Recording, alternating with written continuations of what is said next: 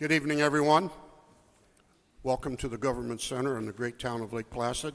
At this time, I would ask everyone to please make sure your cell phones are either off or on vibrate.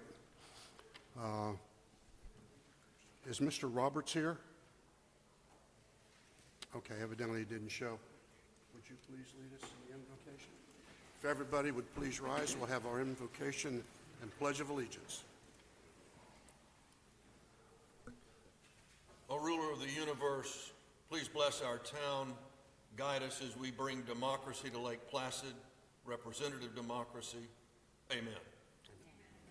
I pledge allegiance To the flag of the United States of America and to the republic for which it stands, one nation, under God, indivisible, with liberty and justice for all.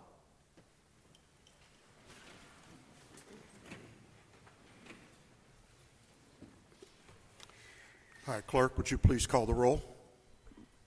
Mayor Holbrook, Here. Councilmember Hayes, Here. Councilmember Worley, Here. Councilmember Charles, Here. Councilmember Eberhardt. Here. It's been brought to my attention that they're still having a hard time hearing us up here.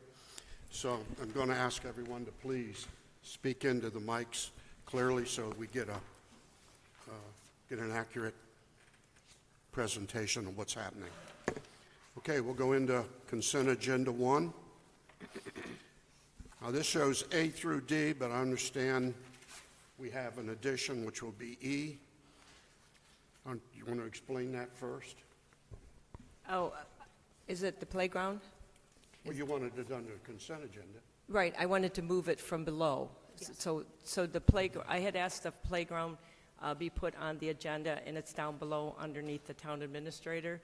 So I'd like it moved up into I'd like the agenda changed so we can move that above the CIP, because it may have funding implications, and we're going to discuss the CIP for approval. So the timing of where it laid, if there is some consideration to pull playground equipment into this year's spending, that's why I wanted to move it up above CIP.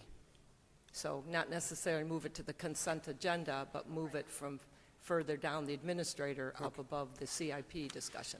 Okay, then we'll go to consent agenda A through D. I move we accept the consent agenda A through D.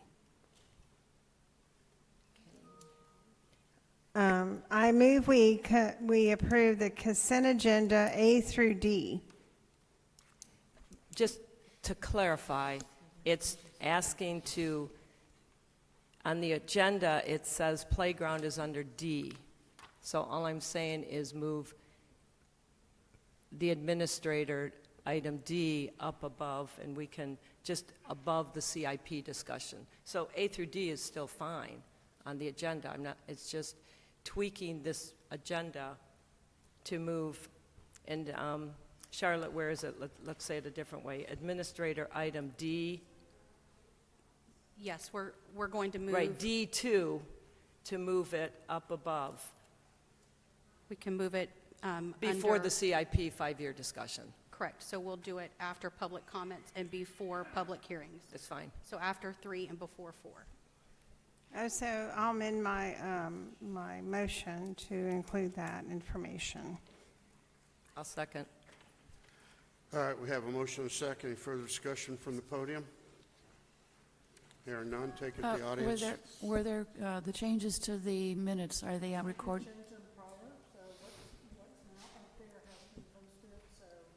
We're all good. Okay. Okay.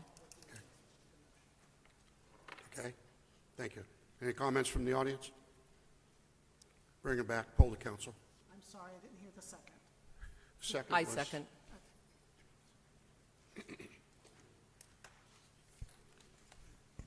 Poll the council. Councilmember Worley, Yes. Councilmember Charles, Yes. Councilmember Hayes, Yes. Councilmember Eberhardt, Yes. Okay. Okay, number 2, presentations, citizens on the agenda. Number A, we had a Citizens Life Saving Award, but unfortunately that individual cannot be here. So at this time, we're going to present a resolution, and this is just a small one. And I will read it in its entirety. Lake Placid Town Council Resolution 2025-01. Resolution of the Lake Placid Town Council celebrating the public service of Hosmer-Lee Compton. If you all don't know Hos Compton, would you please stand up, please? Okay. The Lake Placid Town Council was duly assembled on the 13th day of January 2025. A quorum was present. Mayor John Holbrook presided. Among other things, the Town Council took pause to reflect upon Hosmer-Lee Compton's four decades of public service to the citizens of the town of Lake Placid. Upon motion duly made and second, the following resolution was adopted by the Lake Placid Town Council. Whereas Hos Compton has been a vital member of the town's business community for over 40 years, working as a printer, building contractor, and realtor. And whereas Hos Compton, as a building contractor, invested his time, talent, and treasure to develop North Main Avenue by constructing Compton Plaza, modestly named. And whereas Hos Compton worked to improve the town of Lake Placid through his service as member and president of the Greater Lake Placid Chamber of Commerce, through which he created and published the motto, Try Lake Placid First. And whereas Hos Compton was a founding and dedicated member of Keep Lake Placid Beautiful Incorporated, through which he had donated time and treasure to plant and maintain the town's landscaping and beautification projects. And whereas Hos Compton was for 40 years a member and chairman of the Lake Placid Local Planning Agency, an intricate part of our town government, working for the responsible growth of our town. And whereas Hos Compton was appointed by the Town Council and the Board of County Commissioners to the Lake Placid Regional Planning Committee, and by his peers elected as its first chairman, with the charge of planning the responsible growth of the entire Lake Placid area. Whereas the Lake Placid Regional Planning Committee worked 4 years to produce the Lake Placid Regional Plan, which approved by the State of Florida Department of Community Affairs, adopted into Town Code by the Lake Placid Town Council, and adopted into the County Code by the Howland County Board of County Commissioners as the plan for growth of the town and surrounding unincorporated areas. The plan addresses the density, intensity, water, sewer, roads, transportation, building standards, annexation, signage, building height, and many other concepts intended to maintain and improve the quality of life in Lake Placid. And whereas Hos Compton's next venture is the construction of a hospital in the remote, underserving regions of the Bavarian Andes. Now, therefore, be it resolved by the Lake Placid Town Council that the town of Lake Placid recognizes Hosmer-Lee Compton's 40 years as an outstanding citizen, leader, and servant for the people of Lake Placid, Florida. Hos Compton is bestowed the honorary title of Chairman Emeritus, shall be addressed within the town as Mr. Chairman. Resolved and spread upon the pages of the town minutes this 13th day of January 2025. At this time, we'll ask everybody to go down and please sign the resolution that we have. Hos, we will not present it to you today. We are going to get it framed, and at that time, we'll make sure that you get it. So at this time, we'll all go sign it, and then we'll take some pictures.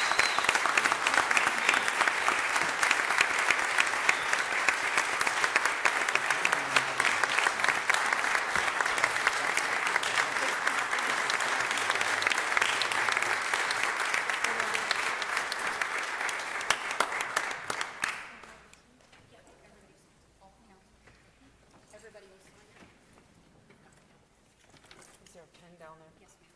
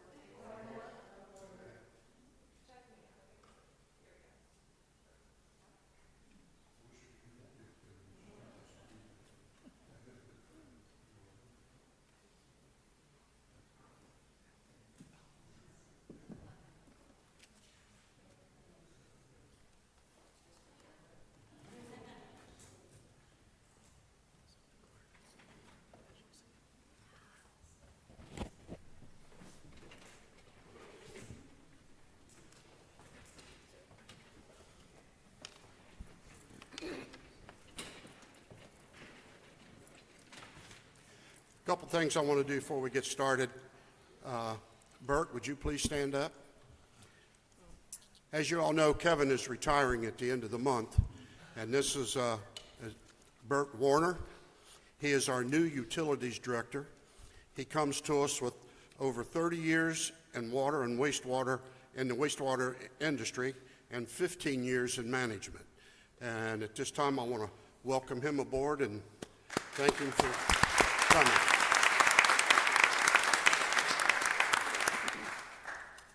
And secondly, as you come in, some of you may have noticed the new landscaping. And I want to, Gibby's not here, I don't think. Oh, there he is. Stand up, Gibby. And the chamber. And Ibanez is not here. These guys were instrumental in donating. The chamber got a grant, but Gibby and Ibanez donated more than that. And we really appreciate what they did. And Harry, I want to appreciate all the hard work you did, working on the irrigation, getting everything planted. It really looks good. It's been a long time coming, and I want you to know that we really appreciate it. And we really want to thank the Chamber and Gibby and Ibanez for their support and all they do for the town. Give them.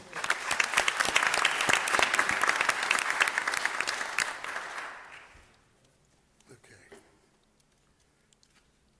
So I guess we go into this now.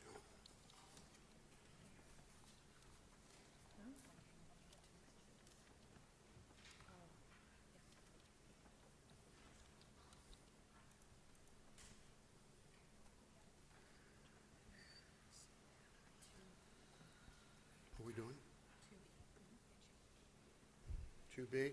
Okay. Now we're going into 2B, Mayor Holbrook and the town administrator, town priorities. We've got a lot coming up, and tonight we're going to be discussing several significant issues. And I'm hoping that they will be resolved, because we need our town management to focus on several important issues that will affect the long-term growth of our community. We have some work as a town which need to be addressed sooner rather than later, and certainly before our budget process. Been meeting with department heads and different people to work out this process, and I'm going to present it to you tonight.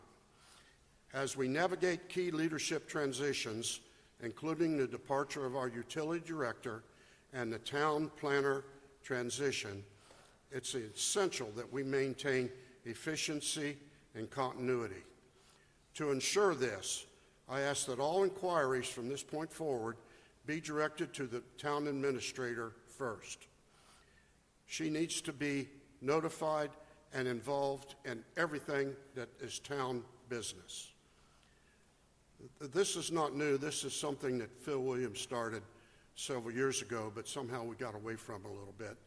But this will allow staff to stay focused on their daily responsibilities and keep our town running smoothly. The town administrator will coordinate priorities with me and any other major items that will come before the council. At that time, we will either work through it ourselves or get with the appropriate people to resolve whatever issues they may be. I really appreciate your cooperation and commitment to keeping things on track during this period. First, are part of the county's planning process. The county is in the process of reviewing the county-wide comprehensive plan. That will include county review of the Lake Placid Regional Plan. Additionally, Avon Park initiated formal discussions with Sebring and the county regarding some of the same planning issues, such as annexation, enclaves, sewer, water. The county included us in these discussions. We've already had a couple different meetings, and we will continue to have more. In these discussions, the following issues will be addressed by our governments: municipal boundaries and annexation, specifically the annexation of enclaves, road planning, ownership and maintenance, current roads, any annexed areas and future development, whether to modify any of our Lake Placid Regional Plan or planning area. We have some regional utility issues, interlocal agreements on how we are going to serve county residents with sewer, and how the county will help enforce DEP mandates. Next one is grant application and legislative request. Then there's going to be priority of our service areas, town and county. And then finally, codes to implement the service in both the town and the county. The county will need our town's position on these matters. Therefore, I ask our local planning agency, Central Florida Regional Planning Council, who is coming aboard, and our town staff to review the Lake Placid Regional Plan and recommend needed changes. Some of those that would include review of the area involved. Should there be additional areas or some that are deletions? Review of the department code. Do we need any modifications? Review the enclaves and areas which should be annexed. Review the road plan for the area. Should it be adopted or modified and adopted? And which roads should we accept for maintenance upon annexation? Review the implementation and permitting efficiency. And review our level of service for parks and recreation. This is to be in step with the county. We need to move quickly. I would like our town staff to collaborate with the LPA and, if possible, with Central Florida Regional Planning Council on these matters and report back to us, the council, with their recommended action by our May meeting, which is about 90 days out. I expect the process to be transparent and include at least one public forum at the LPA meeting for open discussion. And at that time, we encourage public opinion. Next, we go into utilities. We have a lot of work to do in utilities. Our town committed to operate a regional utility for our area. The commitment is spelled out in an interlocal agreement with the county. More recently, and with the support of the county, our town and regional utility sought and obtained serious money to implement a septic to sewer program, which is well into its, we're working well into it now. Our regional utility and septic to sewer program require further collaboration with the county. Number one, the area to be served. We need to review our utility service area with respect to our planning area and the county's comprehensive plan. Our town needs to develop a proposed utility service area for our discussion with the county. Number two, priorities. Our town needs to develop a recommendation regarding our septic to sewer priorities. Those priorities need to be discussed and agreed with the county and FDEP. Those priorities will drive our town and county septic to sewer process. Number three, collection lines. And boy, we've had some passionate discussions about gravity and low pressure lines. Those questions need and will be resolved. We should have an analysis done by the design engineer of current feasibility and cost of gravity versus low pressure, which will be required for each project prior to requesting funding. Those costs must include all-in expenses, lines, pumps, installation, road rebuilding, paving, and of course maintenance, so that the council can determine which method will be used for design and construction of each project. Then and only then can the town for ours and the county for theirs determine with full transparency which lines will work and where. Connections. We have been told that new grants from FDEP will require connections. We, the town and county, need to determine with clear and eye transparency how connections will be handled and which government will maintain which area. The county has said that they are going to work with us on this project, so I don't see it being a problem, but there's just a lot of areas we need to clarify. County partnership. The Board of County Commissioners agreed to support and help with our Lake Placid septic to sewer project. The role of each government in the above issues must be agreed and formalized, most likely by both, well, by an interlocal agreement by our town and county code. I therefore would like our regional utility board and town staff to consider and report back at our June meeting recommendations for these issues. And of course, council, I would really appreciate your support on let's moving these forward. Thank you. This is a major step in the growth of Lake Placid. It's nothing that we should take lightly. It's nothing that we are going to take lightly, and it's going to be not only in the best interest of our town, but also of our county residents.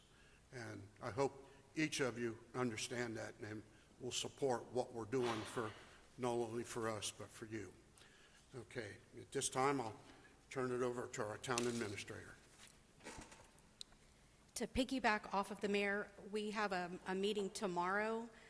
It's for the March meeting with the county and the other municipalities, and we will be covering roads and concurrency.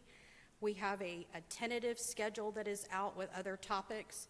So in April, we plan to discuss fire rescue and fire hydrants, EMS, and the E911 system addressing. In May, stormwater, and establish and maintain wildlife corridors, water management districts, and the environment. In June, it's to be determined at this point. In July, it's development, growth, and resource management planning. There may be some possibility of discussions with economic development. In August, it will be solid waste, recycling, and code enforcement. September is sharing of equipment or resources, duplication of services, and school facilities. October and November are both to be determined. In December, the plans are to finalize any inter-service boundary agreements, and in January 2026, have ISBA, which is inter-service boundary agreements, adopted. So I wanted to take a moment to express our appreciation for our staff, for the dedicated staff who continue to work diligently to keep the town running efficiently. Our team manages many moving parts, and this is just one portion of a minor piece that we do on the day-to-day. We are trying to balance ongoing projects, daily operations, and essential services for our residents and the businesses that we have the opportunity and honor to serve. The commitment of our staff and their flexibility are invaluable as we navigate both the routine tasks and long-term initiatives. We have a list of about 60 to 65 projects that have either been ongoing, are still in process, or being closed out of some sort. So I can't go over every one of those, but I felt like this was the best place, the mayor and I, after we discussed, to highlight a few of those items. And it will tie into some of the updates that we have at the end of the meeting, so forgive me now because that'll come forward some. Public risk training for First Amendment auditor training. Our HR director is currently obtaining a third quote. As soon as that is received, training will be scheduled for all town staff, and council will be invited to attend that training. We have been asked about the barricades for the downtown Christmas parade. Our chief has reported that he is still exploring options as what he has received is not cost effective. The quote included the spec sheet on the pedestrian barricade, which would cover the entire length of Interlake. However, the cost for this was $46,636, and the vehicular system was for only one road with 2 lanes and would not cover any of the roadside along Interlake. Chief, I don't know if you want to add any comments to that. With the pedestrian barricades, the only recommendation I would have is to begin purchasing them in smaller quantities until we have enough to cover the entire length of Interlake.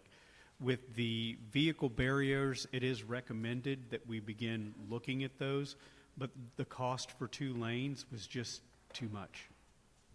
It was entirely too much. Thank you. And again, these are in no particular order, just giving you some information. The picnic table at Devane Park has been replaced. We've replaced multiple parking bumpers north of Journal Plaza between Dow Hall Boulevard and Observation Street, and set the rest to the proper angle. Thank you, Alan and team. Lake June Park dugouts, the contractor was approved and chosen in our January meeting. We are awaiting scheduled start date from the contractor, so that is in process this week. Harry has given me an update that will be this week. Thank you, Harry. Police Department update, we have site developments that are taking place. We have meetings held every other week. We recently had a meeting on the 5th with town staff and Cool and Cobb staff. We have an upcoming meeting on the 13th to discuss the electrical and communication needs.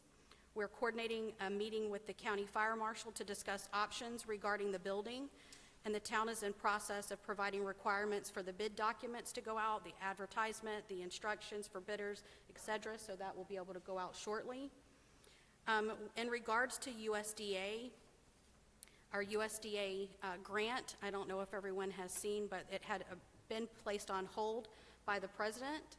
We do not know what that's going to look like, so it's still up in the air, but at this time we do not have that secured. There's a sports calendar for Lake June Park on the website. That was also per request from residents and others who use the calendar, so thank you to Eva and Harry for getting that up and running. Let's see. Financial report and software.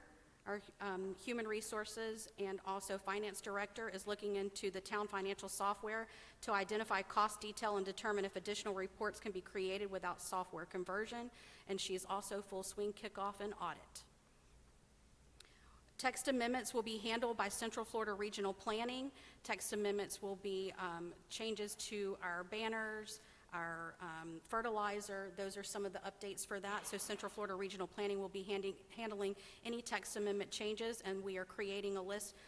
Our current town planner, Ms. Riddell, has already provided some of those text amendments to be reviewed, and we'll continue through that process. Lake June Park Pickleball Court, the surveyor has been hired. We have approximately 4 weeks until the survey is expected, and we anticipate that it'll be mid-March when we'll get started on the work over on the pickleball courts. Pipe bursting is currently in closeout with the contractor. Laser fish is being streamlined. It will streamline everything for us. It will be internal and external process. Forms being built, training, et cetera, things of that nature are happening. So thank you, Eva, our town clerk, for spearheading that and getting us all up to speed. Dow Hall building upgrades, I have pictures for that, but I'm going to come back to that one. I want to do a reminder on February 17th, Central Florida Regional Planning will be here, and they will be going over our banner, our sign, and wayfinding codes. So anybody who is interested in that, I would encourage you to attend that workshop. And they are also doing this through our kickoff of our downtown master plan that they have been contracted for. We also need to reschedule our workshop for the town fees and establishing a fee schedule, so we do need to reschedule that. And I just wanted to say that these are just few little bit of high-level things that we have going on. Again, there's well over 60 plus on a list that we're working off of. So this does not include any of our day-to-day operations or the services that are being provided by the town staff. The pictures are on here, Eva? We put it in the P drive. Oh. So Harry's been working on getting our Dow Hall building rehabbed completed. These are some of the pictures. I think they're in the opposite order, but of before and after. This is after. And Harry, I don't know if you want to make any comments or not. But it is ADA compliant now. We are still working through some other items, but just so that everyone here can see that we have some forward movement and progress, and we hope to be able to schedule with Jennifer at the Chamber a ribbon cutting sometime soon in the near future. Yes, it is. Yes. Councilwoman Eberhardt said, and it's below budget. That's always something to be happy about. In the last meeting, I mentioned that we were going to have a joint meeting with the county about the fire department, the new fire department coming. That is being scheduled for us to meet internally with the mayor, myself, and some of the other town staff for tentatively in February. And if everything goes as planned, then they will return to our March meeting and they'll present to the public and also to council. And I just want to give a huge shout out to Jennifer Bush with the Chamber, because we get to meet officially tomorrow on some initiatives. However, we received data from the county, from Placer AI, on the event that took place, the country fair. I felt like it's dual because it shows the partnership between the Chamber and also the work that goes in from our staff, from preparing to make sure everything is set up, from making sure that the day runs smooth, with ensuring that the grounds are kept nice. Thank you to the chief and his team, because they really do a lot. So it shows how it's a lot of moving parts, but when we received the data, it's 5.7 thousand people. And I asked Jennifer if she wouldn't mind closing out my portion with a little bit of information about how do we attract those people here, and I'll be happy to share the Placer AI data. We received that late Friday, and I wanted to make sure she was available, so she accepted to come and discuss it a little bit more. So thank you, Jennifer. Good evening. Jennifer Bush with the Greater Lake Placid Chamber of Commerce, and this is something that we're glad, first of all, that we had a great event. But again, I would like to reiterate, we couldn't do it without the collaboration of the town. So thank you for everything, from getting the parks ready. There was pressure washing going on as we were setting up. The trees were being trimmed at the park. The park was in pristine shape. It looked amazing. To working with the police department, they had a tent right next to our information booth, and there was nothing. There was no worry about anyone's safety. They ensured the safety of the visitors, the vendors, ourselves. It was fantastic, the collaboration, and we look forward to doing it again with the Caladium Festival. So big thank you to the town. Thank you for all that you do. So we did. Pacer AI is just so that you have an understanding. It tracks the people through cell phones and how many people attended the event and where they move around. So we were able to bring, according to Pacer, it's not exact, I would say 6,000. We brought 6,000 people to town for the country fair. It's in its 54th year, so I think we have done a great job continuing the flow of that. We had over 100 vendors this year, and of course that's a great time for our nonprofits to come out and do their food cooking, and then they have a chance to raise funds for their organizations as well. So just to give you an idea how we do that, we obviously advertise through several different methods. We use our local radio. We use vendor magazines to get the call out to the vendors to make sure that they are signing up to come to the events. I could not do it without my administrative assistant, Nicole, who becomes our vendor coordinator, and she knows every single vendor that was there and what they do, and she visits them, and they have a great rapport with her, so that's fantastic that we have her. But Facebook, social media, we had over 30,000 views for that event on social media. We also do billboards now. So there were 3 to 4 billboards. I planned it to where there would be like a save the date that went out in January. So as people passed those billboards, they knew there was an event coming. And then as we got closer to it, we advertised for several days in a row. Those got over 25,000 views, those billboards. So people are seeing them up and down 27 as they're coming north and south on 27. So between billboards, radio, print, various print, we have several different ads that we do as well, from the newspaper all the way to magazines, radio, and social media. So all of that was a successful turnout of about 6,000 people. So, and it's a lot of work, but it's not as much work as the Caladium Festival, so I'll be looking forward to all my volunteers stepping up for that.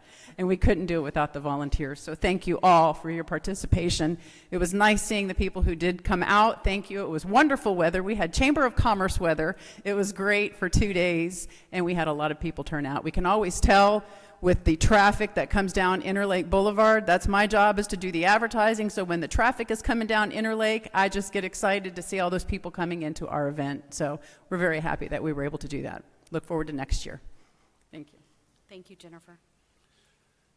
And I will tell you, this weekend we had a church group of approximately 100 that came in on 2 buses. They heard about Lake Placid. A couple of them had been here before. But they come down, spent the day, went through town. I actually got to meet with them and greet them. And at the end of the evening, they sent me a text and thanked me and the church for all we did, that they had a beautiful day. The police chief even had a police escort to bring the 2 buses into town and get them to the church. This is what's nice about a small town. And what it'll do for Lake Placid is just, I can't imagine, because they've already said they're planning another trip, and they've talked to other churches. So people are coming to Lake Placid because of what we have to offer. And I appreciate Jennifer and Hawes and the businesses. I mean, it's a community group that just wants to see Lake Placid grow and flourish, and I just couldn't be more proud of everybody. And thank you to all. Okay. All right, next we go to C, conceptual approval of an RV and boat storage facility.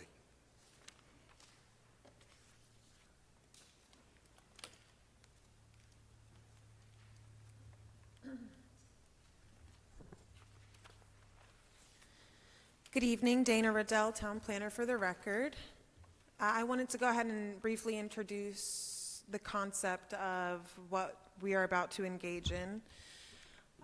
This is new to the town, and council can advise if this is something that they would like to see again in the future, or maybe not see again. This is something that the city of Sebring employs oftentimes when a developer comes in and is interested in potentially rezoning a property and obtaining entitlements for particular uses. And a developer wants to proceed and know the best method of proceeding without first investing substantial amount of money into plans and planning and consulting and all these other things that they might have to do. So the applicant, Kevin Manning, who is the owner of the property, is going to come up to our podium here, and he is going to tell council a little bit about his project. His agents are also Cool and Cobb, so they might chime in as well. And they're going to be asking council for feedback on various aspects of the design of their project or of the project in general. And the comments from council, we have to realize, have not been accompanied by staff review or any comments from staff. That's the intention of this, because staff doesn't begin to we work with the customers, and we have sat and worked with the customers, but we won't put together staff reports and things like that until we actually have a zoning change on the table. But we are engaging in this process before we actually move forward with the zoning change. So please understand, this is not a public hearing. All of the comments made tonight are not necessarily binding, like these are not final decisions, and council is not being asked to vote on anything tonight. They're being asked for a consensus and to offer any comments that you might have that you find to be helpful to the developer. So with that, I will ask Kevin Manning and or his representatives to approach the podium and describe your project. I'd like to add to Dana's comment one thing. She gave a very good analysis of the process. I would take issue with the word on the agenda, approval. This is not an approval, this is a discussion. You don't even have a formal application yet. This is, my understanding, is simply a conversation for what they would like to consider in their development and hear your comments. No approval. Thank you, I agree.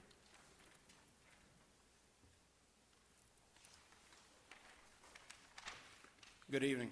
My name's Kevin Manning. I represent FDM Land Development.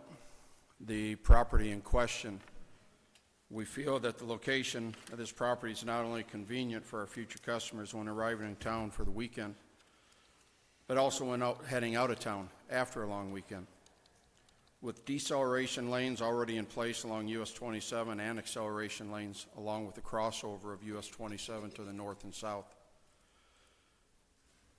We also feel that the location is ideal, noting that we'll be reducing traffic from its current traffic count as medical offices. As we see a need for more covered storage within Lake Placid, it is our intent to develop this property as a premier RV and boat storage facility, specifically covered storage, to protect these expensive personal investments from the Florida sun when not being used for their intended purposes. Note the parking spaces will be covered, not enclosed. We're not looking to build condos. We're not looking to create warehouses. While light maintenance services may be provided to our customers, major repairs will be performed off-site at local repair shops. This is also solely to be a storage facility. No overnight stays will be permitted. We'll be monitoring through surveillance cameras on the property, not only to ensure that we don't have any visitors during the night, but we also don't have any unwanted guests. With regards to the 3 existing offices on the property, our plans are to utilize one as an office, one as storage and maintenance building, and the last structure to reconvert it back to a residence for on-site management. In our quest to complete an application for submittal to the town, we've come up with a couple obstacles. One has been a frontage road along US 27 going from the property to the north of our property to the south. We understand the need for a parallel road when developing a property for multiple businesses and or multiple use. Ours will be singular use. So we would be requested with regards to that ordinance that we include an item or a notation within the deed in the event that we ever sell this property. The new builder, owner, developer that wants to change its use again from the intended use that we're proposing must meet that requirement. Recently, in submitting our information to the town, another comment has been brought up, a multi-use path along US 27. Once again, we're trying to understand the use of this or the purpose of this requirement and would be requesting a variance from that. The appearance, or maybe more so, the shielding or the use of the property from passing traffic within the town of Lake Placid, it's our understanding that metal buildings are frowned upon visually, and we are not proposing metal buildings, rather covered storage. We have neighbors to the south of us with a citrus packaging place that has a structure very similar to what we're proposing. Next to them is a new RV facility, and to the south of them is Boaters World, all of which are going to provide the similar appearance to ours. We're just going to be mixed with RVs and boats, whereas their two properties may be singled out. Within our landscaping plans, we have had communications with our neighbor, Tomoka Heights, and with some recent maintenance and activity that was incurred by their association, their shrubbery and privacy from our property in US 27 has been removed. We're going to propose, which would be provided at a later date, to come up to an agreement with them on how we can assist with our landscaping package to incorporate with theirs for accelerated growth and change the view. They don't want to see 27, and we don't want to see them.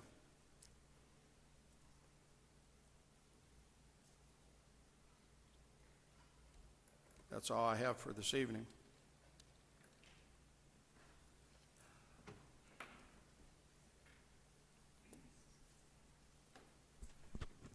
Has this been discussed with LPA? We're jumping over LPA to come to town council for feedback? Okay. I personally don't like that.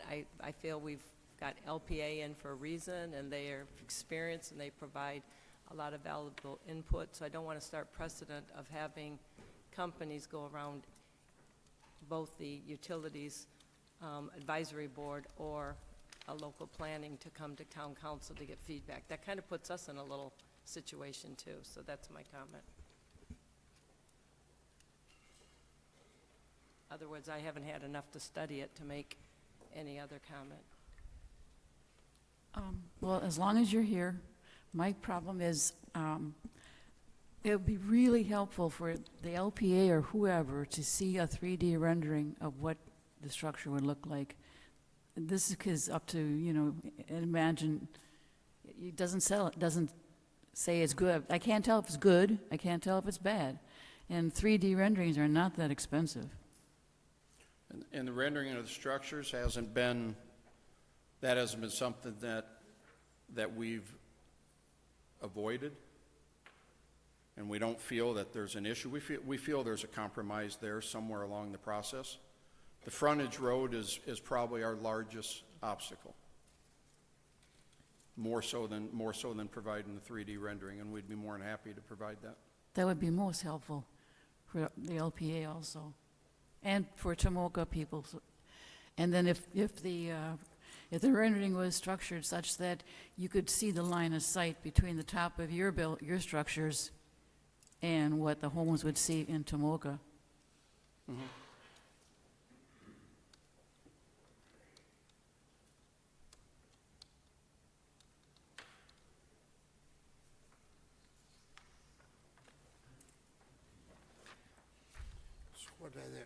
What are you asking from us?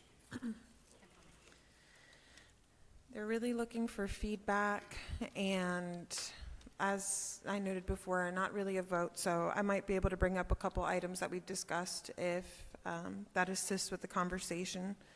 So one of the conversation points is about the enclosed or non-enclosed structures. So we've discussed varied methods because usually in the C1 district, which is our highway commercial district, buildings require full enclosure for storage uses.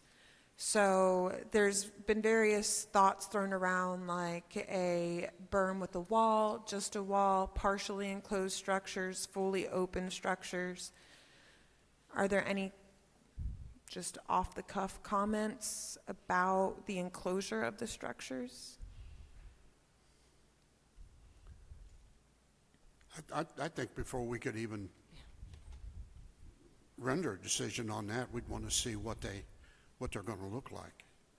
I mean, from this, all we can see is it looks like we're looking down on it, looking at the roof. So really, we don't have much to see about that. As far as the berm and landscaping between them and Tomoka, I think that would be between you and Tomoka. This, you would have to work out your agreement there, and then bring something back to us that would be acceptable. Okay. That's just my feeling. I don't know how council feels, but I mean, for us to tell you what you can and can't do at this point, I think is kind of a moot point right now. I think we need a lot more information before we could even think about deciding anything. Which still brings us back to the one, probably the largest obstacle that we've in communication with Dan over the past 2.5 years, the frontage road. Is there any leeway in that? I don't know about that. I would say in our growth management plan, that's what we decided, and that's what we need to do. I mean, it's maybe hard for you to comprehend that, but we do not want cuts in the road all over the place. So we decided to do that as a community, and it wasn't an easy decision. It took 3 years of planning, not just our meetings, hours and hours every meeting we met. So we decided on that, the multi-use path, I think. Also, I mean, that's what we decided during our growth management meetings of all of those many hours. I mean, it went on for 3 years. I mean, I tried to attend every one of them. And some of them were like at least 2 to 3 hours long. So that's what we want for our community. That's our vision. Also, I've had a lot of, I cannot tell you how many comments I've had. What are those buildings doing? What's going on over there? What are you planning to do with the 3 structures there? I'm just curious. And I stated that in the beginning. They're going to be turned into offices. One of them is going to be remodeled back into a residence for on-site management. So one would be a resident, and then the others 2 would be offices? Correct. Okay. Okay. In other words, they're planning, I guess, remodeling them and turning 2 of them into an office building, and the third one, it'll be a residence probably for the manager of the property. That's the way I understood it. I understand that, but I think, if I'm going to live in the middle of a RV storage thing, I think I would want to see as well more information about what it's going to look like.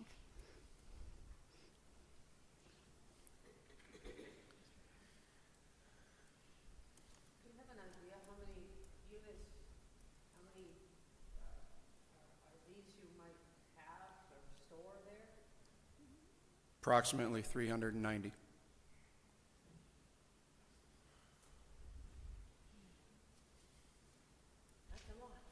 Yes, ma'am. And you can kind of tell when you look at the parking spaces in front of the 3 houses where the units will be in these covered areas. Yeah, though there's going to be quite a few of them. I think one of the items they were also looking into exploring tonight, I think I'm hearing that we do need to see more things to be able to discuss this more in depth, but one of the questions was, does council necessarily need to see a full-blown landscape plan in order to be able to make decisions regarding landscaping deviations? Or I is it would if it's a helpful? deviation. Okay. But again, I would not prefer, I would ask this goes to LPA. You know, I don't want us to now have everybody who wants to develop something get on town council for preliminary feedback.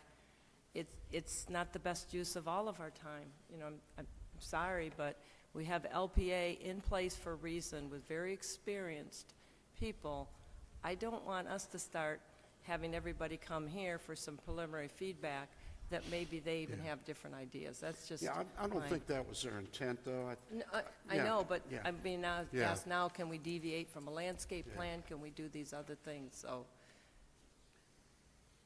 I was at the meeting at Tomoka when they presented this to the residents there, and he went over most of this at that time with them.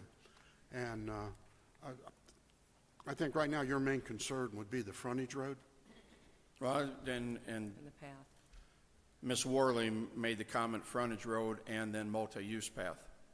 To me, that's two different Yeah, definitions. yeah, A multi-use path, we don't necessarily have an objection to, right. even though that we don't see where that's going to go, but I'm not going to argue that. Yeah, Putting in a frontage road, yeah. I've got a concern with that. Well, and I'm looking at this. My personal opinion, I don't see where a frontage road's going to help anybody here. When you get to the south end, Tomoka has that covered. When you get up to the north end past the houses, you're done anyway. Yes, sir. I'm there, but there again, I'm just looking at it right now.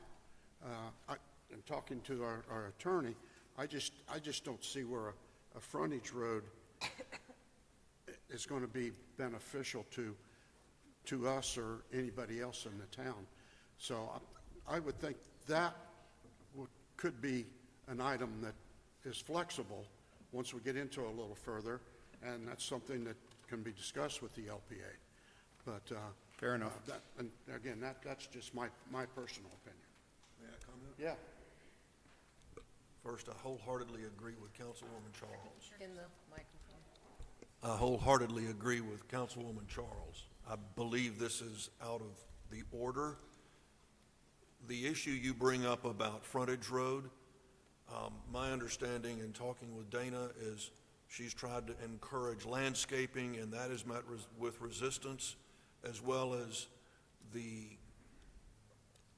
where the storage is not open facing 27, that met with resistance. This is a planned development zoning. It's more of a let's make a deal type zoning, and you can have these discussions. There's no code that says you have to do certain setbacks or things. Is this coming through okay now? You're good. So if you do as the mayor implies and get rid of the frontage road, can we talk about enclosing it at least on the 27 and the Tomoka side so those views are not open to the public? And can we talk about some really strong landscaping? And then you already mentioned the pathway as a possibility. I mean, I think that's what Dana was trying to do. Did I miss Don't wanna put words something? in our mouth, but May I speak? I'm Carl Cool with Cool and Cobby Engineering Company, and we understand what Bert suggested to start with. You cannot approve this tonight. We know that. What we would like to do, and we understand the proper procedure, is to go before the planning, LPA. We understand that. What we would like to do is show them what we're proposing to do. And we would show them that we plan to put in landscaping that meets the town code. We understand that. But we don't think we should go hire a landscape architect and have it designed just to submit it to them. We'll stipulate that we will have a landscaping design that meets the town code, but we would like to explain to them what we're planning to do and stipulate landscaping will come later, but we don't think we should have to design the whole thing, completely design it, just to get their review and comments as to is it the right zoning or not. We understand that, and we need to go there first. But we can address each of these issues with them and then get their comments and bring them back to you for your consideration.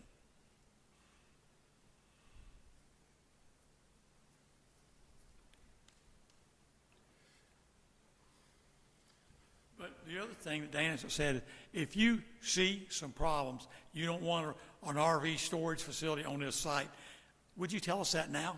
That's what we're trying to hear tonight. We're not getting approval. But if you see something that is bothersome to you, you don't want a high-end RV storage site at this location, we would appreciate you telling us that tonight. And to add on a little bit to Ms. Charles's point, I don't necessarily, it doesn't sound like this will be a good avenue going forward, but I've shared that the local planning agency prior to this council, when the last storage facility came up, stated that they specifically did not want any open yard storage facilities on US 27 where people are entering and exiting the community. And the LPA is a recommendation board. They also wrote a letter to the town council explicitly stating that they did not want these particular facilities. So understanding that the LPA is a recommendation board and the town council is the final voting authority, I think that's where they were wanting some clarity. Can you get us a copy of that correspondence that you're referring to, please? Certainly. Thank you.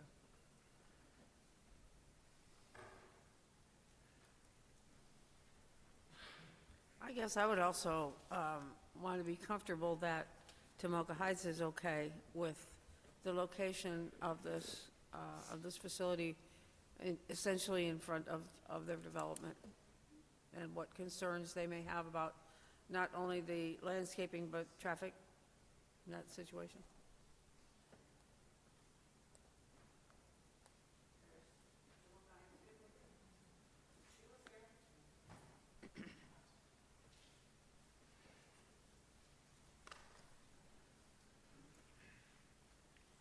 My name's Ron Headley. I'm one of the board of directors for the Tomoka Heights Owners Association.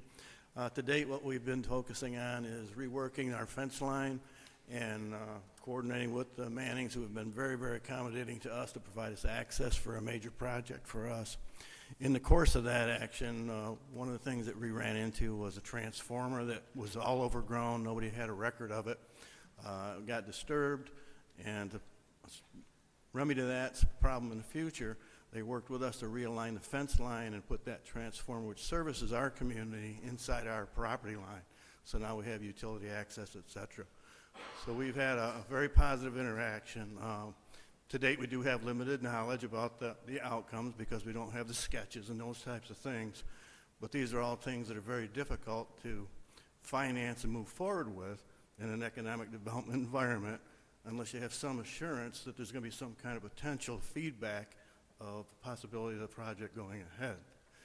So from our viewpoint, we haven't had any negative impacts by their preliminary planning, and we're looking forward to getting more information, as I'm sure the council is. So thank you.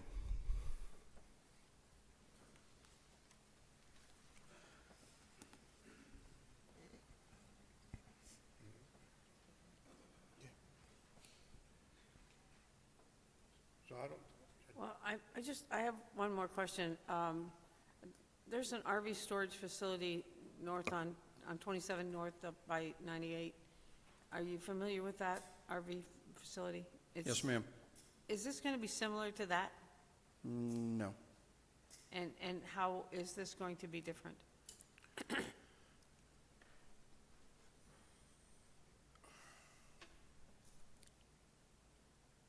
What's up on 98,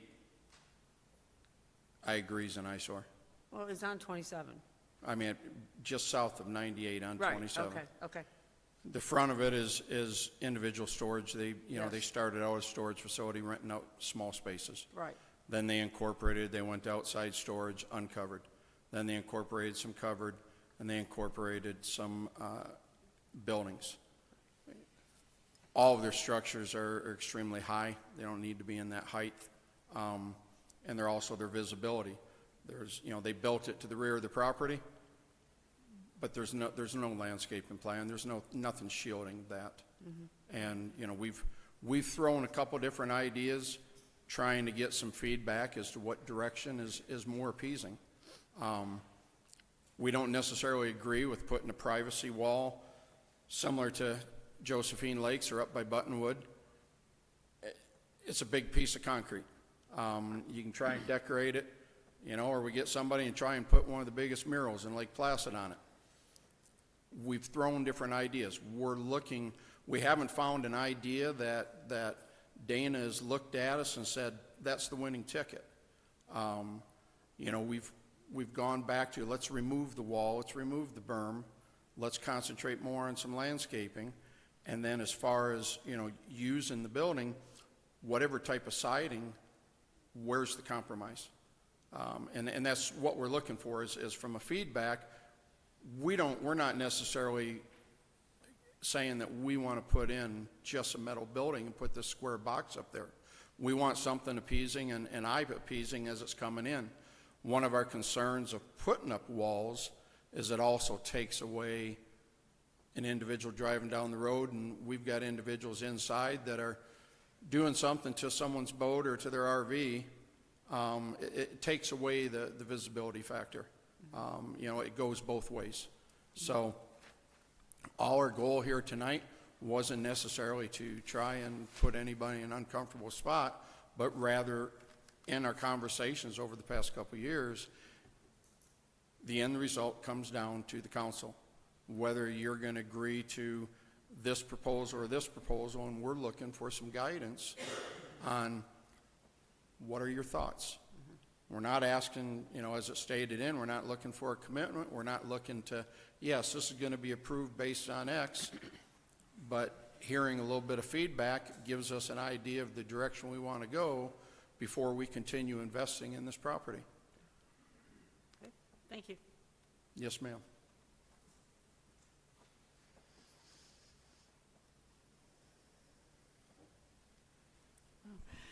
I would defer to whatever the LPA has done in the past and what they see for this. I need their experience.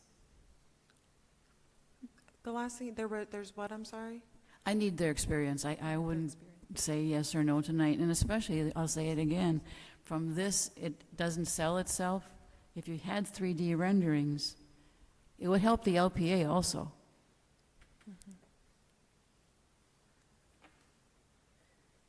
I'm happy to provide the emails to the local planning agency if you'd like to reach out to them on an individual basis as well.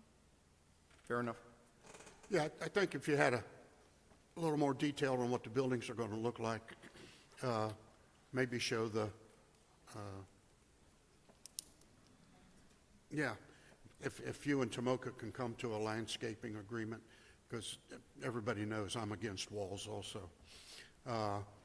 I think if you guys can, and Tomoka seems to be willing to work with you, hopefully you'll have a good partnership there. Show the multi-use path, get all that together, take it to LPA, let's see what their feedback is, and, you know, we can go from there. But, you know, at this time, I don't think any one of us is willing to commit to anything.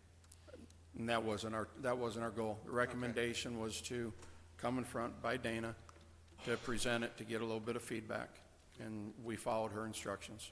You know, if it's done properly and looks nice, I don't want to inhibit anybody from bringing a new business to town.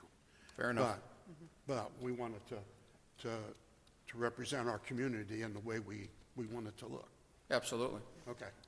All right, thank you for your I'd time. just like to, yeah, I'd like to add too, that I just don't think we have enough information. What is it gonna look like? You know, what is the finish on the buildings? So I agree with Councilmember Charles and Eberhardt. I think we have one of the best LPAs we've ever had for the town of Lake Placid. They're really smart, and so they could give us guidance as well.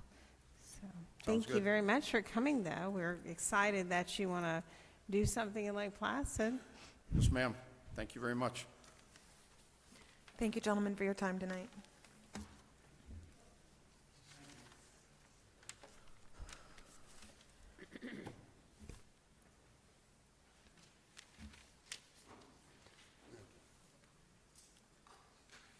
Okay, at this point now, we're going to go to public comments. I only have a couple. Ernest Fentress.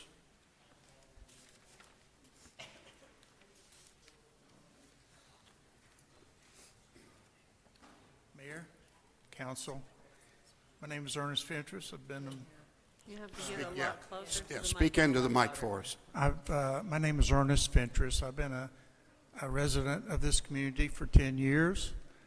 The last couple of years, I've noticed there has been an increase in the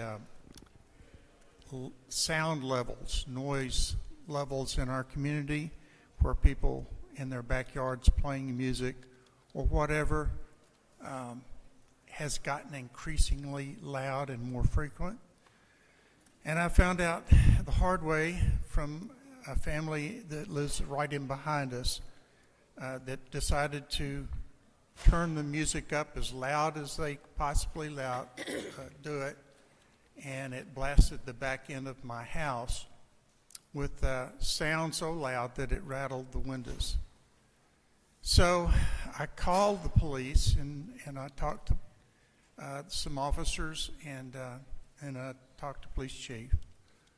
And basically the bottom line, and I've emailed you all, is that there's nothing that could be done about anybody that wants to play music between the hours of, say, like 7 o'clock in the morning and 9 o'clock at night, and they can play it as loud as they want to, with what kind of music or sound. It could be profanity. It could be anything that they want to, as loud as they want to, as long as they want to, and listen, as long as they turn it down at 9 o'clock at night. I would appreciate y'all's help in figuring out what to do about this sound ordinance. The sound ordinance is vague, according to the police chief, and it needs to be fixed. And I don't know if anybody has any questions about that. And I've spoken to some of y'all personally.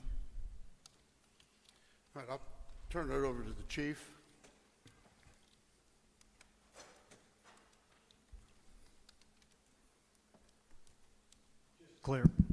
Just to clarify, when we spoke, the item I was talking about that was vague was the state statute on noise on vehicles, and that's why it was not allowed to be enforced for quite some time. They had to rewrite that, okay? Yes, sir. The town and county ordinances give decibel levels, but we have no way to measure them. So there's nothing that we can do about measuring it. I also spoke about your incident with both officers on scene who stated the music was not that loud.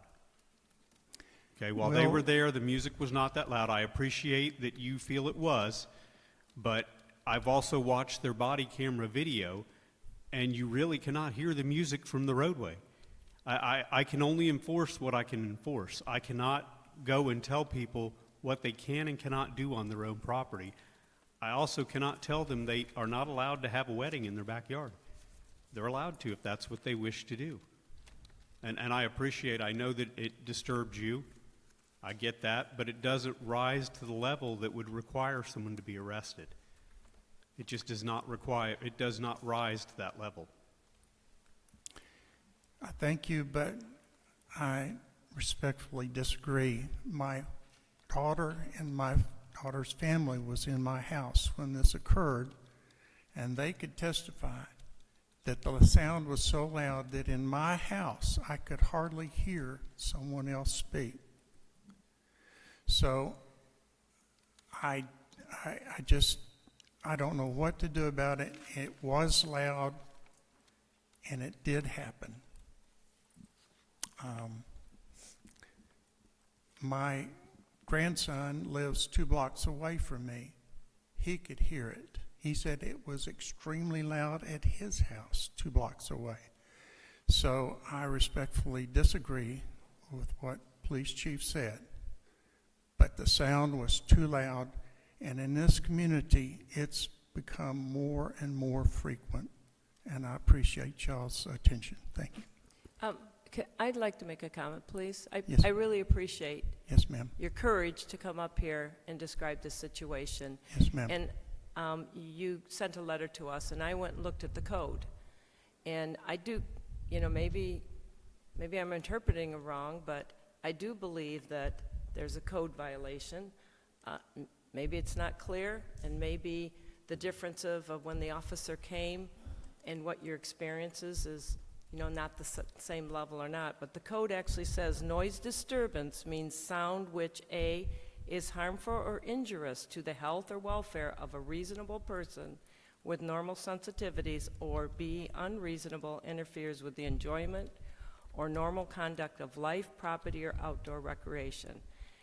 And so, from what you're saying, it does also say, which was surprising to me, that from 9 p.m. to 6 a.m. is the quiet time. I mean, I personally wouldn't want somebody blasting music and rattling my windows at 6:05 a.m. That's a whole different. So when I read this, I feel that there is something in our code on noise, and I believe there also is in the county. I think where we're at is and I don't even know how to say it, the provability. I mean, I believe what you're saying. I mean, lots of times we hear the music coming across the lake just loud as can be in that. So I think what we have to determine is the right way to be able to enforce that so that it's, and again, maybe we don't measure the decibels, but I think anybody whose windows are rattling because the bass is going pretty loud of one of their neighbors is a noise disturbance. Those are my comments. And I guess if there's other comments, I think we then need the town attorney to give some comments also. But Joy, you were... Yeah, I pulled up the code also, and I'm confused, Chief, because it says that sound level measurements are not necessary to enforce this chapter. Having it say that, it's very subjective. The officers that were there stated that the music was not that loud when they were there.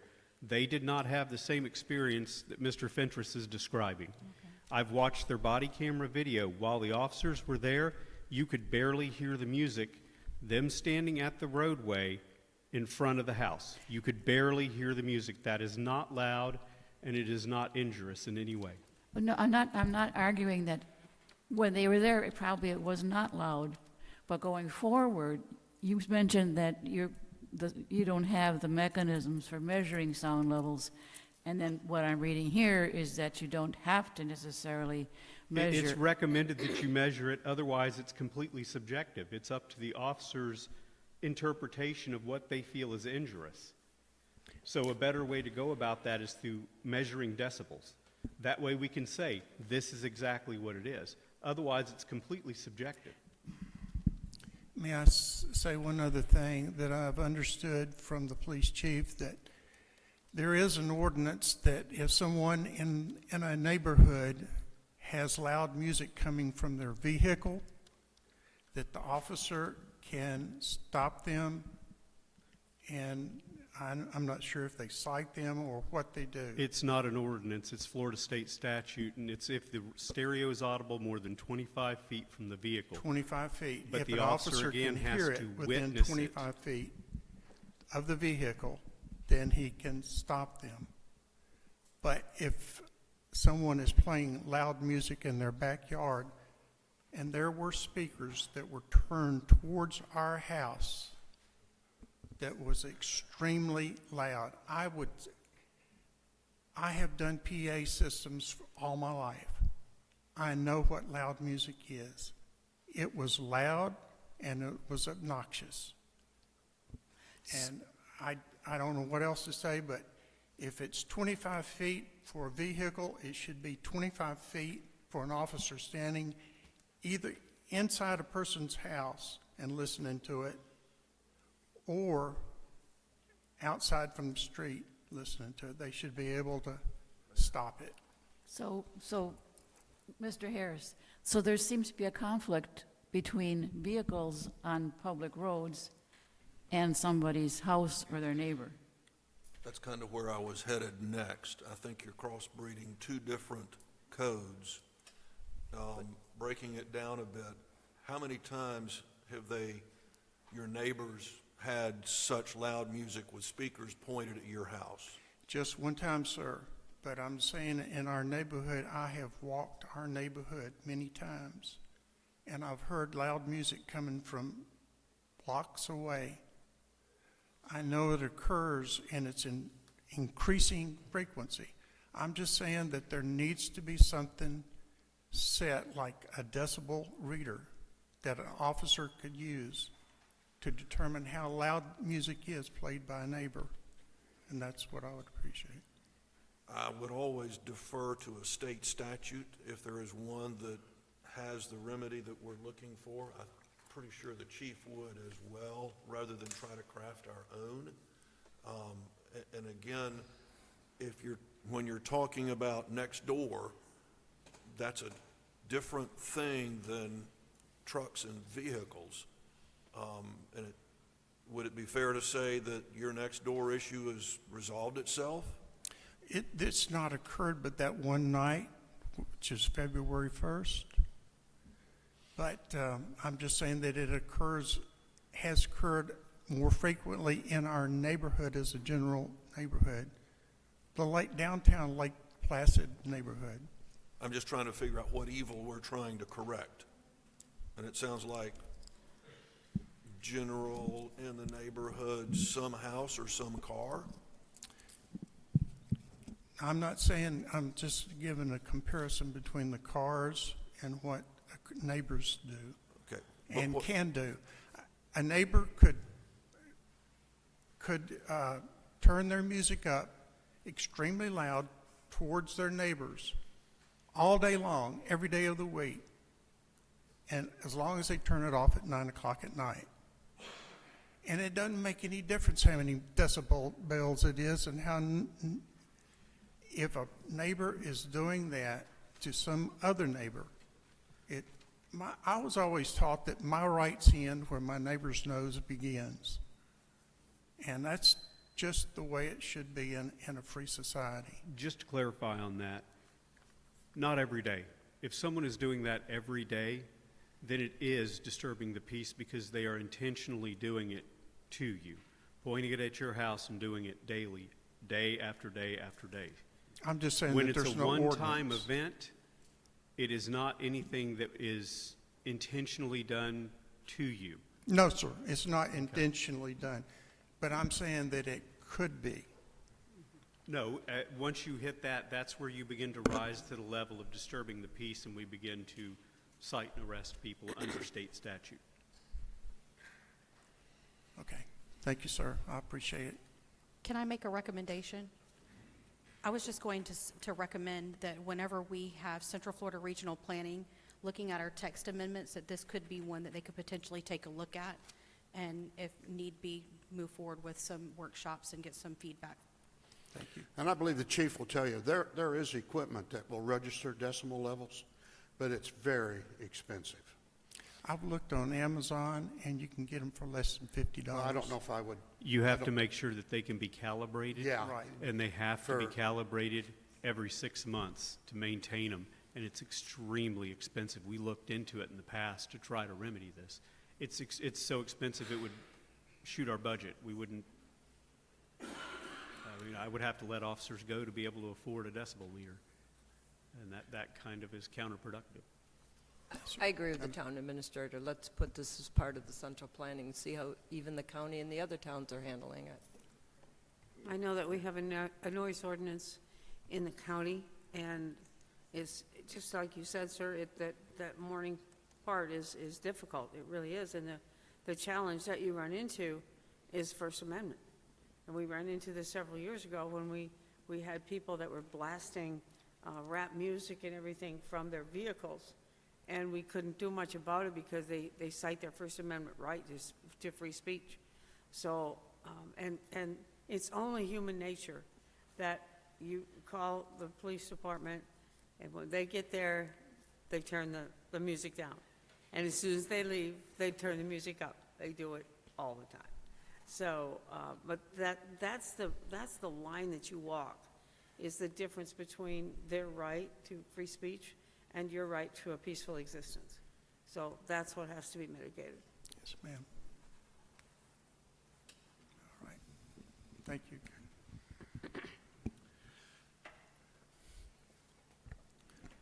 I want to take just a minute.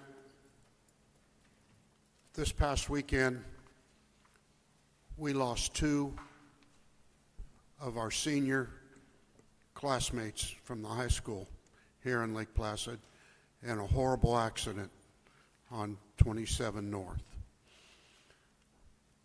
And I'd like to have it in the record that the Lake Placid Town Council sends their deepest condolences to the family and parents of those 2 youngsters who lost their life at such an early age on such a needless accident. And I'd like to have a moment of silence for them, if we may.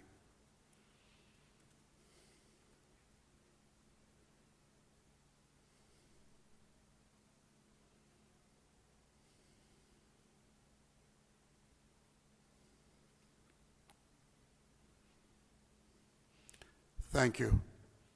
A good friend of mine, her granddaughter was the young lady that was killed in that accident. My heart just goes out to them. I can't fathom losing a child like that. So I just hope everybody will keep that family in their prayers while they're going through this difficult point in their life. Thank you. All right, this time, Margaret Deere.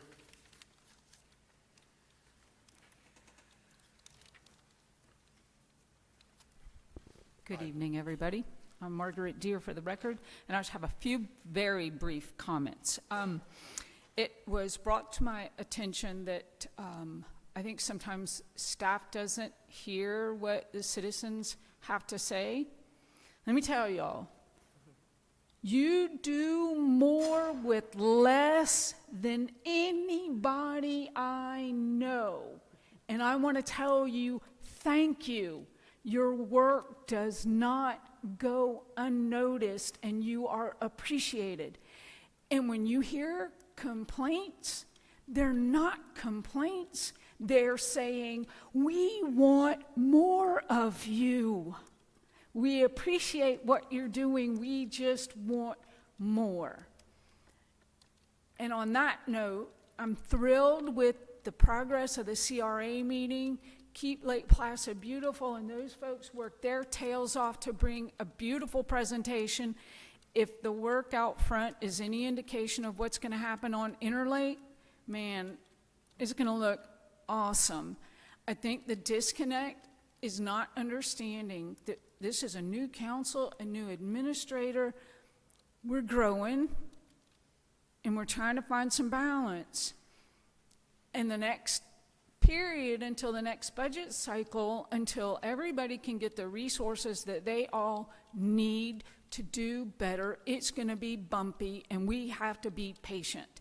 And feel free to tell us the citizens that have these unrealistic expectations, not no, but not now. And we're all hurrying and trying to get ready for HGTV, and we want everything to look perfect.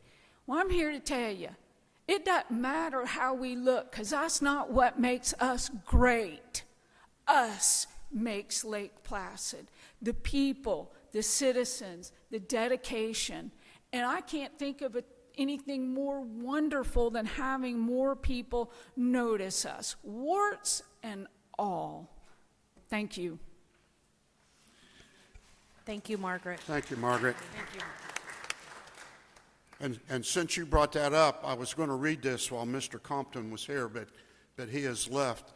I got a letter here from Haas Compton, and it says, I wish to compliment and thank our Public Works Department and Director, Mr. Alan Kiefer, in particular for his leadership. Our town has never looked better. This is further exemplified by last weekend's Arts and Craft Festival. The park was beautiful. Public Works workmen were on site and constantly keeping park tidy and cans emptied and bringing no attention to themselves. They were very professional. The day following, everything was back to perfect. Amazing how much work was done with seemingly no obvious effort. P.S. Same goes for day after our parades. Mr. Alan Kiefer has always been one of our unsung heroes. Kudos. Sincerely, Haas Compton. You know, Alan does a great job, but I got to say kudos to our entire staff. It takes a lot of work from everybody. I like to think of us as a family, and we all get along well together. They all work together, and I'm very proud of all of our employees, and I really appreciate Mr. Compton sending this letter. So, again, thanks to all our staff. I'd Okay. like to add one thing. That week before the country fair, it was miserable and rainy and cold, and staff was out there pressure washing the park in that miserable weather. So thank you. All right. We now go to number 4, public hearing. Ordinance 2025-01, Lake Placid Church of the Nazarene.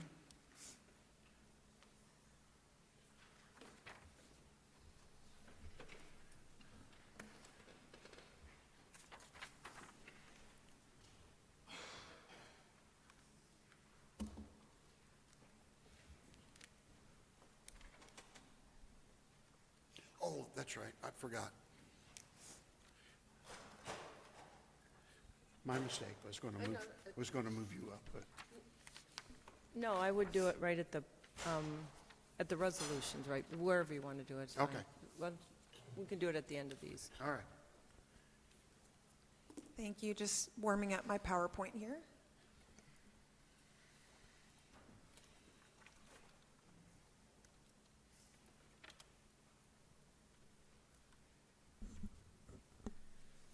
Good evening. Again, Dana Riddell, Town Planner for the record. We're about to launch into Ordinance 2025-01, which is a zoning change for the Church of the Nazarene.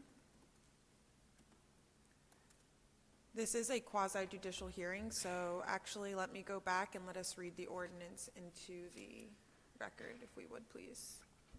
Mayor, can you see that? Can we go ahead and read it in? Yes, please. Okay.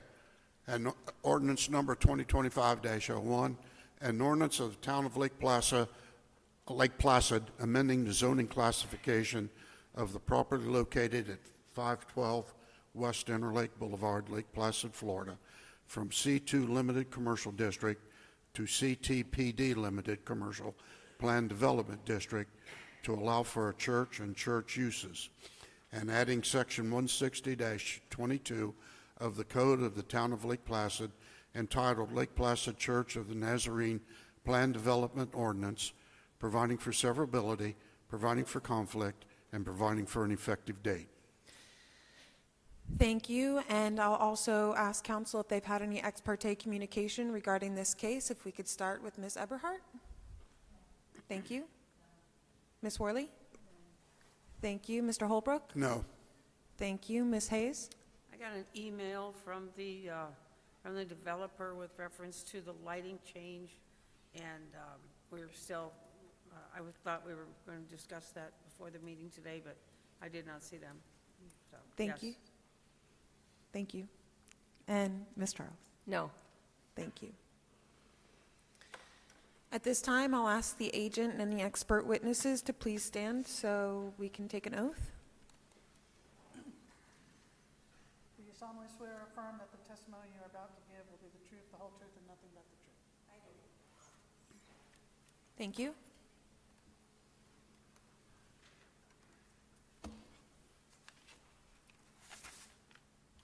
Okay, so this is case hearing number LPTC.25.001RZ. This is a proposed zoning change in regards to the property owned by the Lake Placid Church of the Nazarene, whose agent is Polston Engineering, and the property is located at 512 West Interlake Boulevard. The applicant is requesting a rezoning for the subject property from Commercial District C2, from Limited Commercial District C2 to Limited Commercial Plan Development District C2 PD to allow for a church and church uses, and adding section 160-22 of the Code of the Town of Lake Placid entitled Lake Placid Church of the Nazarene Plan Development Ordinance. On the screen, you can see a visual of the property. That we have the aerial map, and we also show the existing future land use, which is residential office. And we show the zoning of the property as it stands today on the left-hand side, Zone C2, and on the right-hand side, C2 PD is the proposed zoning.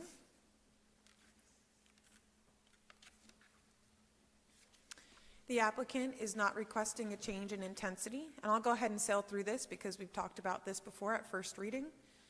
The surrounding properties are compatible with the existing use. There were no major comments. Some comments were offered by engineering, and the applicants did address some of them, but these comments will be addressed more closely at the time of commercial site plan review. And the county indicated the applicant will need to submit a permit application to the county for the off-site improvements proposed within the county rights-of-way. The property is currently served by the town's off-site potable water system, and it is also currently served by an on-site wastewater treatment system, meaning septic. The town does have the capacity to serve the development. However, a connection is not available at this time just due to distance. Once the wastewater line becomes available, within 1 year of notification, they will be required to connect. And the town of Lake Placid has indicated that we have capacity for garbage collection, and the Highlands County landfill also has capacity. The Highlands County Engineering Department administers traffic concurrency, and they indicated a traffic study will not be required at the time of development. The proposed use, it looks like I have a typo in there. It says retail sales of a church is not residential in nature, so it doesn't generate any student impacts. And so public school impacts are not proposed as part of the development. Recreation is not a requirement as part of commercial development, but open space is, and they are proposing to comply with that. They'll actually have more open space because they're asking for parking over grass. And we discussed last time and at the local planning agency meeting that a trail is proposed for this area. Right now, everything on the east side of Tangerine already has sidewalks constructed. So replacing that with the multi-use path will be better served if we apply for a grant and we do that as a cohesive project. Any new projects going forward, especially on the west side of Tangerine, should be required to have a multi-use path or pay into it. So just some visuals regarding the paths. I can go back to them if we have any questions. We went over all of the conditions last time, so I actually just really want to go over the changes to the zoning conditions based on the vote by council. And the applicant agreed to this. However, I do think there will be more discussion on some of these points. So I just did some formatting for letter A. And then letter B, we talked about canopy coverage still being required for the development. It just wouldn't have to be next to the vehicular use areas. is the I don't text. see AB. Right, Oh, in there, Yeah. okay. Under, okay, thank you. thank you. Under Yeah, L. I can probably split it into, No, I bigger got it now. text Ms. next to Charles got me squared away here. I'm good. all right. So yes, it was letter B that indicated that they would still provide canopy tree coverage and meet the requirements of that. They just didn't necessarily have to do it next to their vehicular use areas because they will be parking in those areas. Lighting, the question came up at the last hearing regarding the lumens across the parking lot, and the language was added that prior to the issuance of a final development order, a lighting plan shall be provided showing an average of 5-foot candles across the parking areas. Are we discussing that now, or are we And just reading? Yes, well, I don't know if we can discuss it now, but We can discuss we had gone through after the meeting and looked at other recommendations from other communities on what they would have or have required for parking areas. And the standard appeared to be 1-foot candle as an average.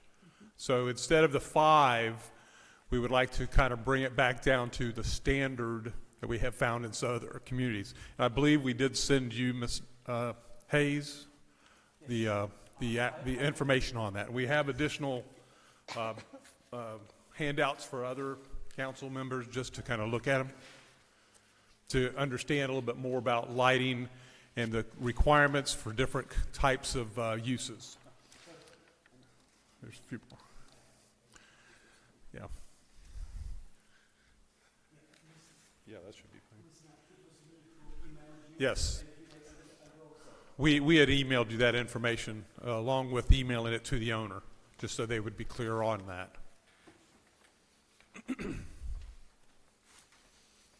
And I believe on the second page is where they actually talk about some exterior lighting and parking areas.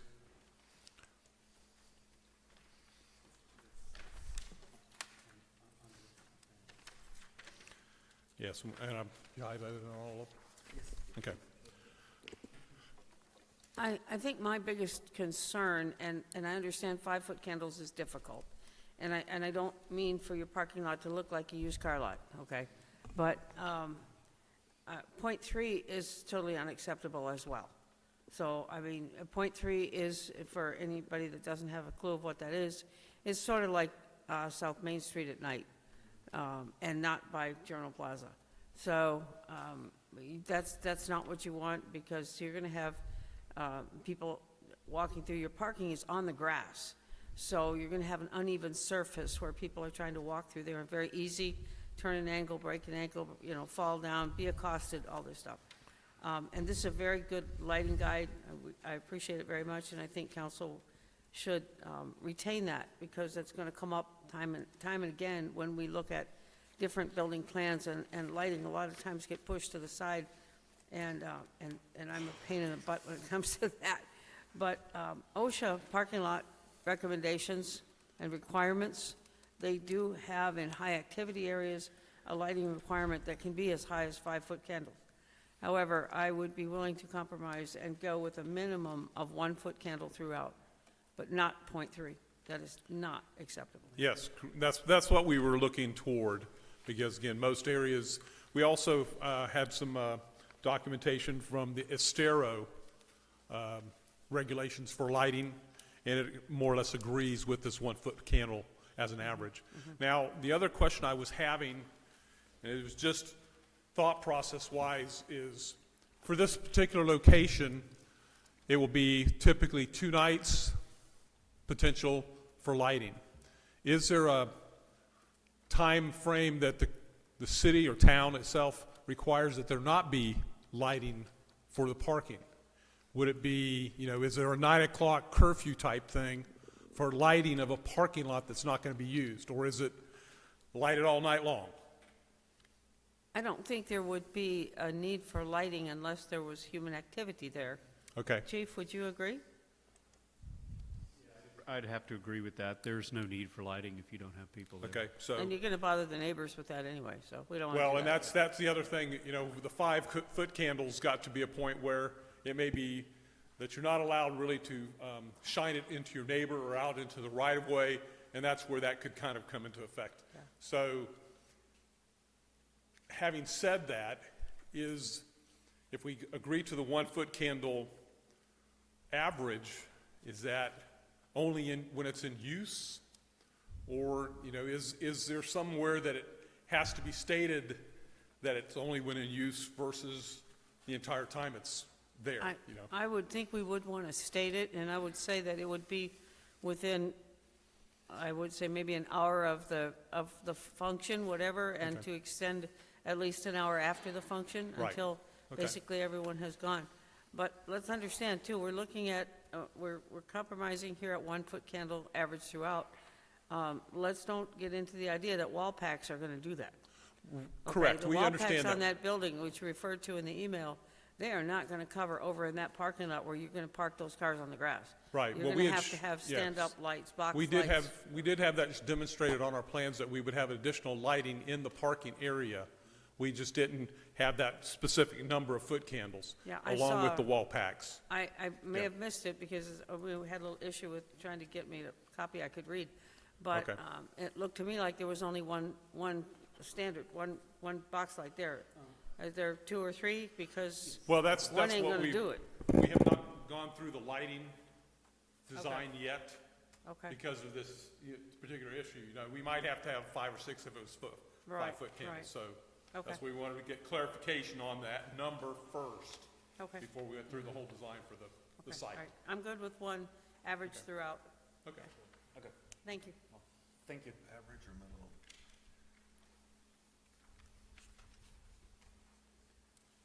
I would say it's a minimum, that OSHA says a minimum of 1-foot candle throughout.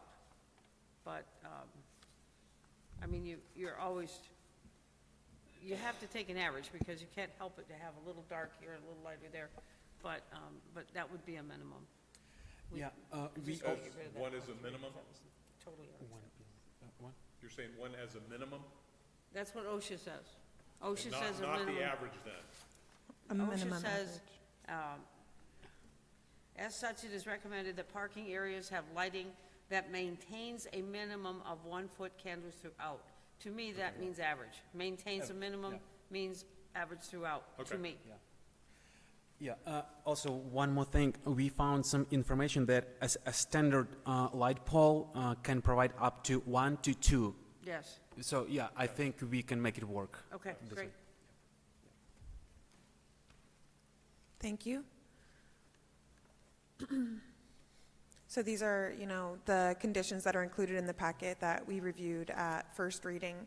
The site plan is available if there's any questions. We understand that these renderings here in gray are what the property is really supposed to look like in terms of the finish. And then these were prepared with the property, the building shown in brick to indicate a little bit more of what the site plan would actually look like. Flip through those kind of quickly. On January 8th, 2025, the local planning agency voted to forward this hearing to the town council with a recommendation of approval with the following changes: to keep the canopy tree coverage requirement by meeting 100% of the requirements within the required buffer yard, coordinate with staff regarding future multi-use path, coordinate with staff regarding wastewater capacity and infrastructure concerns. On January 13th, 2025, the town council voted unanimously to approve this hearing on first reading with changes as follows: to require canopy tree coverage, but allow the canopy tree coverage to be located away from the vehicular use areas, and require a lighting plan that demonstrates an average of 5-foot candles across the parking lot.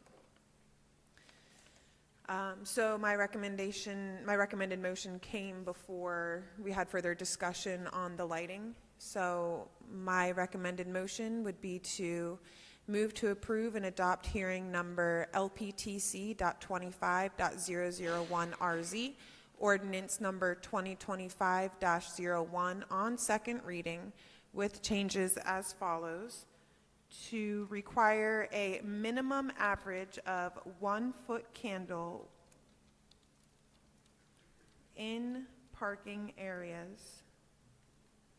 Throughout. throughout parking areas. I made notes here as well about the 1 hour before and after. Did you want to include the timing as part of the motion? Yes, please. Okay. With lighting to be turned on within 1 hour of the event and 1 hour after. I think the word was use rather than event. Rather Whenever than what, it's in I'm sorry? use. Use of the parking lot, if there's, Okay. if that part of the building, the extension or the addition to the building is in use, then the parking in the evening, then the lighting would have to be on an hour prior to and an hour after the function was to have ended. And that means after sunset, because you don't need it Yes. during the day Yes, as well. yes, after, Because if you turn it, after sunset, yeah. Can I repeat that motion? Sure.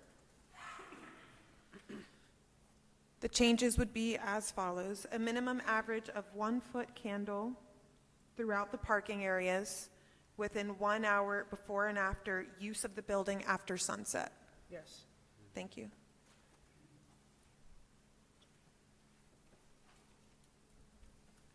So moved. Second. All right, we got a second, we got a motion and a second on that. Any other discussion? Seeing none from the podium, we'll take it to the audience. Seeing none, bring it back. Poll the council. Councilmember Worley, Yes. Councilmember Hayes, Yes. Councilmember Charles, Yes. Councilmember Eberhardt. Yes. Thank you. Thank you, gentlemen. Thank you.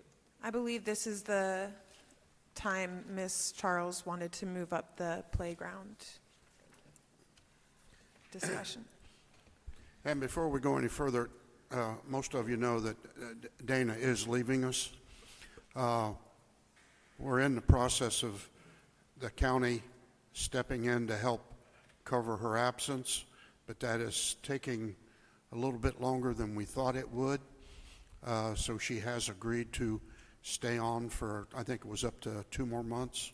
Correct. To help us work through a lot of this stuff.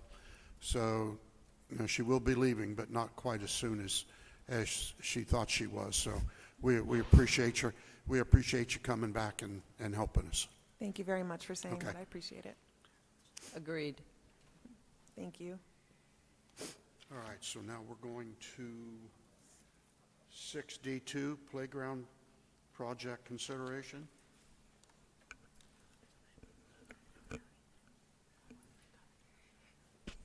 So I asked Charlotte to put this on the agenda. The last meeting, we were doing the capital improvement, the 5-year capital improvement plan, referred to as CIP. And I realized we didn't have anything in this current budget year for playground. And just a little of the background is Kevin had come to the May town meeting. Do you want a splash pad? We can get a $200,000 FERDAP grant, or do you want a playground? And we, we're told that the current playground equipment, which we know is a little dilapidated, so the town council agreed to move forward with that FERDAP grant for $200,000 for playground equipment in Lake June Park. This is Lake June Park. And then the July meeting, Kevin gave us a conceptual improvement of some of the conceptual recommendation of some of the playground equipment, and we're like, yep, keep going.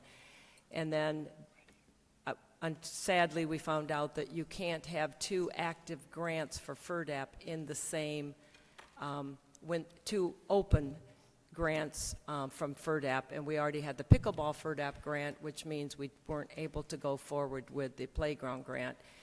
And I guess didn't all realize we hadn't put that in the budget in any way, and then last month on the CIP, as I was studying, I'm like, well, there's no playground until next year and the year after. And I feel that that's something that's a gross oversight for the children and the families due to the condition. And so I wanted to bring it up to have a discussion, and I even would like us to go forward, whether we use infrastructure funds. We have an infrastructure reserve of 2.4 million, I think, Rachel. You can help me out on that, a general fund reserve. So that's what capital improvement, the CIP, is for. So that's why I wanted to bring this up. I feel that it's a great, it's an unfortunate misunderstanding we all had, but it is what it is. But if I think you mentioned in March we're going to be getting design plans for pickleball, maybe April ground. I think it would be a disservice to the children and the families who told us as we went door to door, they want more family activities, and we're going to break ground for a $500,000 pickleball court sitting right next to dilapidated playground equipment. So, funds are out there. It's something we'd have to discuss and utilize. That's why I put it on this month's agenda.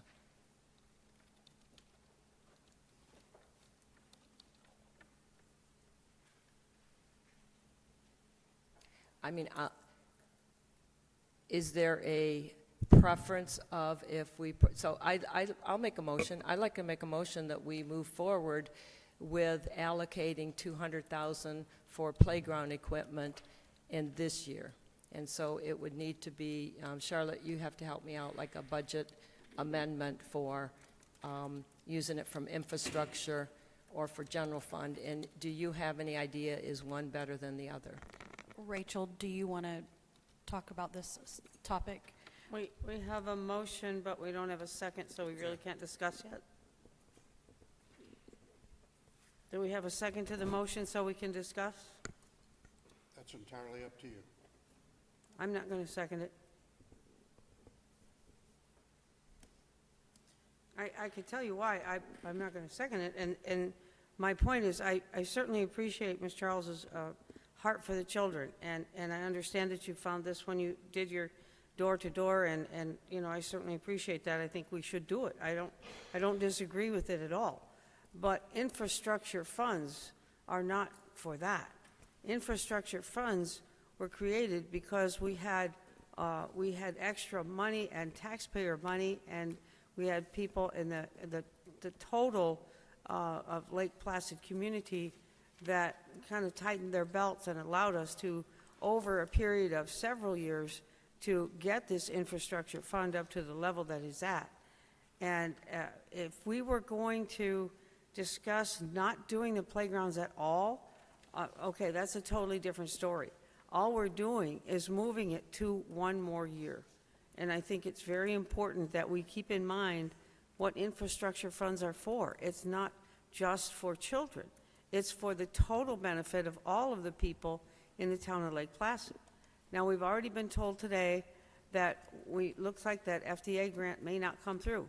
We are in the process of building a police department for the total, all of the people of the town of Lake Placid. I really think that should rise to the level a little bit more than playground equipment in the fact that we have playground equipment covered. I mean, we're going to do it, just not right now. We're going to do it, and not 5 years from now, just next year. And then we can get the FERDAP grant. That's what those grants are for. I have no doubt that we could do that, and we can do it in a timely manner, just not this year. So just clarification that playground equipment is eligible under the infrastructure reserve. Any fixed capital expenditure or capital outlay associated with construction, reconstruction, improvement of public facilities that have a life expectancy of 5 years or more, and it does include parks and recreation and playgrounds. So it's not that it's not ineligible. I hear your point that you want to earmark it for the police station. No, I just don't want to earmark it for the playground equipment simply because, and again, not that I don't want to do it. That's not my point. And I understand, yes, it's in there. Yes, you can do it. I don't think you should, but yes, you can, okay? But since we already have this plan for next year, I don't see any reason why we can't hold that. I've been by the playgrounds. Maybe there's nobody there because the equipment is so bad, but I'm not seeing people in the playgrounds. Am I not seeing them there because the equipment is so bad? They're there. I talked to some today playing on it. The children are on the playground, on the slide. Which one? Councilwoman Hayes, I'm talking about Lake June Park. Okay, thank you. That's what the Lake June Park. recommendation. It's Okay. not all the parks. That's where the ball people come, the children are playing on the playground equipment. I know it's hard for so- you to believe, but I played there too. I used to play softball down there, so I know that. I'm just wanting to make sure we're talking about the same thing. So, okay, I agree, Lake June Park, that's a good place, but next year.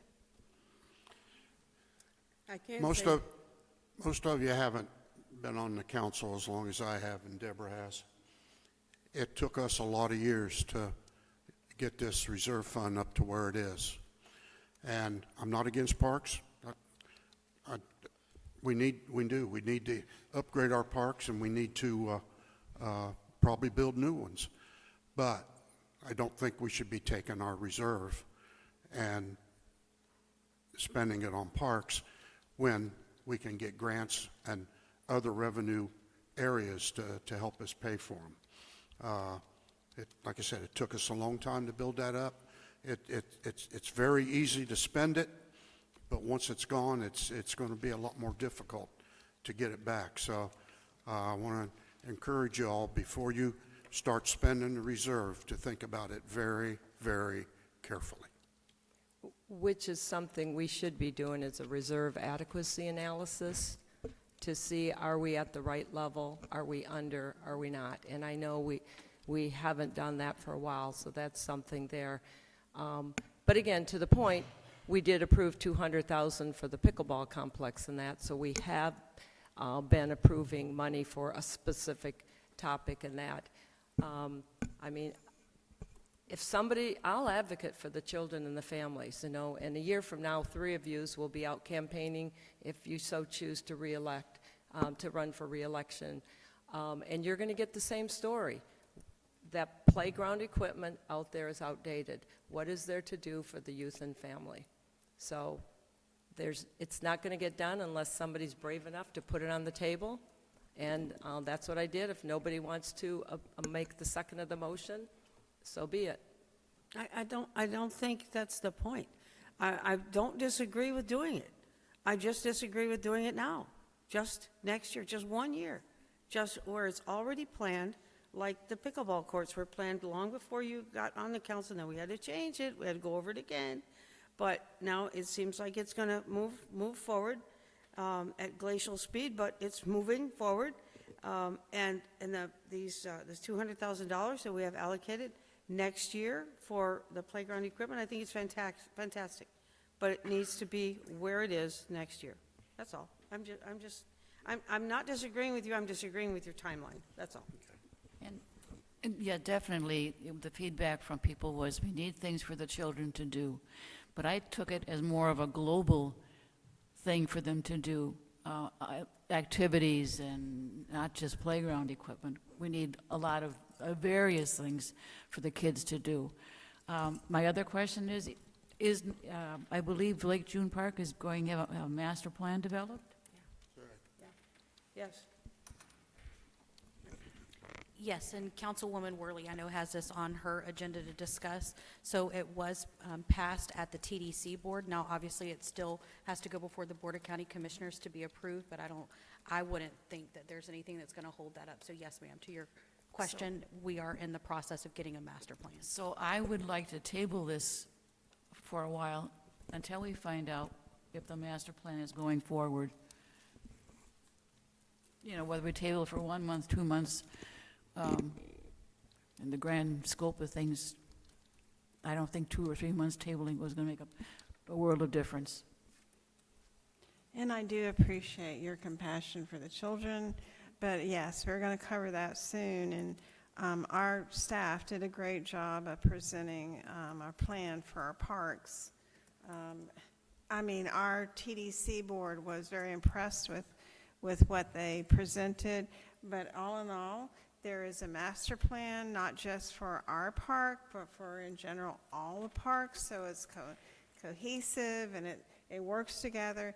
And I think Mr. McCarthy, while he was town administrator, we do have a new playground. It's not at the park, but it's over in Serenity Village area. We have a brand new playground there. I think part of the problem is that people don't know where our playgrounds are. I think we have that one we're still working on currently. That's an ADA playground that I thought was supposed to be for the general public when the school wasn't in session, by the J.C.'s and the town and many multi-people that was supposed to be shared. So we're starting to work on that so that ADA park could be available to the general public when the school's not in session. And so there is a brand new park over at Serenity Village right now. Mr. McCarthy could talk to that. But also at the meeting, even though our staff did an incredible job, including Dennis, our engineer, yes, Ms. Tyson, we were all there. But the idea is that they're going to look not just at our park, but all the parks, so that we can make a good plan. Planning is everything, to make sure it's all cohesive and we get everything in the moving parts in there. So that's coming up soon. But there is a brand new park. We've over been at there. Serenity Village. Yeah, I'm aware of that. But recall the AI or the activity that was shown a couple months ago of the volume of people that attend Lake June Park all the time, not just during, certain events, all the time. They attended for ball games, they attended for picnicking, they attended for boating, but that park has the highest quantity of attendance and It always has. dilapidated playground equipment. Well, that's probably how it got dilapidated, because it was used so much. And it definitely is the most used park as far as, like I said, I used to play softball down there, not as a child, but as an adult. And the age I was at the time, a lot of my colleagues on the team had kids, and they were playing on the playground equipment while we're trying to play softball. So, I understand that for sure. And I just think that we should definitely address it. I like that it's in the master plan that the TDC is doing. And I also agree that we got to have more things for the youth to do than just playground equipment and a splash pad. And how we go about that, I think there's a lot of discussion to be had, workshops to be had about how we can make more of that happen for our youth in our town. So. All right, we have a motion. Is there going to be a second? It didn't sound like it, so I think the motion dies for lack of second. Did you want to make a motion that we wait till we get the master plan, or you don't need to, do we? Don't need that. Don't need to. No, don't need I don't think we need to do anything right at this moment. Just wait for it to come out. Okay. But thank Ms. Charles for her compassion for our children. I think we all do.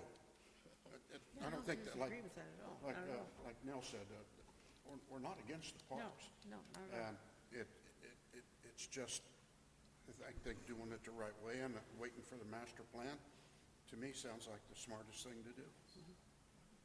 Okay. Oh.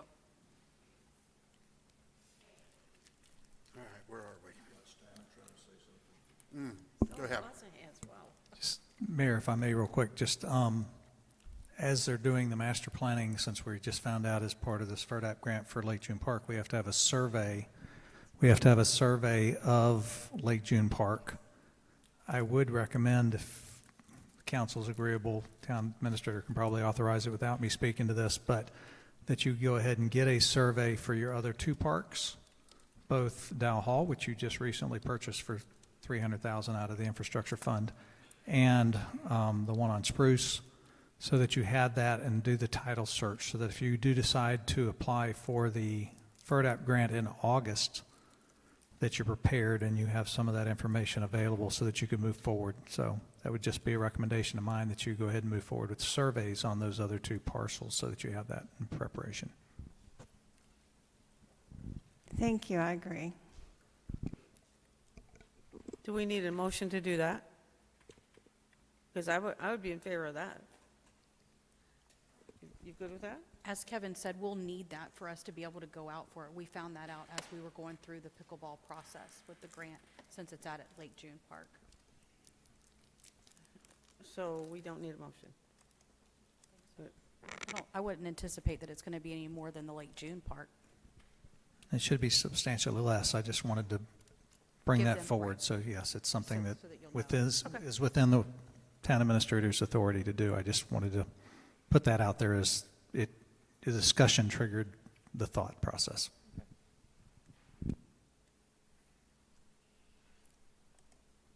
Okay, we're back on track. 6D2? No, we're on that one. We are going to 4B.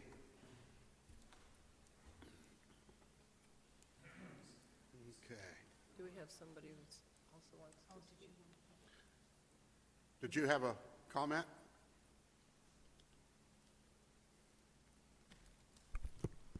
My name is Rosemary Heath. I've been coming to these meetings for over 2 years now. We need a playground in Lake June Park. That playground is dangerous. You've already had to take out pieces of that playground because it was so dangerous. It's rusted. I thank you for at least putting the mulch in to make it somewhat safe, because you had 17 inches of jagged cement underneath the slides where the children could have fallen and cracked their heads open. We need parks for our children. Children are part of this, of your citizens, and we just keep ignoring what your citizens want and need.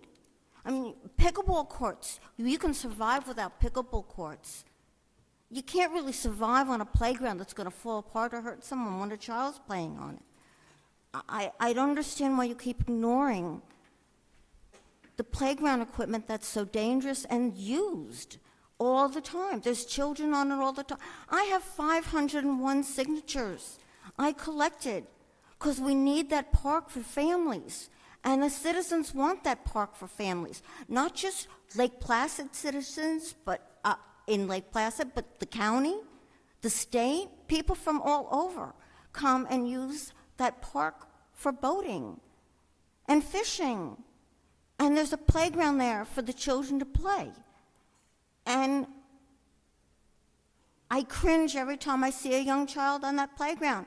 They can cut their fingers now and their hands on the jagged rust that's everywhere on that equipment. I'm begging you, someone's going to get hurt. And I've come to you several times now. This is negligence. Someone's going to get hurt. And no one listens. And those 501 signatures, most of them came from people using that park. And I have them right here. They're all here, 501. They're all valid. There's phone numbers that goes with All each one right, of them. we've been through that. We're not bringing that up again, so. No, I'm just saying the I playgrounds understand. need to be Okay. fixed. All right, we appreciate your comments. Did we not? I thought we put mulch down there, because she mentioned it some time ago. And didn't we put mulch down? Did we not put mulch down there? Yeah. Okay. Okay. Okay. Took care of the mulch, took care of the ants. We had a professional go down and look at that. Everything that was brought up, as far as I know, was taken care of. Okay.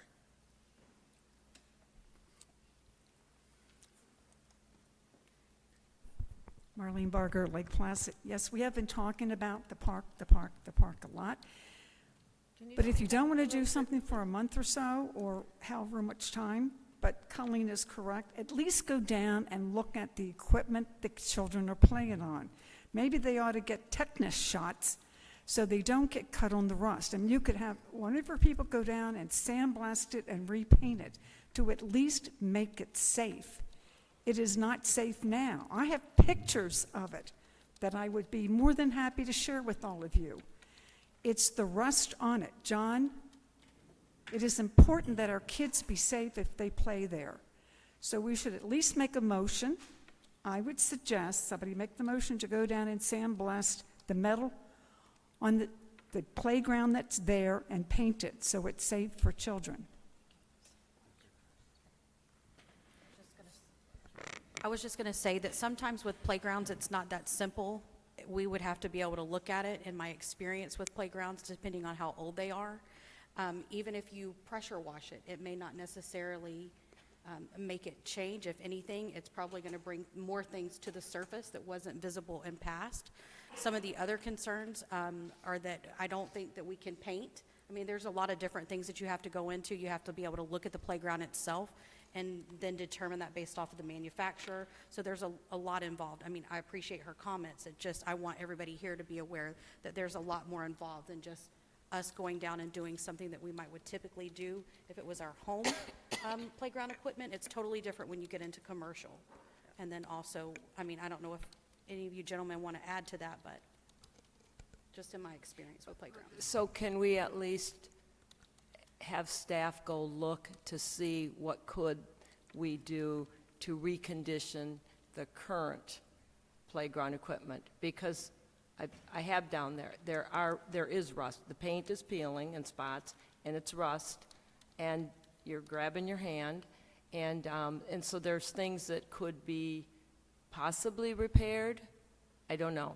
I mean, I would leave it to staffs to just maybe do an assessment of the current equipment and what could be done. Okay.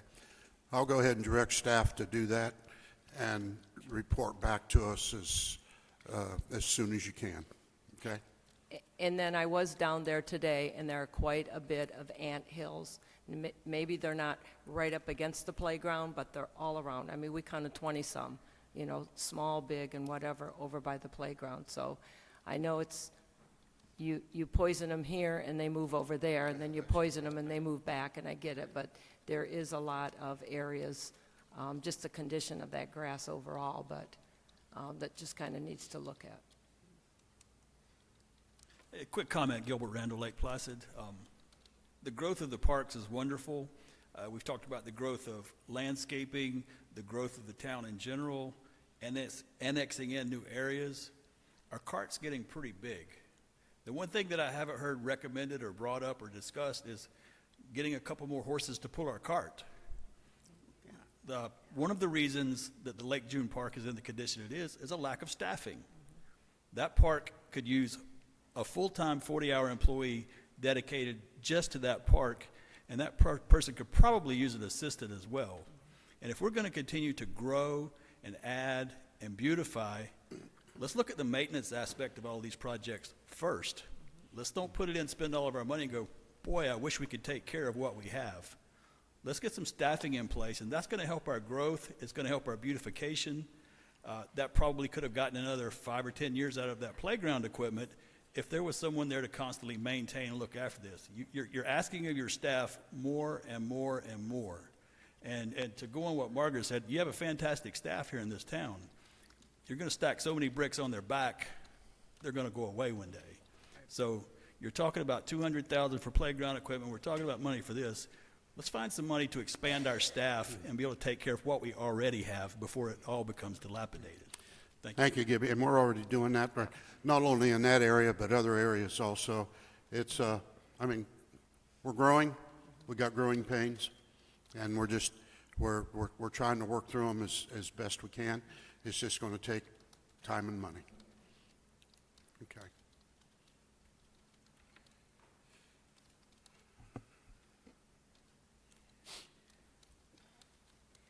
You want to say something? All right, quickly. We got to move on. Just a I concern. think it's very cold in here. I'm sorry. Can anybody turn the heat up or turn the air conditioning down? I think everybody's starting to freeze. Thank you, Sorry. Deborah. Freezing.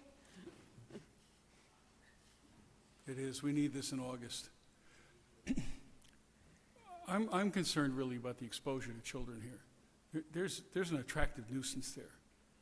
Eventually, this could turn into a liability issue, and I hope you put some kind of acceleration on taking care of it. It has to be a priority. I don't get to make the decisions, but I hope you can. Thank you.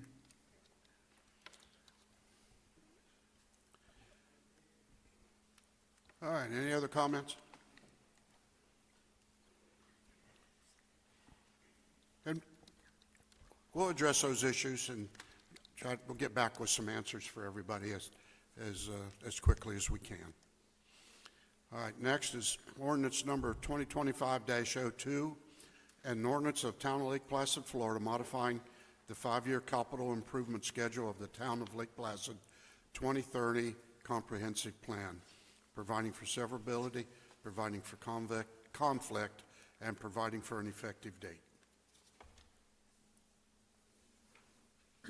Thank you. This cursor is really taking its time waking up today. There we go. Okay. My name is Dana Adele. I'm the town planner for the Town of Lake Placid, for the record.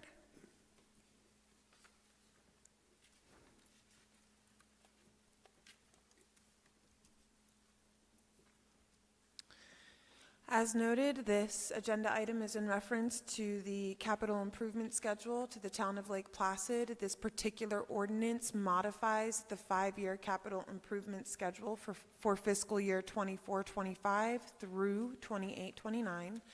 It's located within the capital improvements element of the town's comprehensive plan, and by Florida statute, this is not considered a comprehensive plan amendment.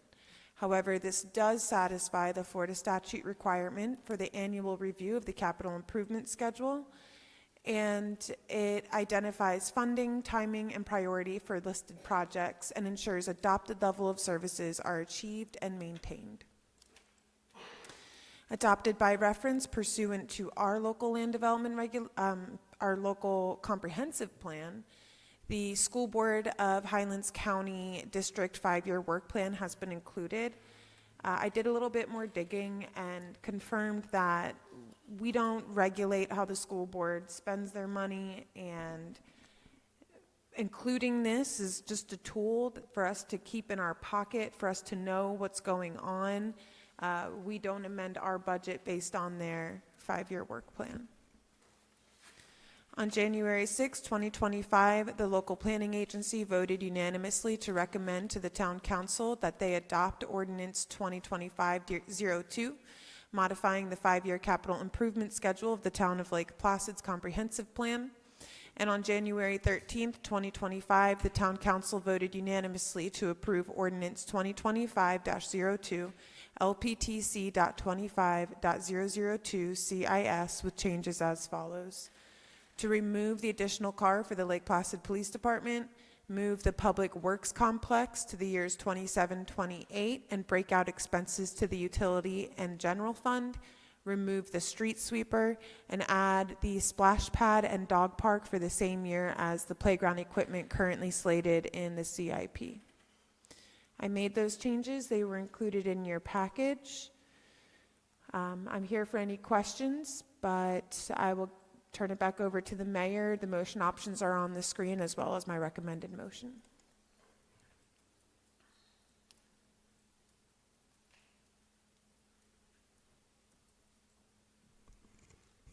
Can I just make a couple questions? Under the sanitation, where it says to purchase 2 garbage trucks, actually, what is it?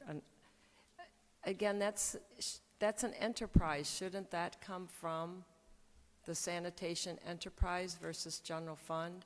And the same comment is later on the pavement extension for the cemetery. It's coming from general fund. My understanding of all enterprises are supposed to be self-funded, so any capital should be coming from them because you're going to be charging revenue over time to revamp it. Rachel, would you like to make a comment?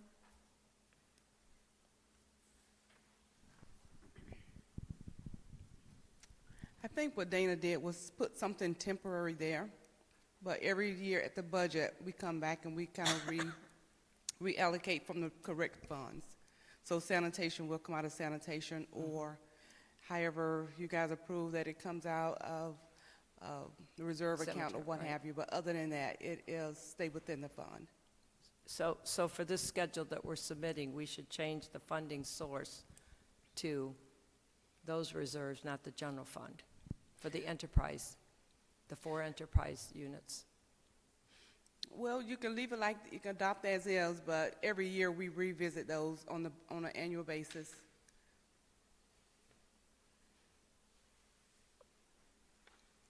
But you're saying sanitation should fund sanitation expenditures. Correct, that So is then correct. I wouldn't leave it like it is. I would change it to sanitation, like the same that we have for utility and wastewater, et cetera. We can certainly change them.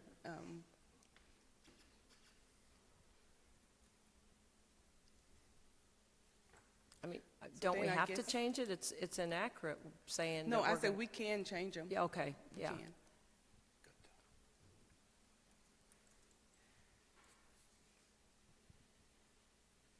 So Dana, would that be approved as is with the changes? How would that work? That would be number 2. I'm sorry, I honestly don't follow, I don't know which funds are, I'm just looking at yeah. the 5-year schedule. Right, no, I understand you're saying Oh. that there's other funds that aren't included, and this is a spreadsheet that gets sent out to staff. We put it together, and I bring it to town council, so the technicalities of which funds, so are you saying there's a cemetery fund and a sanitation fund? I'm not Yeah, familiar. there's 4 enterprises we have: wastewater, water, sanitation, and cemetery. Those are our 4 enterprises, so capital expenditures for those should be funded out of those 4 enterprises. Of which you have mostly, there's just a couple, the paving and the cemetery needs to come under cemetery, not general fund. Dana, for the sake of having new council members, and then you also brought me up to speed on the way this process works, would you mind elaborating on that just a little bit so that they can see how the town planner got pulled into this part of the budget and CIP? Yes, so if town council isn't aware of my history with the town of Lake Placid and the history of planning in the town of Lake Placid, I was the town planner probably back in 2016 and 2017.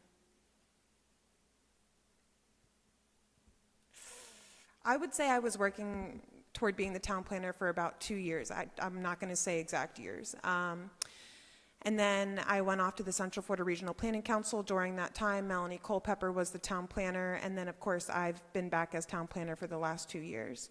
So my knowledge and history of how the capital improvement plan works is we historically, when I was on staff at the Highlands County Board of County Commissioners, there were kind of 2 ways that we did it. The first year that I was doing it, we took the budget and we inserted everything that was a capital improvement into a spreadsheet, and there was nothing. It was literally for that fiscal year, and then every year after that showed 0 planning into the future. So it was 0 after that, and every fiscal year after that.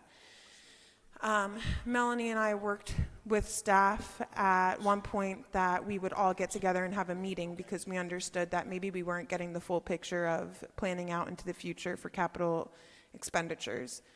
At that point, we got a little bit more information and detail as to what might be coming in future years.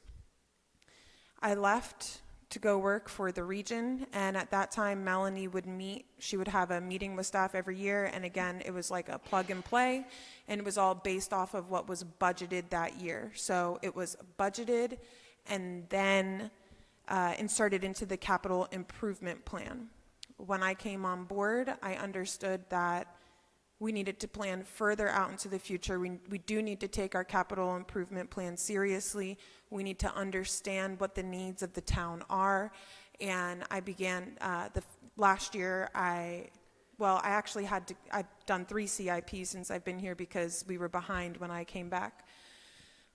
So the first time I sat with staff and I got with each staff individually, and I really started to impress upon them the importance of planning out into the future and how, I would tell me, what is your wish list? Like, even if it's not approved by council, we can go to them, we can ask for it, we can start really preparing for what is to come. And staff jumped on board, and they started, adding things that would have us think further out. And the reason I'm involved is because we're fulfilling a Florida statute requirement that involves our comprehensive plan. So as much as this is motivated by the financial side of things, this is a planning tool that we use to figure out whether or not we have our adopted levels of service. Ultimately, to be quite frank, we are missing many inventories and many items that we need in order to accurately assess if we have and are meeting our levels of service. So this was one of the first tools that I could really get to work on and start understanding what was missing and what we needed to do. So the way that it ended up working this year was we wanted, under Kevin's leadership, he did want us to do the capital improvement plan at the time of budgeting. Maybe not adopt it because it has to be adopted during the calendar year, but at least work on it.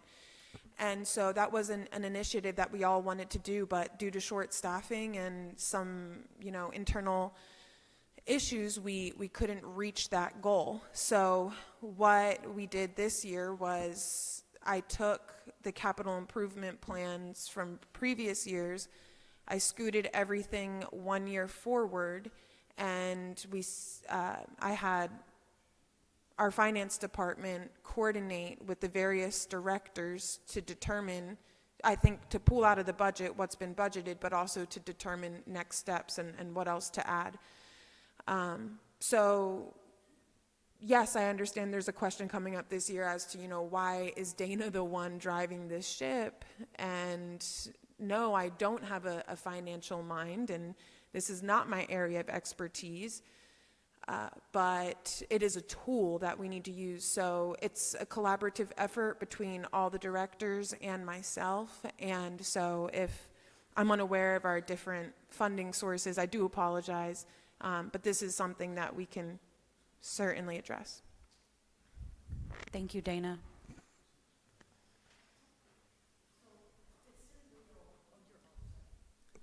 It's the spreadsheet's wonderful, planning out for the future. The problem is like, let's talk about the payment for the cemetery, okay? There's a block here that says cemetery, and it's a mausoleum, and that's coming out of cemetery funds. The next line item under cemetery is pavement extension, and that's coming out of town general funds. What she's trying to get at is, shouldn't that, just the same as a mausoleum, be coming out of the cemetery fund? Yeah, that makes perfect sense to me. So, and similar, and also for the sanitation, same theory. Yeah, absolutely. So we can take another look at that. Are those the only two that you noticed, or do you have other specifics?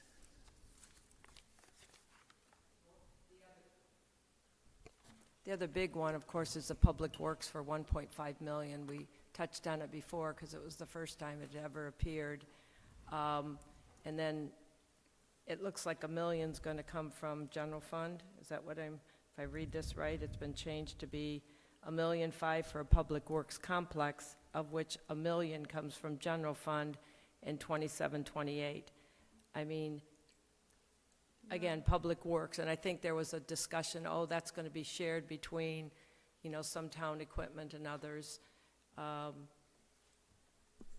Maybe the allocation is good, maybe it's not. It's just, again, last month, 1.5 million complex hit me cold. Don't know where the numbers are coming for, don't know where the needs are, and then the distribution, because at the end of the day, that's a lot of money coming from the town fund reserves that we just talked about earlier. We spent years and years and years to build them up, and now we're talking about we may not have enough for the police department to get a loan, so we may need $1 million from one of our reserves, and now we need to build a Public Works department, and we need to get, $1.5 million, but 500 from the Public Works, $1 million. So that one hit me cold. Police department, I get it, we've been talking about it, and the need for it. The other, I don't know enough about the need for it. And I don't know if it's one of those things that has to go on now because it's in the out years, and then we have time during this budget cycle to learn more about it, the need, you know, and then the right division is kind of where I am. Is that one, I don't know enough to approve it. And that's a large sum of money that I would be saying, boy, do we have enough to afford it? Kevin? Can I, if I can elaborate on the 5-year plan. So the important part, the only thing you're truly concerned about is what you're funding in this current year budget or next year's budget when you get into the budget workshops, because nothing is approved until you approve. You only work on a 1-year budget. You don't work on a 5-year budget. DOT works on a 5-year budget, so what you approve is actually getting funded in year 5. The town works on a 1-year budget. Everything else is simply a plan which you may do in the future.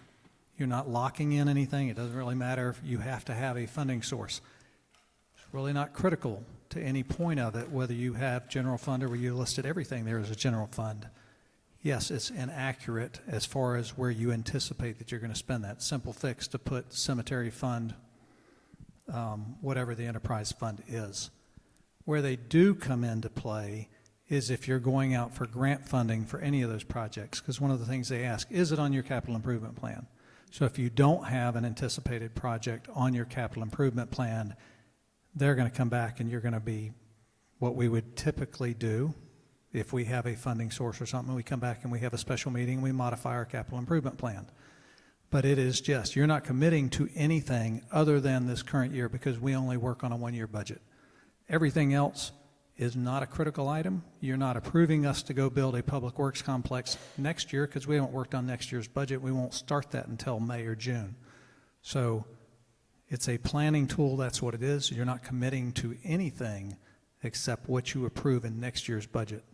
Everything else is just, if you have it in there, when Dana talks about a wish list, it gives you an opportunity to pursue grants. They all ask if it's on your capital improvement plan. If it's not, then you're going to ding you and you're going to have to get it in the capital improvement plan in order to do it. So it's not the council is not approving anything because we only work on a 1-year budget. So the only thing you approve is what you approve in September to spend for the next year. That's helpful, thank you. Yeah, and I think, too, we talked about a public works complex. Well, I hate what I'm even going to say, but we're public works complex in coordination with the fire department and what they may do, and when they vacate the station that they have downtown, that maybe that would work for public works or could be, you know, so that's kind of in the back of our mind, too. But as you said, Kevin, we put it on the 5-year plan so we kind of don't forget it. And so it's on there so that we can reference grants and things like that.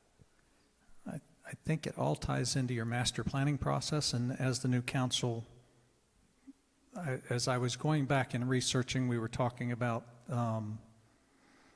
the CIP and where we were funding the police station at, and actually it wasn't me, it was the previous town administrator that first brought up the public works complex. It was in 2023, talked about it in the June meeting in 2023 about the public works complex. It did not make the CIP. I didn't put it on the CIP. I did throw it in this year. Again, it's to get on there. The council may say no, and next year move it out, and move it out, and move it out. It's a 1-year funding budget. So it's not a critical item, but that was the first time was 2023 that, again, it was my predecessor that was doing that and talking to the town council in June of 2023. So you're a new council, 2 new council members, 3 new council members to some extent. So you didn't hear about part of that conversation. That is I'll say a somewhat educated wild ass guess on a $1.5 million project. That was a number I threw in there. We did no engineering studies on it. I have built a number of buildings in my career, including a public works complex at the town of Clewiston. However, that was 15 years ago. No, longer than that, 18 years ago.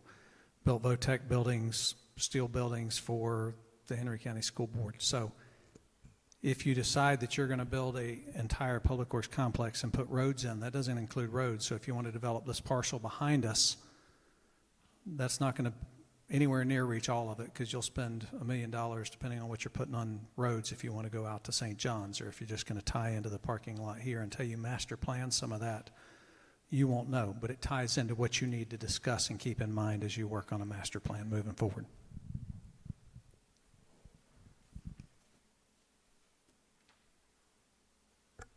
Thank you, Kevin. So based on all that, it's still kind of up in the air if we use the old fire station or not, and how much it'll cost and everything like that. So as an alternate, just to pull it for now, to allow us through our master planning to get more information, and then the next time we do the CIP, because it just got put on this year. So it's rather than put on, we find out more, we find out how much it would be, where it would be, what's happening with the fire station, some of the other master planning we do, and then more important, how we would fund it, right? Because again, I look at $1.5 million with $1 million coming from the general fund, I kind of go, okay, that's back to the contradicting the conversation before of depleting the whole general fund, you know, or over half of it that we built up. So I would be more in favor, because I don't know a lot about this, and I'd like to know more in the numbers and what alternates there are to pull it from this CIP, but then continue the discussion and get that maybe it's a presentation on what it is, where it will be, and what it will be for. That's just that's my last comment on this. Otherwise, I was good with everything else on the CIP. Well, so I would say leave it on as a placeholder, kind of so we doesn't drop off the radar, and it's not critical because it may be moved out how many years. So it's just a placeholder, right? Yeah, we need to leave it on. I agree with your concerns, Ms. Charles, but I think we need to leave it on and out there where it is, 27, 28, and just continue to push it out if we need to do that. Because I don't want to take it out and then put it back in. It just doesn't look right to do that. It's not going to hurt us being in 27, 28. Also, to clarify, the numbers that I heard earlier, I don't know, they were different than what I put in the capital improvement plan. So I called Kevin and I asked, because we're talking about splitting it between these two funds. Originally, it was all under the town general fund, and as part of the motion from first reading, it was asked to be split out, how it would be split.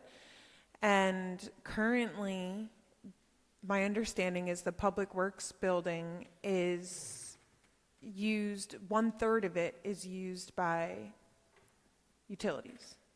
So that's how I came up with this split. 1/3 of the Public Works complex, this number, 495,000, would come from the utility fund.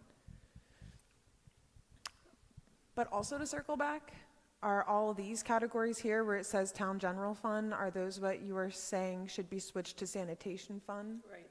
Yeah, anything under sanitation should be funded by the sanitation enterprise, the same with the cemetery, and then up above central wastewater and water. Those are the 4 town enterprise funds. But the loans is fine, grants is fine. It's just they can't be, those enterprises can't be funded out of general fund. So I guess I'm confused about what utility fund is. If we have a wastewater fund and a water fund, and I'm showing utility fund, is that like the umbrella, Kevin, for water and wastewater? Yes, you just say utility funds. In our budget, we have a total utility fund, but we actually have separate wastewater and wastewater reserve funds. And then we have capital improvement funds, but they're all utility funds. And So- they can't be intermingled, the water and wastewater? Water and wastewater absolutely can. They're part of the same enterprise. So you could just put, for anything on water and wastewater, you can put utility funds, and that's fine. Although the town has bought, because there have been no reserves in the garbage fund, the town has bought garbage trucks, I believe, out of general fund. certainly out of the No. ARPA funds. It was out of the ARPA. The general fund never bought a garbage truck. It was out of the ARPA funds. Just ARPA funds. Yes. ARPA funds, I'm sorry. So part of this is identifying issues. So, and I almost think I remember there being a conversation when we raised the rates for certain sanitations, basically that we weren't even breaking even at one point with our commercial collections. Okay, Alan says yes. So right now, do we not have enough funds in our sanitation fund to cover? Okay, so that's why it says town general fund, and I understand. So it should say sanitation, but we're identifying right now that we do not have the level of service in our sanitation funds to meet the demands of these purchases, yeah. So that's A problem.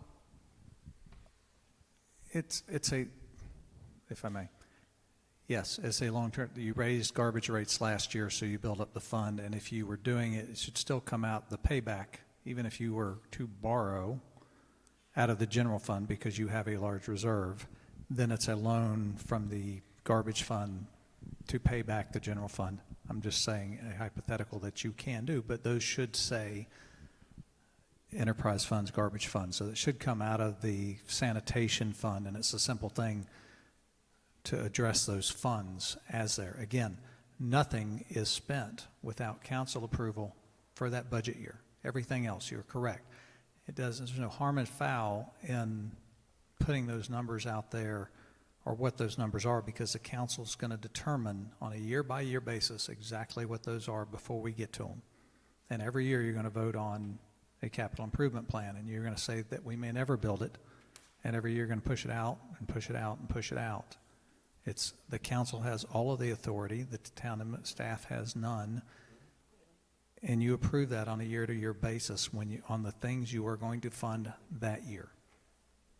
So if you're looking for a question for the motion, you simply say modify garbage so they are sanitation funds, utility for utility funds, cemetery for cemetery funds, and you can move forward on the comp plan, on the capital improvement plan. And that's with the understanding that really the focus is year one, and the others, you don't have to have funding sources planned. We can just put anything out there and continue to move it around. That just seems odd to me, but is that what you're saying? No, that's not what I'm saying. Year 1 through 5 are expected to be financially feasible. Okay. Expected to be, not required. Very different words on what you're trying to do. So can you fund a utilities bill or a public works complex in year 3?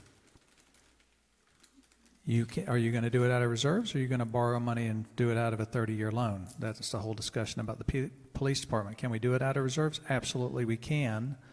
However, we're trying to do it on a USDA loan and not use those reserves, and then you would have those reserves available to do something else, like parks or a public works complex or whatever the council chooses to do at the time. So they are expected to be or supposed to be financially feasible. Are they required to be? You don't plan 5 years out. You don't budget 5 years out.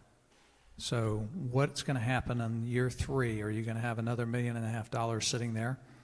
Possibly. You said you have a $2.4 million fund, so if you get the USDA loan and it actually comes through, then the money's still there and it's available. If you don't get it, then you've spent it and you're going to need to push that out. Right now, your plan is to get a USDA loan to pay for the police department. That's today's plan. This is what you're adopting is your plan today. It will leave your $2.4 million in the infrastructure fund. So can you financially feasible fund what's on that list? The answer is yes. Today. What happens next year is next year's decision based on what you have next year. This is just a plan. It doesn't tie you to anything other than what you approved in the budget September 30th, 28th, whatever that date was. It's the only thing you're tied to, and you're not even tied to that because you still have to come back and approve all the projects of any substance over $10,000 basically, and you approve all of those. So even though you have passed a budget that's $40-something million, you still approve all of that. So can I make a motion that we approve this with the minor modifications of moving the, Want me to bring that back? the cemetery and the sanitation to the proper enterprise zones, enterprises. Thank you. Okay, we have a Sorry, motion and a second. second. Any further discussion? All right, hearing none, take it to the audience. Yes.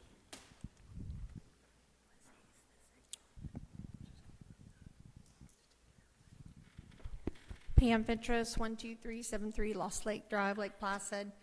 I know that Dana stated that this council doesn't really have input in the 5-year work plan for the school board, but I think I need for y'all to understand the bigger picture of what's happening in Lake Placid.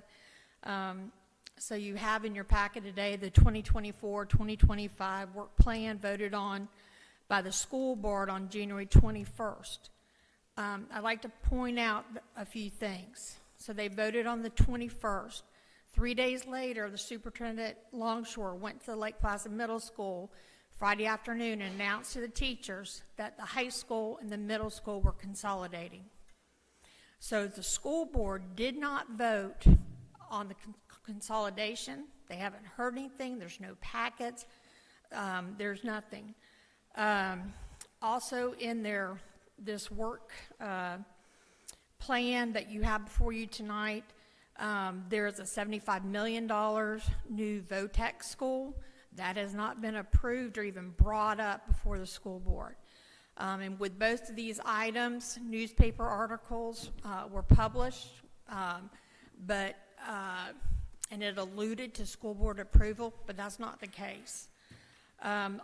Also, I'm trying not to go on a tangent, but Sebring Pre-K Center is being shut down after 3 years. And in its place will be the academy. That's for out-of-school suspensions. So you're shutting down a pre-K center and putting in the academy, which is a school for behavior issues, and going to have the Highlands Virtual School there. You've got 2 new elementary school wings for $8 million apiece, one of which is in Lake Placid, Lake Country Elementary. That is included in this work plan. I'm going back to the Lake Placid High School and Lake Placid Middle School merger. No teacher input, no school board input, no community input. I attended the last school board meeting, which was February 4th. They are now scheduling a February 25th workshop in Lake Placid to discuss this merger and seek community input. But y'all should know that as of today, the principal for the Lake Placid High School is also the principal for the Lake Placid Middle School.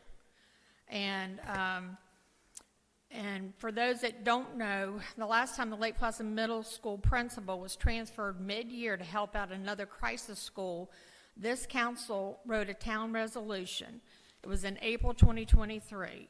And here's some comments from the newspaper article. In a rare move, the Lake Placid Town Council is asking the Highlands County School District to immediately mitigate the loss of what parents and teachers are calling highly effective administrators at Lake Placid Middle School.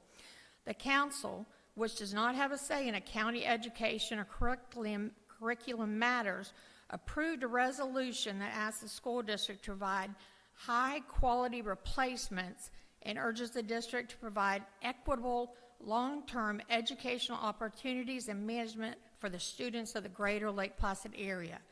The resolution, which respectfully opposes the administrator's transfer, calls the move detrimental to the educational opportunities of Lake Placid Middle School students.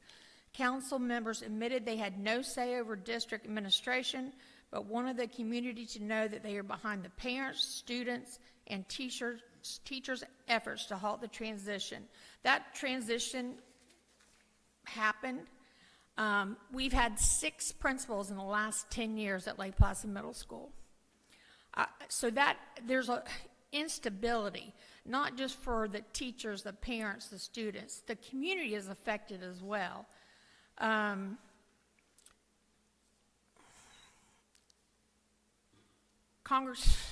or not Congress, Councilwoman Charles, you're big on budgets and looking at different things. And we've been talking about the grants from the state and federal level.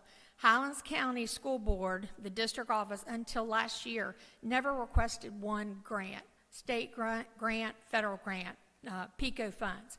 Okeechobee got $66 million. LaBelle's getting a new high school. DeSoto. Glades County got $17 million. Multiple different grants. Highlands County doesn't ask, therefore we don't receive. So as taxpayers, I know you're on this issue right now. This is Lake Placid. You also we pay taxes for our schools. Public enrollment in our county schools, and probably in most part across the state, is the enrollment is going down.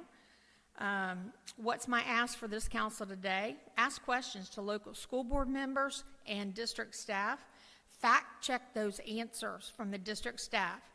Lake Placid community deserves better. Again, February 25th is a workshop meeting where hopefully the public can be heard. Thank you.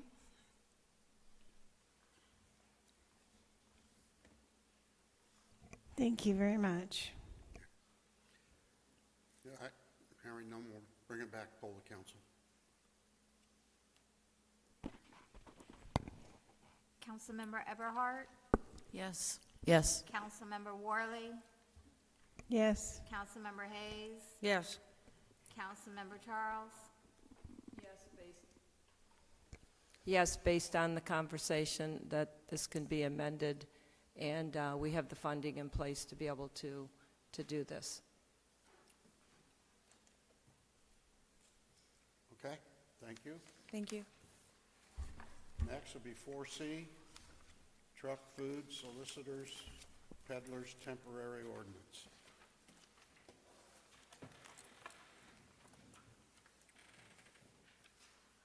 Read by title. Where is it? Oh, there.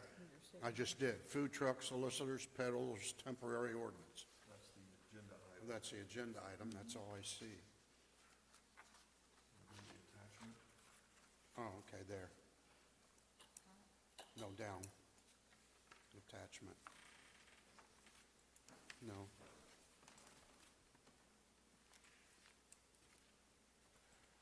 Proposed ordinance, other moratorium ordinances. I still don't see anything. Oh, there it is. Okay. An ordinance number 2025-03, an ordinance of the Town of Lake Placid repealing and reserving sections 117-1-21 of the Code of Town of Lake Placid, Florida, ordaining section 117-22 regarding sales, providing for Scribner's error, providing severability, and providing for an effective date. Is that regarding mobile vehicle sales? Yes. Last month, we discussed at length mobile food trucks and a moratorium. I took the vote as instruction to bring back a moratorium. A moratorium is required to be done by ordinance, which is 2 readings, tonight being the first, and a month from now being the second. So it remains in effect until an ordinance is adopted changing the existing ordinance.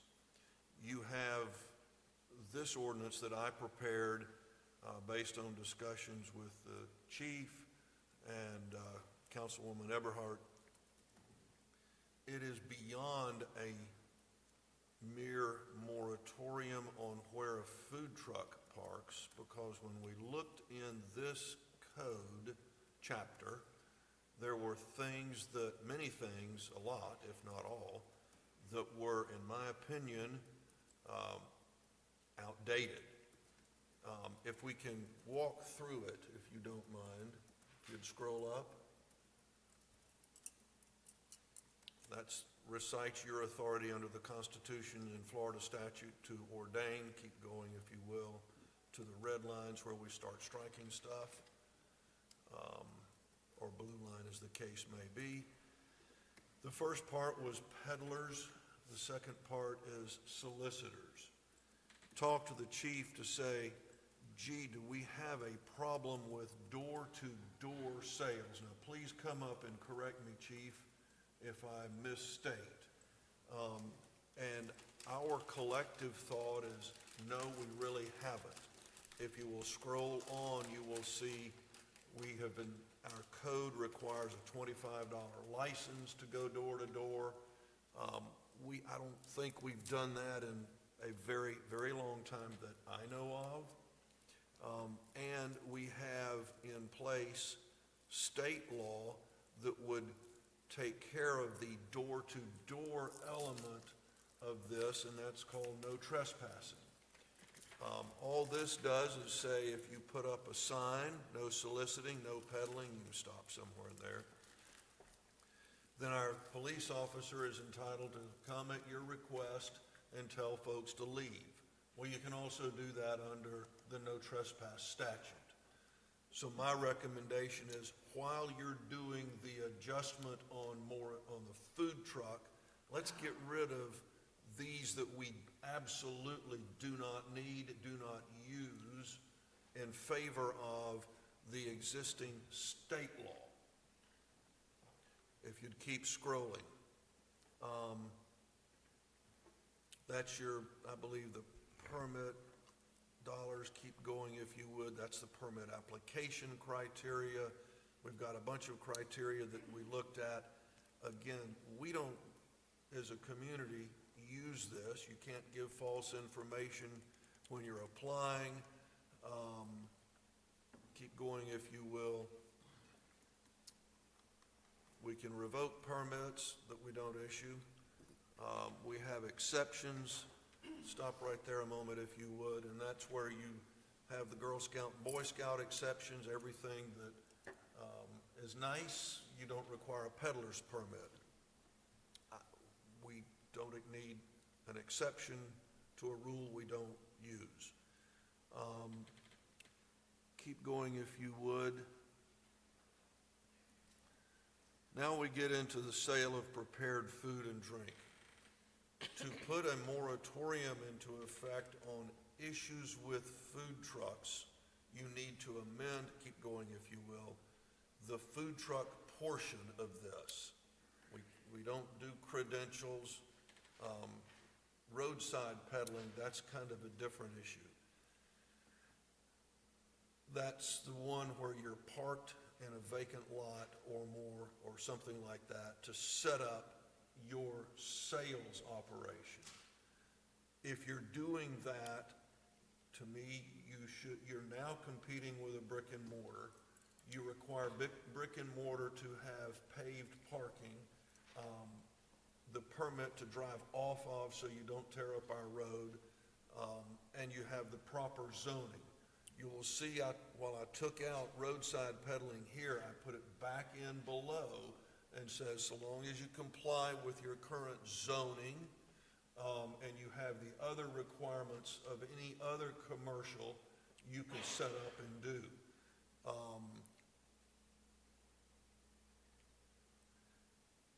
Here is where it says you can't stop, etc. Keep on rolling if you would. Getting rid of that, keep going. The violations. Now, here's the part that, keep going, I want to talk about 1722. To me, we have two issues. The mobile facilities, which can park either on public or private property. So we take mobile and deal with them in both directions. Then we have temporary structures such as the tents that set up this past weekend as part of the Chamber of Commerce, which we would, I think, want to permit. When you get into public, so those are the two definitions that I created. Going to section 1723, mobile facilities, sales on private property. Let's scroll up and keep looking at that.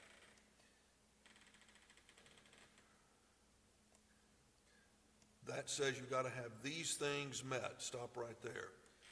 The then existing zoning must allow for retail sales on the subject property, or the property owner obtains the special exception, and adequate dedicated public parking. This is one that you may or may not agree with, but to me it would be wrong to, and that is a policy statement, not a legal statement, I'll admit, to require a restaurant to have certain parking and not make the same requirement of a food truck. Now, that doesn't necessarily mean private parking. A lot of our restaurants park on the right-of-way. So if you've got dedicated right-of-way parking, that too would suffice. In other words, if on Main Street there is a vacant lot where a building used to be or is not, and you have parking spaces in front of that exist, good to go. But just not pulling off the road willy-nilly where there is no apron. If you allow people to drive off the road without an apron, we've seen that movie several times in this building before, because that begins to break up our road at that location. And it puts people out on a grass surface, which we don't allow anybody else to do. So I would think you would apply the same rule. Driveway permit and apron addressed in B. If they want to convert a vacant lot into, that gives you the direction on how to do it. And then safety. This is one that Chief and I spoke at length about, and we open up later on where food trucks can park, but we're saying if an unsafe condition is created, and keep in mind, please, this is intended to be a temporary ordinance. I should have stressed that up front. The objective is to put something in place that allows you to do what you were trying to do. I was trying to follow your discussion from last month as to options you wanted to consider, so that while Jennifer Cota Salisbury works on our ordinance that gets everybody's input and all of the public hearings, we'll come back with a more perfect ordinance. This is not, I know that I am not going to, at the first blush, write a perfect ordinance, but this is a get-by ordinance, best I could do on a short term, to get to where you wanted, which was fix what we have right now that works, because it's not. Keeping going. Safety. Sometimes a food truck may park where it's not appropriate, be it, even if it meets this is a kind of the catch-all net, even if they park in a spot that this ordinance says, okay, they can park there, if it creates a traffic problem, if it backs up traffic, if Chief decides that ain't right, he can go say, look, you got to move. Now, I don't put in here, to me, if our Chief of Police determines this is creating a safety issue, that's not a debate we're going to have there on Main Street. He says move, they have to move, or else he will issue the warning and a $500 fine. I don't think, and keep issuing that fine. I don't think that's a debatable issue when public safety is at risk. We then go down into 1724, and we talk about sales on public property. I tried to get the low-hanging fruit easily, the things that we have allowed in the past that you seem comfortable with, at least past councils have, and put in to this, the obvious, Devane Circle. Park around Devane Circle, there's plenty of room. I put in park on the outside of the sidewalk and inside of the driveway where the people are served from the sidewalk side. Now, Mr. Chamber, you may want to stand up and say, time out a minute, we really want our food trucks inside the sidewalk. Just as one of the folks involved with getting the grant and developing Devane Circle, our intent back then was to keep the vehicles outside of the sidewalk. If you think that's a problem, say so. my level of care has come down dramatically. It's not going to matter to do it every now and then. But you can see the way I have crafted to keep it on the outside of the sidewalk. Stewart Park, to allow on the public streets along, around, and contiguous, serving customers from the sidewalk side only. Now that would include more or less parallel parking in more than one space. That's an area I don't think we really, you don't have a big problem with parking today. You may in the future, but again, this is a temporary ordinance. This is the debatable one. I put it in for your consideration. Frankly, I've heard so much about food trucks. I wanted to give you the broadest discretion possible. This does not mean you have to take it. You can say strike 3. But that is intended to say you can take any 2 parking spaces and put the food truck on the line between the 2 parking spaces so you've got room on both sides of the food truck. You may not like that idea. You don't hurt my feeling one bit taking that one out. But that would open up the entire community. We've got an exception for a 500 feet from any dedicated restaurant, not within 500 feet of a dedicated restaurant, but basically put them where they want. I put that in for another reason. This, in my opinion, is designed to open up the use of food trucks relatively safely, that won't damage anything, allows the public to see and try and do, so that 6 months from now, when you have the more perfect ordinance, we will know what evil we need to fix and prohibit. Right now, I don't, quite frankly, other than the one that comes so often and parks in an intersection, which I think is wrong, for a multitude of reasons, I'll let Chief address that law if you want to. I don't see a problem with food trucks. People seem to like them, and that's our job to make it work. It's my effort. If you go to the next page, please.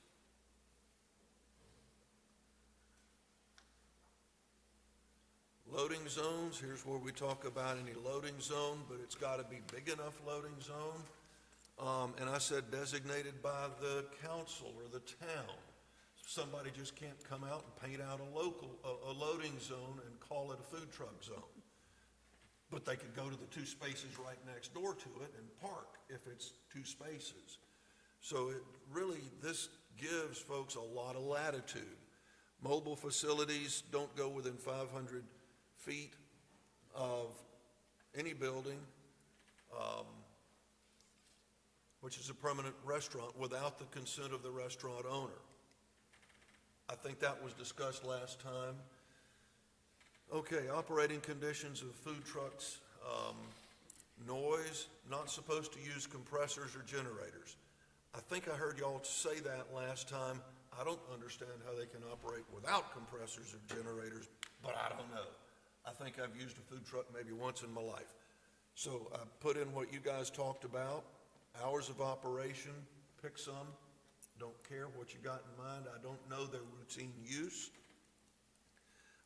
Heard some comment about don't let them come in and park here overnight, which to me that goes hand in hand, 7 and 8 together. Trash or garbage, we expect them to pick up their own and bring their own trash cans. That shouldn't be our town problem. Then go to C, if you scroll up a bit, please.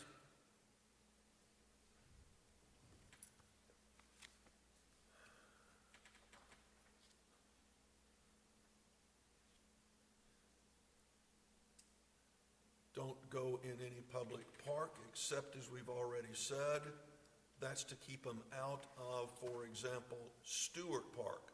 Park on the sides, same thing we've described in the other, and certainly our new park on Dow Hall. The following is, as Chief made the point, good catch, stay out of a handicap space. That also needs to be, I think that needs to be expanded to stay out of the handicap space and the hatched area that's supposed to be next to the handicap space. temporary structures on public property. This tried to codify what we've been doing. If you don't like it, you don't hurt my feelings. I was trying to catch what we've been doing. Dana takes the position, where are you, Dana? That this really needs to go through further vetting with all of the development heads and department heads. I get it. She's right. In a perfect world, I will acknowledge that. I was trying to follow your lead of saying fix this now while we study it and then go to the perfect ordinance. So I would invite any department heads, shoot at me. Go ahead. Next. I'll rest my mouth and stand for questions.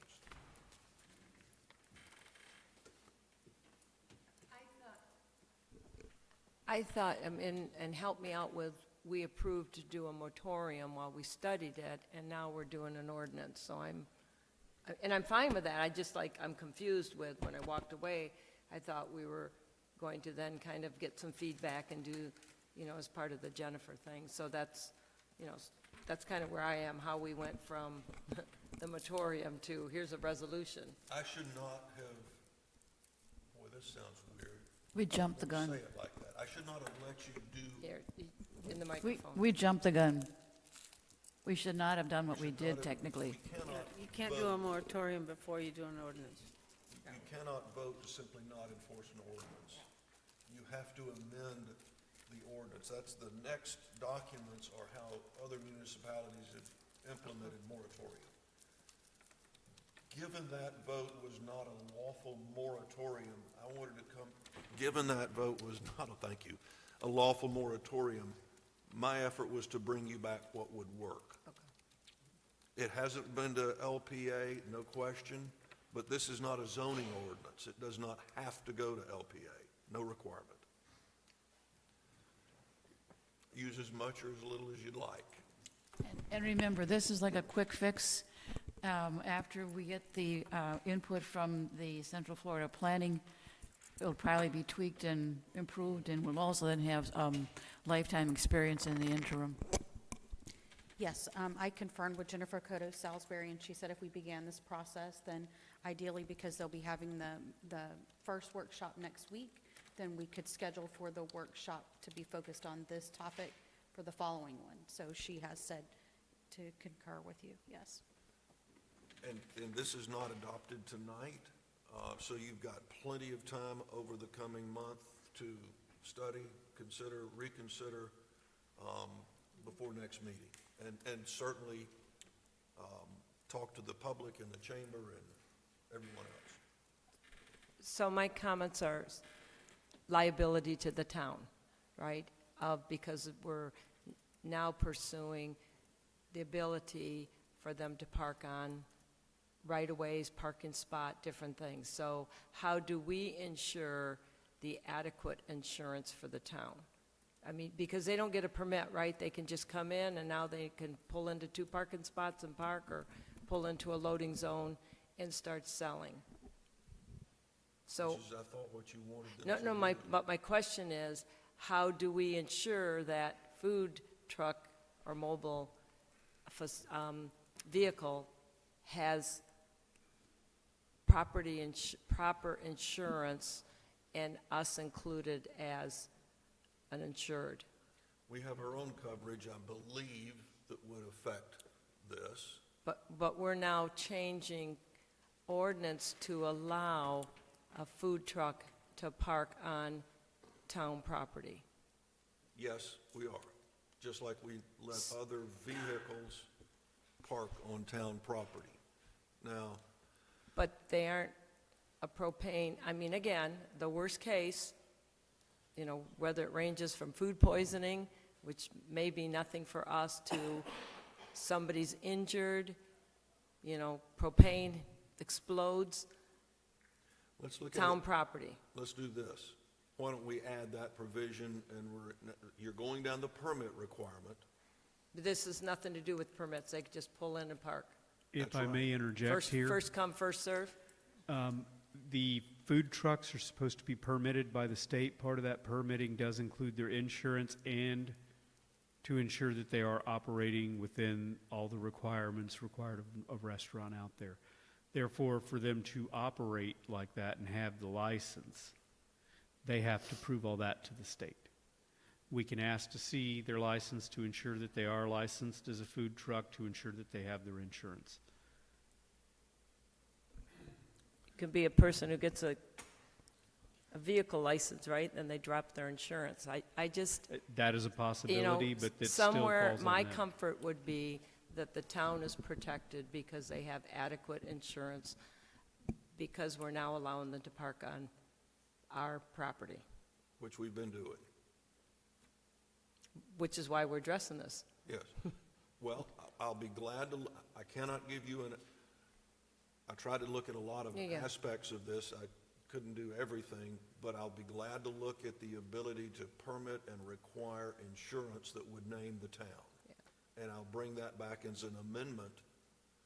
I mean, tonight, you could pass it, not approve it, pass it on first reading with direction to look at permits and insurance, adding permit and insurance for the town. I thought we were going to then, so this is an actual reading that we're going to pass versus I thought we were going to, then with Jennifer, she'll be able to help us. No, this would be this is first reading of tonight, because my understanding is y'all wanted something immediate. May I? So this is, like I said, a quick fix because it will take Jennifer 6 months or more to get something together for us. So this is an interim action. And it will allow the current food trucks basically to continue in a relatively safe manner, and then they're not going to get ticketed, or code enforcement's not going to come down on them and stuff like that. I think that's what we are talking about, and we can approve this, as you said, on first reading with the instruction to go back with what you just said with the insurance, and what else did you say? Insurance. And Insurance is the biggest. just the insurance. But yeah, I think that's a good point, but that in the permitting process of this, they would have to prove their insurance and have the town noted as an also insured on that process. So I would make a motion to that effect if you would like. I need to point out one more thing. Okay? You used the word, this would let them continue. There remains the issue in front of Ken's place, that Ken has said this is a loading zone and he puts food trucks there. Now I'm going to throw the chief of police under the bus. Chief has been telling me that loading zone isn't, and that putting parking in the intersection is illegal. Is that a fair statement, Chief? It's 100% true. You cannot park in an intersection. You cannot have parking in an intersection. Right now, where they're using that zone to load and unload, all the trucks that pull up there stop in that intersection. It's strictly prohibited by state law to stop, even for unloading and loading in an intersection. It creates a hazardous situation for all motor vehicle traffic there. So that should have never been a loading zone, is that what we're saying? Yeah, that never should So have been this allowed isn't a to be food truck loading issue, zone. this is a Yeah. UPS, anybody? Anybody, nobody should be stopping there at that intersection. I believe we have either a resolution or something where we said you can use the front as loading possibly temporarily until the back is fixed. Well, the back is fixed. I'll bring those determinations from prior council next week, or put them in the agenda package for you. I just wanted to flag, this would allow the use of spaces on the side, the use of either parking lot across the street, parking in 2 spaces. So there's plenty of room around Ken. But I think next month, if you adopt this, we really need to look hard at that loading zone concept, where it is. I would invite Ken, he's here, I'm speaking right in front of him, if you've got comments. I have some more, can we I'm have some sorry. more I'm questions sorry. on council first before? So we don't have Lake June Park. Shouldn't we add Lake June Park because we have the boat races and they bring in food trucks? Because your lawyer forgot. Okay, Lake no, June no, Park. that Let's wasn't, add it. that wasn't my, okay, so Lake June Park we should add. I'm curious on the 2-spot parking. So if they pull in and take over 2 spots, would they have the food on, there's no sidewalk side. Right now, they're going to have to, unless it's a back window that they could purchase from, they're going to be purchasing from, I almost think two's not enough. Now, that can be a question that could be answered, but I feel that a food truck, you know, a big trailer pulling right down the middle, you might have some issues with safety on somebody's trying to come to the side to get, and you've got a guy pulling into a parking spot right next to them. I don't If think, that's what I understand, on the two, they can take over 2 parking spots. but I think what I'm visualizing, and maybe I'm not visualizing this correctly, I'm visualizing them taking over 2 parking places, and they would parallel park between those 2 parking places. And I think it says with 20 feet on each side, and they would serve then, they don't serve out of the ends, they serve out of the Sidewalk. side that would face the sidewalk. That's what I'm seeing. So- Can do it either way. I assumed it would not be parallel, it would be angled. That's what and you said. crossing over the one line. If you read it differently, then I didn't do a good enough job making that clear. So council needs to direct me, do you want it angular or parallel? My assumption was that a food truck could fit on 2 spaces with room on both sides. Or if they serve out of one side, you might scooch him over a little bit so he's got more room in the free half of that space to serve. That is going to go back to the chief to respond, because I don't think 2 is really enough with people lined up to get served when you've got another car paralleling right next to them. Unless they went, like I said, unless they went The- parallel as opposed to going as the places are marked. And I'm that's- thinking they would go parallel. Yeah, and that's hard for them to even back in and park when there's already cars. They'd have to be coning them out, but I think they can do it. Parallel is fine with me. Do you want to? Parallel would probably work better, as long as you're serving from the sidewalk side, Yeah, not the yeah, roadside. 'cause I don't think going along with that would be good, just for Yeah. precisely what you said. You're getting in the way of people trying to park. And I don't know of any food truck that serves out of both sides. No. They Right. got to It's have. one window. They got to One have, window, yeah. they've only got one window on one side, so having it face the sidewalk, to me, would be Yeah. Absolutely. the safest way to do it. And then I agree with you, the generator, and that's again another Ken or somebody's question. I think most of them have some type of a generator, so I would hate to say you can't have a generator. I think we had that in here. Yeah, I don't know how they would do it without a generator. Unless they're operating on gas, Propane, propane. Propane. yeah, propane. I don't Yeah. know. And there again, we probably could say that's, that's okay as long as it's done in a safe and proper manner. Right, or then we might, or just pull it, because it Just says pull no that, yeah. generators, yeah. Yeah. Those are my questions. What did you say about the generator? Take it out or Yeah. leave it? Yeah, take because it it out. says Just mobile pull it. facilities shall not use Delete it? compressors or Yeah. Just generators. leave compressor, but you want to leave Yeah. compressor? I take think compressor out. I take them compressor, both out. compressor came from another town's ordinance, but generator we can take off for sure. You know, I'd say let's delete those provisions and give it as wide open a shot, and let's figure out what ills we need to fix. And see how it goes, And then yeah. Jennifer will do a much better job than Bert. Okay, Ken LeBlanc with Journal Plaza, 231 North Main Ave. So yeah, I looked through all of this and definitely have a few comments. Well, let's see here. 117-23C. I understand that, if you want to have some ability to find people, because otherwise, they could just blow you off and tell you to pound sand. So I get that. But to say that somebody who is being told to leave has 5 minutes before he gets fined $500, when it takes 30 minutes to set it up and 30 minutes to take it down, not everybody is in a driving one and they just jump in and drive. It's not that easy. Sometimes they're trailers and things like that. How it's just about one stop doing business within 5 minutes and pack up and move immediately? That's realistic. Because the Yeah. issue I mean, is- I would say, I could say you give a limit of 30 minutes before they have to be gone, because realistically, like I said, it takes 30 minutes to set them up and 30 minutes to take them down sometimes, But yeah, they got to stop, functioning. And then I suppose if you tell them they have to stop and leave, they're in the process of cooking food for people that's already paid for food. They probably need to give them their food so they can shut down their gas and everything else and stuff. So I think just realistically 30 minutes. I believe the intent behind that was to ensure that they don't continue selling more after. Right. I agree with that. Yeah, once you've told them you can't sell anymore, you have to leave, then they got to stop selling.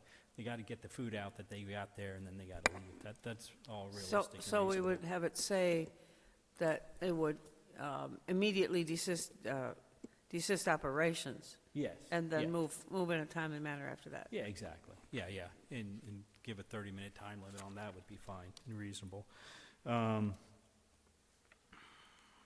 Yeah, the thing about 2 parking spaces, some of these things, if you park, I think parking parallel to the sidewalk always makes sense, right?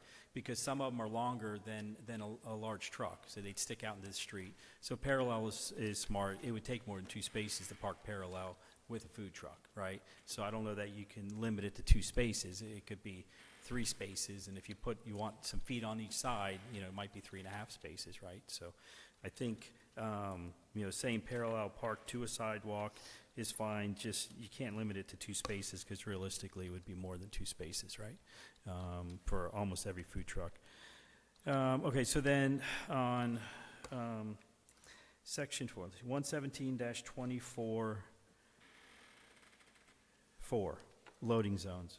So parked parallel to the street in any loading zone lawfully designated as such by the town council. So as a loading zone. So how is, a parking space lawfully designated as such by the town council? I don't know if the town council has ever lawfully designated any loading zones or not, So in this case, in front of the Journal Plaza, I don't know that you would call that a lawfully designated by the town council unless the town council accepts it as a loading zone, right? So what's the process for, there's probably no lawfully designated loading zones in the town of Lake Placid, I think, like that, I don't know.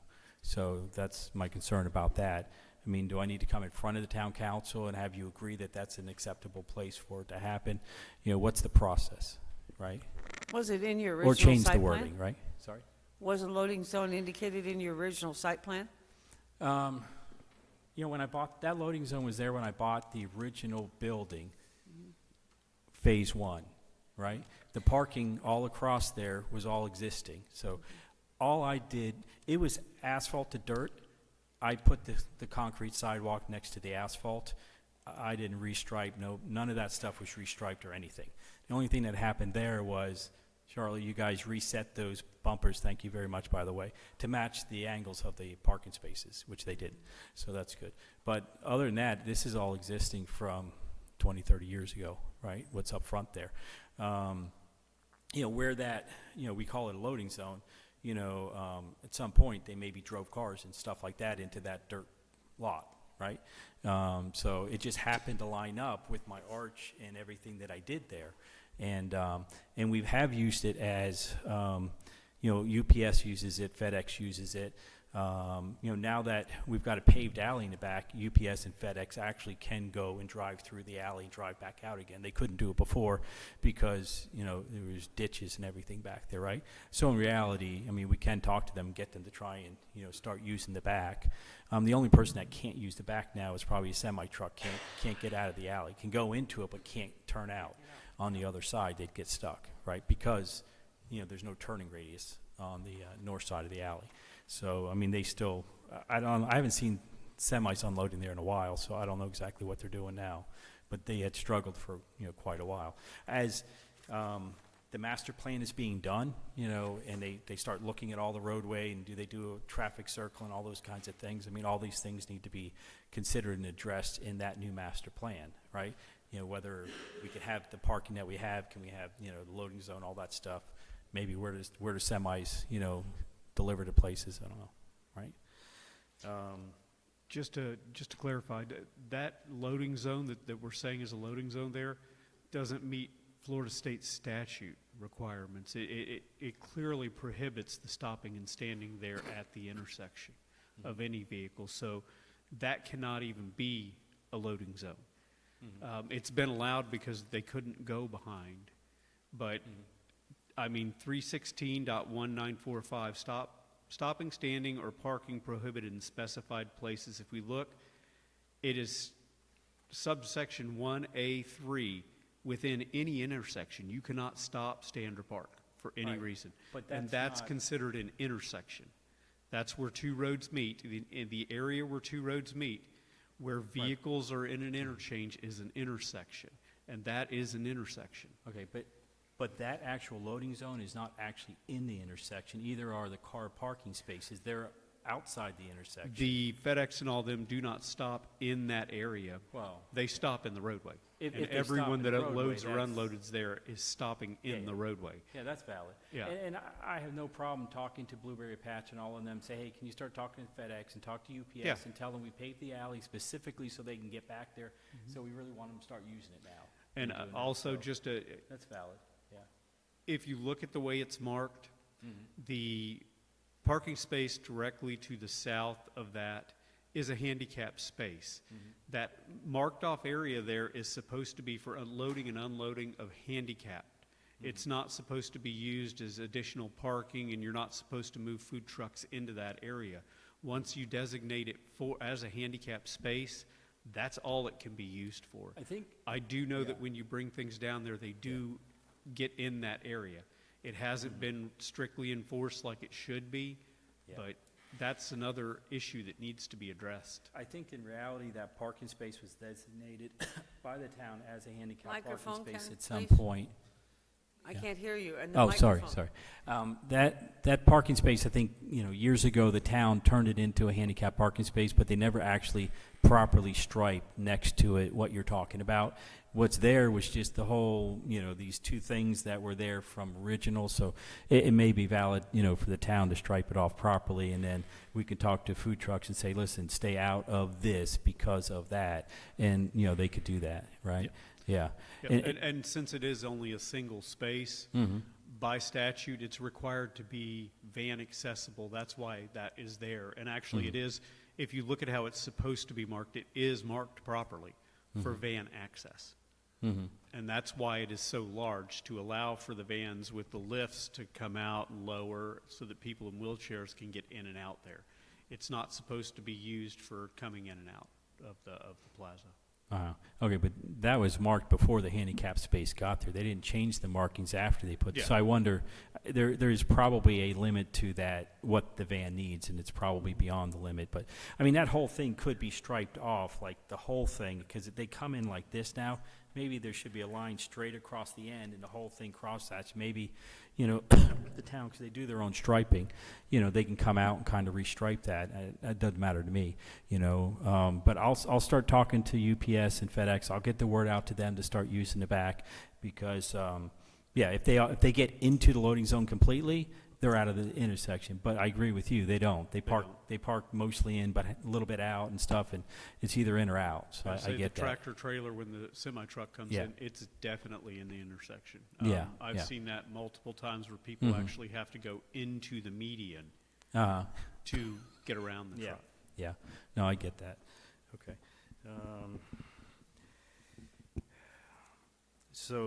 But going back to that, I don't know what to do about the lawfully designated as such by the town council, because I don't think it's ever been lawfully designated by the town council. So I think something needs to change in that wording, or we need to lawfully, come up with a way to lawfully designate it, right? Okay. Okay, existing restaurants, within 500 feet. The thing about the food trucks are, the food trucks, we tried moving the food trucks to the back, and they did like 30% of the business that they do in their front, the same exact food truck on the same exact day of the week. the food trucks are, they come with a vibe. It's street food. It's a cool, hip thing to do. And people see it and they just stop because they see it, right? And so it's not something that I think is like drawing business away from restaurants in the area. If anything, it's bringing more people to the area, and showing more people the area just by stopping. I don't think it's, reasonable to say you have to get written permission from all the restaurants within 500 feet. I mean, when a restaurant opens up, they don't have to get written permission from all the restaurants within 500 feet of where they want to open up, Yeah. After, when I was reading this, I went on Google Maps and did a circumference of 500 feet, and I think that is excessive. Oh, yeah, it's a very large area. I would say more like maybe 200 feet. Yeah, yeah. Well, I mean, the only one that's open at night when the food trucks come is Scoonies. And Scoonies is always open. I don't think Scoonies has a problem with it. Morty and Edna's sometimes is open, sometimes they're not. They don't have a problem with it. They say it just brings more business to the plaza and to them, So I don't think this is a thing where, at least at the Journal Plaza, the food truck is not competing with restaurants. It's just causing people to stop that don't normally stop, because they want to get the street food and they want to be part of that vibe, right? Actually, the Morty and Edna's person was here last council meeting and spoke in favor of food trucks. Yeah. They say it brings them more business, so. Okay, next thing. Yeah, the thing about generators, you guys already picked up on it. I mean, that's a poison pill. If you say no generators, then you say no food trucks in the town of Lake Placid. Every food truck that I see has a generator. And if they didn't, they'd have to plug a cord in, which have to go across the sidewalk and become a tripping hazard. So, yeah, I think that needs to go out. I've never actually seen a compressor on a food truck. We resolved that, Ken. Sorry? We addressed that already. Yeah, okay.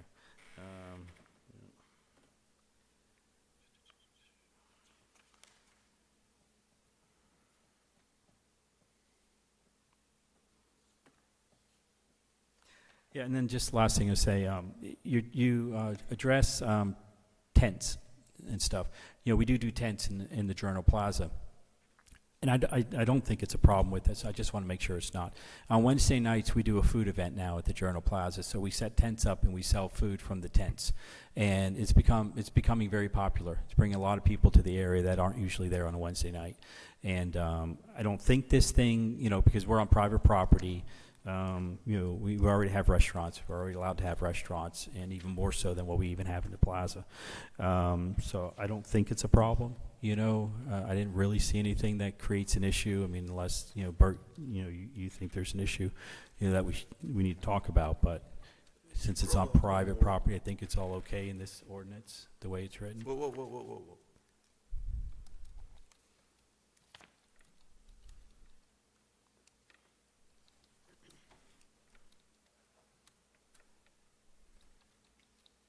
Go back in the other direction, go down.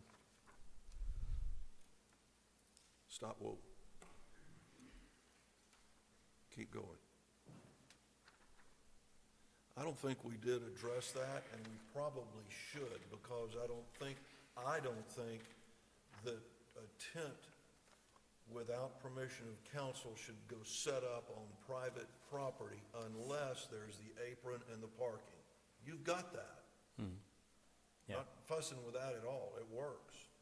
Yeah. But if there is go across the street from Journal Plaza and go to the north where you own some other land, if you try to set up a tent there, I think that should take, just like the mobile facilities setting up there. Yeah. You got to have the right zoning. You got to have an apron and appropriate parking. Right. Which in our case, yeah, if we were to set up over there, then it would trigger all of those requirements. Since we're in the Journal Plaza, it doesn't seem like it triggers any of those. So I think there's no issue. Journal Plaza. Yeah, is no fine. problem It with meets all those 10 tests. events. Yeah, okay. Yeah. All right, I think that's it for me. Does council want me to add the tent thing on private property, just like basically parallel to food trucks on private property? Zoning, apron, parking. I would like that.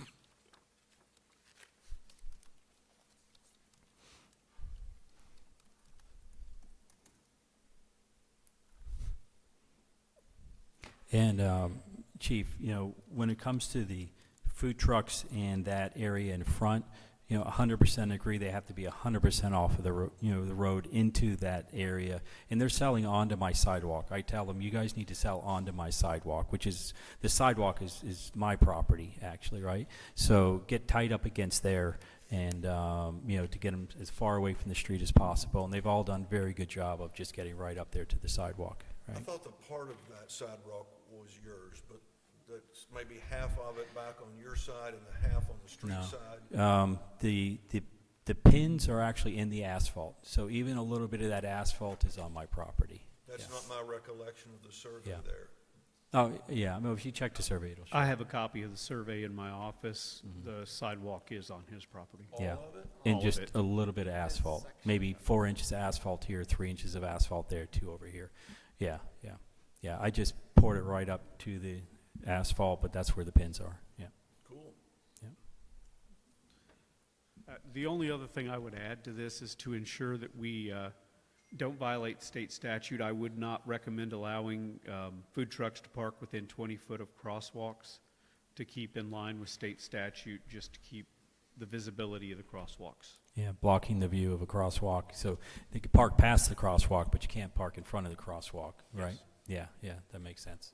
Not within 20 feet of a crosswalk. The state statute says not within 20 foot of crosswalk parking. And again, it's 316-1945. It's within 15 feet of a fire hydrant, 20 feet of a crosswalk, or 30 foot of any flashing signal, stop sign, or traffic control signal.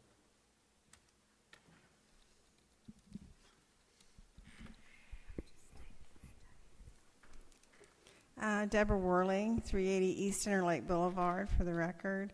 I'm down here because I am on the TDC, and now I've gotten myself involved with the soda water boat drag races that are coming to our town. So I'm doing this as an individual project to help the town and the event to get started and keep going on.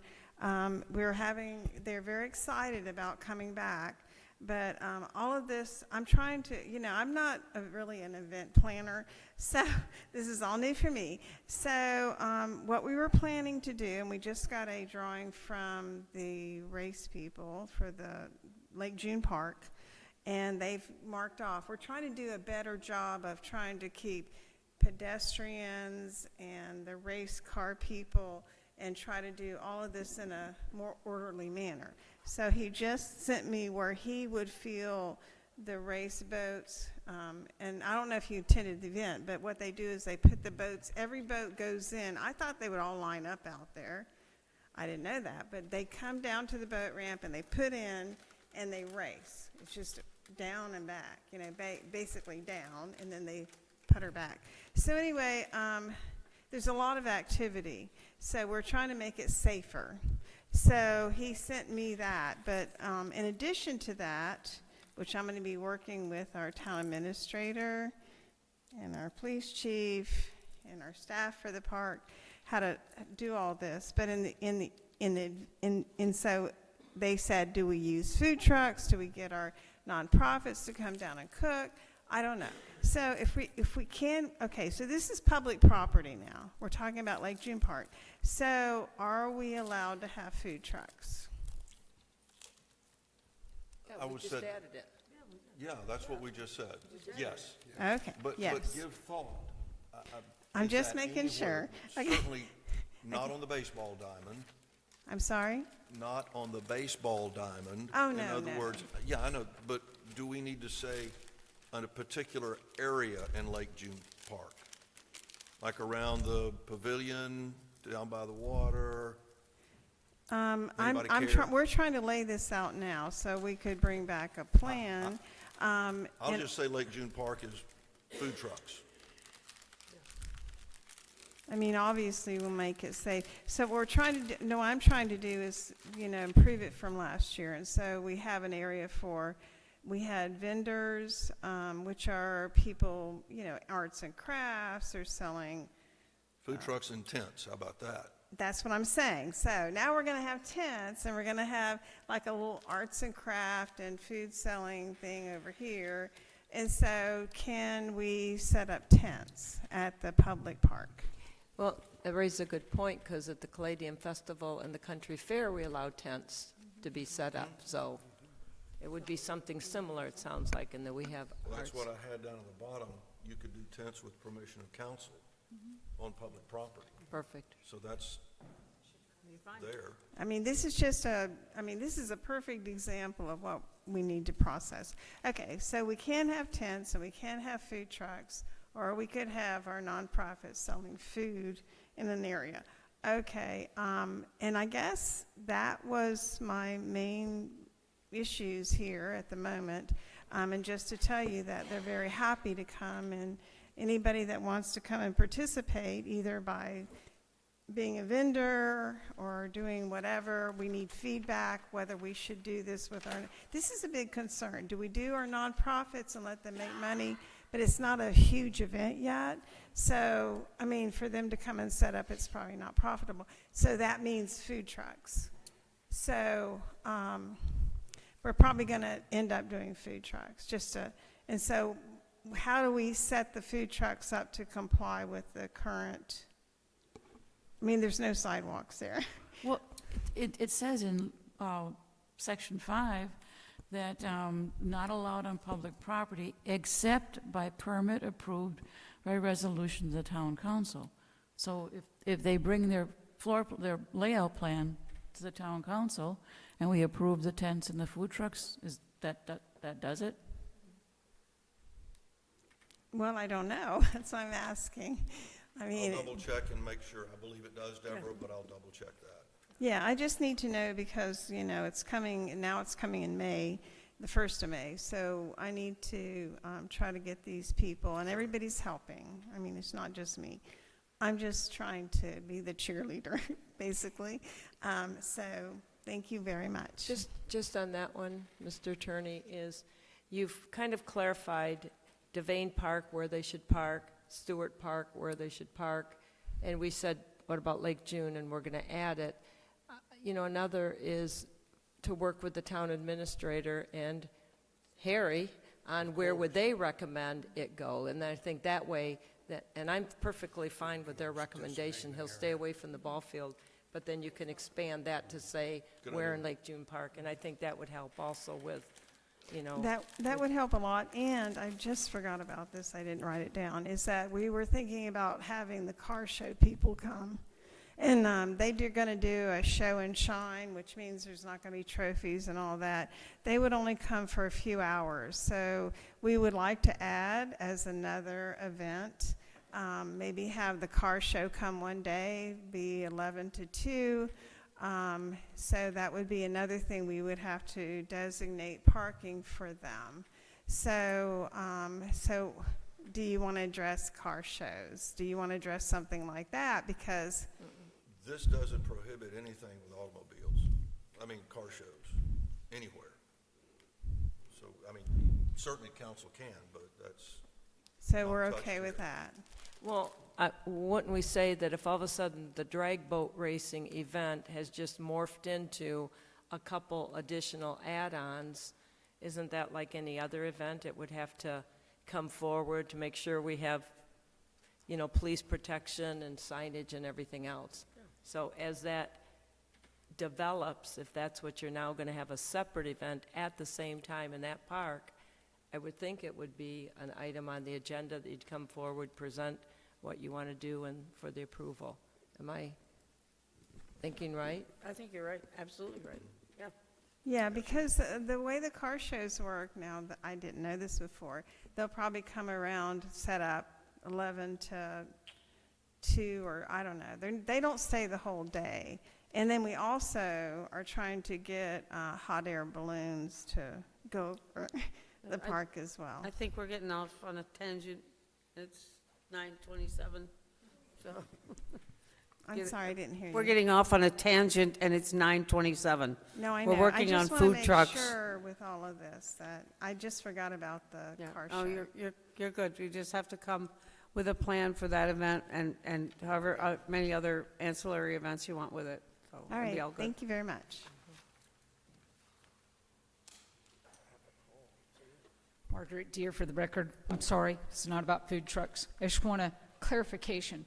The peddlers and solicitation, is that all solicitation? Because I'm thinking about the poor people that are starting to complain about, I've had a guy come to my house twice in the last 2 weeks about giving me a new roof and new windows and the solar people and all of that. So does that put the onus on the homeowner to have to put up a no trespassing sign to say, you're not welcome to come to my house? Yes, that's the way it's always been, though. For the Has it most always? part, if you don't want them there, you put up no soliciting, no trespassing signs. Then if they come on your property, it's trespassing after warning, they can be arrested for it. If you don't have those, anybody can come up and knock on your door. Okay, I just wanted clarification because I thought no solicitation was kind of part of it, or you couldn't do it without a permit. Awesome. No, but this has taken that completely out, right? That's a current ordinance. So to your point, though, is, and I get it for the no solicitation, no trespassing, but a lot of them are kind of illegal today because they're selling for another company. They don't have a permit because they're supposed to have a permit. So, how does if we're going to pull this all out, how does that revert back to It's those that are exactly coming the and same selling way we solar would get the complaint any other way. You have to call in to lodge the code complaint. I cannot initiate a code complaint without a complainant. So it's the same thing. If someone is out there selling something, unless someone complains, I'm not going to know they're doing that. I don't go up to people, say, hey, why are you going up and talking to people at that house? Right. No, my That's- question is, but now we've pulled that code out. No, I think, The peddlers- state statute still covers it. State statute still covers So it. that's state, Yes, that's what. that's covered under state statute. We didn't really need the code there Okay, that's a to whole different- reiterate what state statute already said. Okay. Gilbert Randall, Lake Placid, on food trucks. First question, why do you want to allow a business to operate on public property in the town of Lake Placid? And that's not rhetorical. Secondly, I owned and operated restaurants in Lake Placid for 21 years. 500 feet is not too far. The town of Lake Placid is sufficient. I don't know if you know the most expensive thing in a restaurant. Do any of you have an idea? No. An empty chair. And if you're eating at a food truck, you're not eating in one of my empty chairs. So I know and communicate with restaurant owners throughout the community who are not based in Journal Plaza. They do not like food trucks. That's taking money out of their till. Food trucks are great. I enjoy food trucks. Put them on private property. If you have a piece of property and you think a food truck is an addition to your business, put it on your property, not on public property. Because what all businesses now are you're going to allow in parking spaces. Are you aware in Lake Placid now, there's a mobile barber shop. Pretty cool setup the guy's got. His truck looks nice. Can he whip into Journal Plaza, park, and do haircuts? Because what's the difference? It's a business is a business. If you're going to allow that to operate on public property, I think you're opening a big Pandora's box. So I think you should think long and hard about doing that. Their food trucks are great. They have their purpose. They have their place. Publicly funded property is not the place to operate a business. From a liability standpoint, from your other businesses in the community, it just doesn't work. And Chief, unless it's changed in the last year, because I do have mobile food truck licenses, there is no insurance requirement to get that license.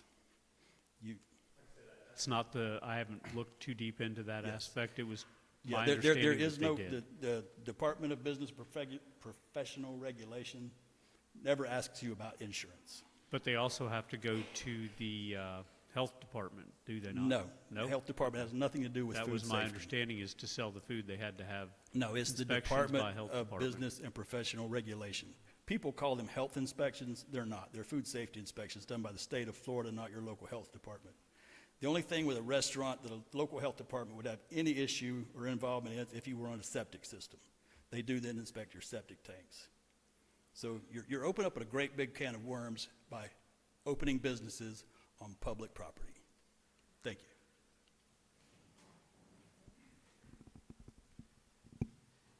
you. Just say one thing regarding what he's saying. I understand where Beef O'Brady's is, you know, in that plaza. If a food truck were to come pull up in front of Beef O'Brady's, you know, he would take issue with it. What we have is a venue. I mean, it's different than just a brick and mortar place. You know, we try and get people to pull their car over, get out of their car, come into the venue. And, you know, we have Tuesday movie nights now at the Journal Plaza. Wet Dogs is showing movies again. You know, we do the food events. You know, we have all these things we do to get people, give them a place to socialize downtown and give them options, you know, for places to eat, places to drink, things to do. You know, I think it's different than a simple brick and mortar place that's, you know, in a strip on 27. You know, we're in a historic downtown. It's all about giving people a district where they can just say, I don't know where I'm going. I'm just going to park there, and I'm going to go find some place to eat, find some place to drink, find something to do. You know, and that's really what we've tried to create downtown. I think we've been very successful at it, and we're trying to build on it and just make that district bigger and expand it and try and get it to go down the street more, and then hopefully get it on the Interlake, you know, and things like that. So, you know, I think if you're going to say we're going to do a 500-foot radius, and anybody who wants to say they don't want one, we can't have food trucks within 500 feet. I mean, you're blowing our, you know, you know, what we're trying to create there. I mean, it's like I said, I don't think. I mean, Morty Nennis, who's in the actual plaza, says it brings them more business to have a food truck there, right? It gets a different type of person out of their car. People who want that, you know, food truck vibe, you know, street food vibe, that kind of thing. It's just different, right? So, yeah. So let me just ask a question then. If we said that the food truck had to be on private property, and we're talking about your private property, although we're making this for the town of Lake Placid, not just Journal Plaza, but if it were for your property, and let's say the Boxer, whatever it is, truck came, would you put it on your new AstroTurf? I can't. It'll ruin the AstroTurf. Okay, I so can't park cars on it. you wouldn't put it, where would you, if we said it had to be on private property, where would you put it there? Would you put it there? I don't know that we could, you know? Okay. Yeah. Now, if you guys were to say, I'd like to create a permit process, and Ken, I want you to pull a permit for that loading zone, you know, pay $100 a year or something, and then you have to manage the people that go there, if that's legal or allowed. You know, that makes sense. It's not a big, you know, a difficult thing to do, because it's created some kind of process that makes everybody happy, in which case I could then make sure they have insurance certificates and give those to the town and stuff. I'm open to doing something that works, but I don't know if it's legal. Would you include with that a personal indemnification of the town? I don't know that I could. I mean, I don't know. I'd have to talk to a lawyer. You know, I don't know what that means. That puts you at responsibility, not just your insurance. Yeah, but why would the town be? But if you put me responsible and I have no way to cover myself for that, if I don't have insurance that's willing to cover on your property, I don't know that I can make you. Well, the town has insurance limits as well, Ken. I know, so you charge me $100 a year and I pay the permit fee, and, you know, it goes towards your insurance policy or something, I suppose. But I don't know that I can insure myself for your property. You can't. Okay, then But I you don't can think I could indemnify sign a us. hold harmless agreement, because then I'm signing away everything I got and I have no That's coverage right. for it, right? But that's what you're asking the town to do. Well, the town has insurance for town's property. there are I don't limits. have insurance for town's property. I there are can't insure limits. myself for town's property. So, I think we just have to be careful that we're not crafting an ordinance for the plaza. We're crafting an ordinance for the town, not just the plaza. I agree with you. I get that. No, 100%. I get that. And, you know, and I do tell them to sell onto my sidewalk. So if somebody falls and gets hurt on my sidewalk, I have insurance, you know. So I tell them, you know, pull your thing up to my sidewalk, sell onto my sidewalk, and the garbage comes onto my property, you know, and all that stuff, right? Yeah. Okay. After you, can we hear from I also want to hear from the merchants. Pam Fentress. I feel like I'm in the twilight zone with this discussion. I'm sorry, because I've come to these meetings for decades. And so this is an ordinance townwide. It's not for one specific area. I think you're creating the wild, wild west, and things that are going to happen after this.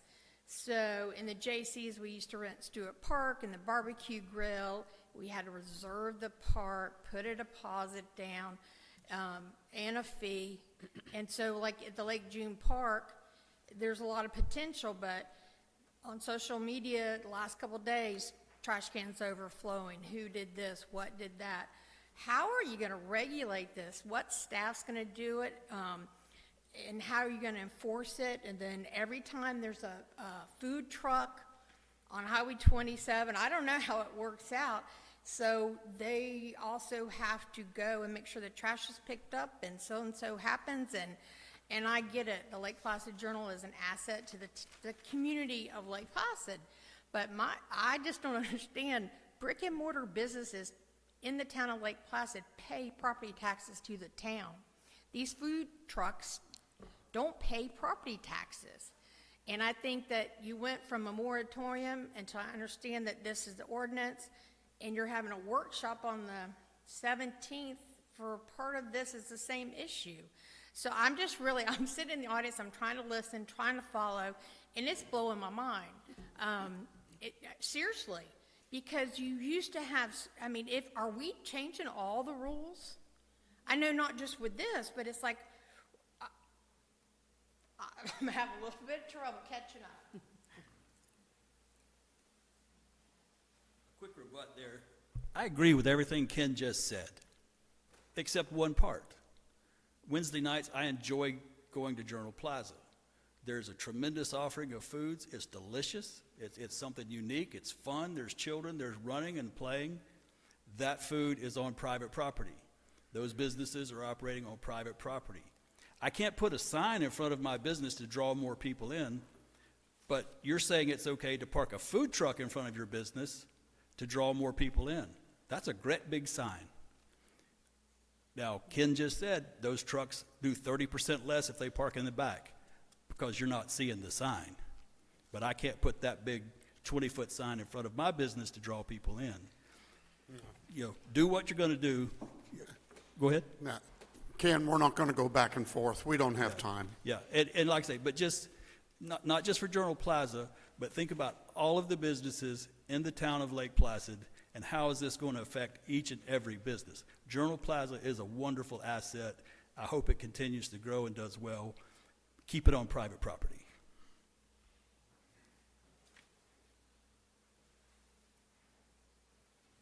Good evening, Ken Anderson, New to You Furniture Emporium, and I work closely with Friends of Lake Placid Business Alliance. First question on behalf of New to You that I thought I had answered, but some of the questions tonight raised a question in my mind. As a business owner on Interlake, where all of the parking is owned by the town, it's not owned by the businesses, are food trucks allowed to pull out in front of our businesses, parallel park, face the sidewalk, and block my business from Be under this. from views? You know, that's a good point about the Wild West and so forth.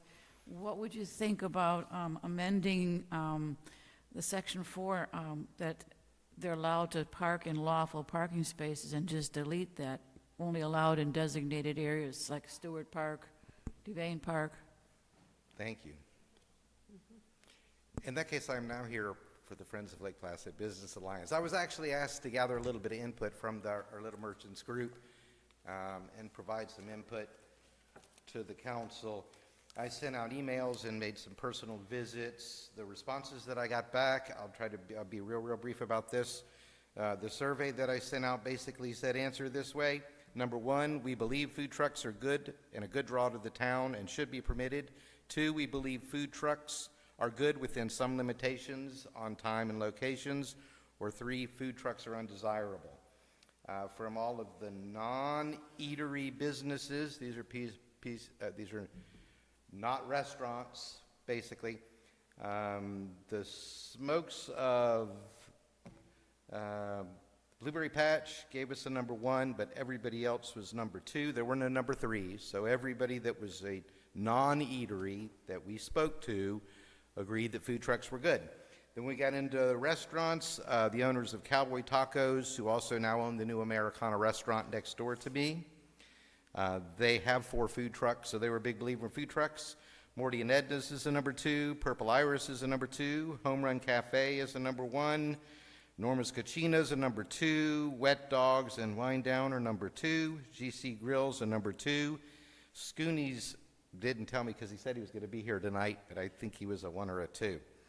I did have 2 people that gave responses that asked that I share them with the council.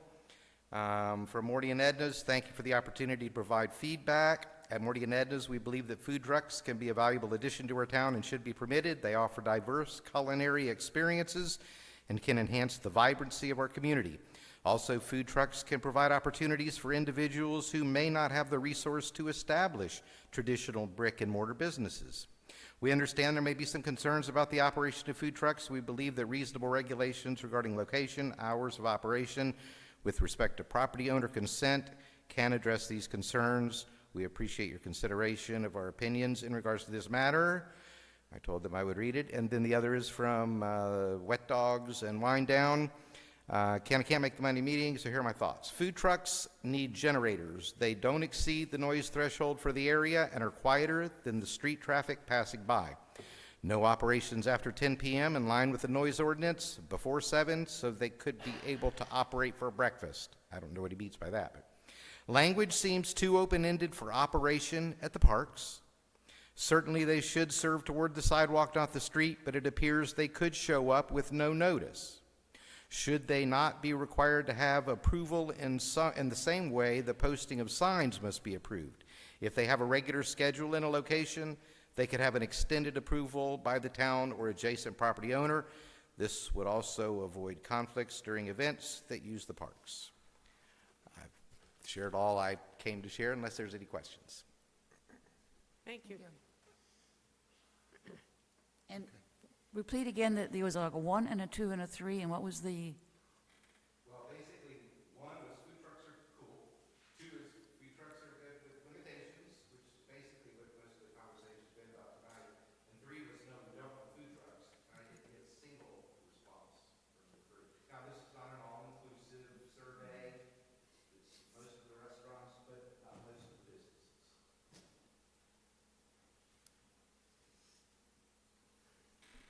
May I speak as a business owner?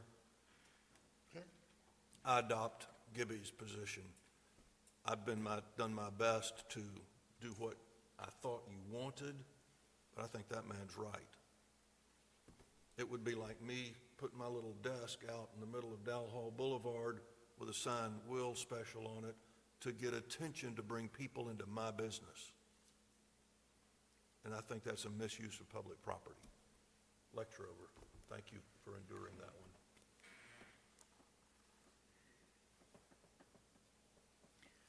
Okay, so what do we do now with our dilemma? One quick question.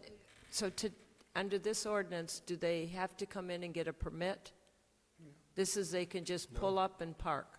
Yes, So that gets back to we don't know if they have insurance or anything like that. but we're adding that. Yeah, we're gonna, but they don't have to pay for a permit or anything. So we don't know who's gonna come when and.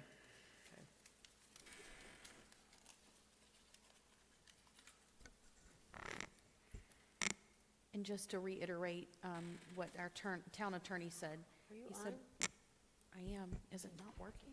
Not on. Is it? Yeah. Is that we don't have to adopt this tonight. This is the first, and then we come back for the second, which gives you time to think about it. It's a tough issue. It's a tough issue. I would be interested in what do the other cities do. Do we know what Sebring and, and the answer is what? Well, it's in the packet. So what is it? Well, they approve them. Okay, that's all I needed. They approve them on town property? I've got the packet all printed out, it's right there. Oops, I just passed it. Does anybody know or no? Wauchula has one, and I looked at, I think Sebring. Yeah, Sebring is right here on page whatever I'm at, 202.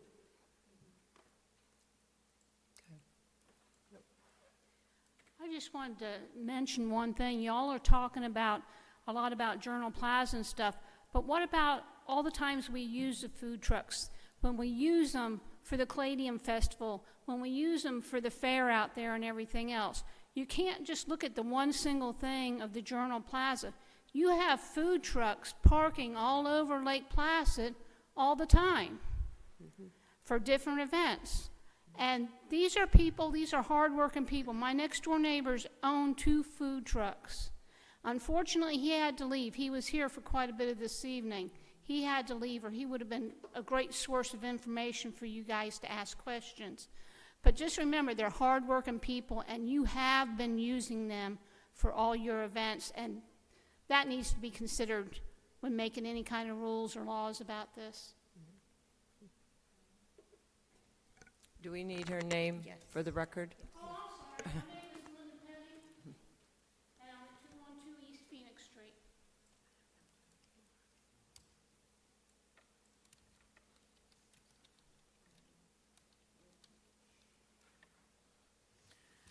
Well, if there's nothing else, would you consider a motion from me that we revise this, incorporating the comments that were received tonight, and present it again, and then, then that would be a month from now. In the meantime, we have the 17th meeting. So make a motion to amend this, considering all the comments. I'd second that. Okay, we have a motion, a second, further discussion?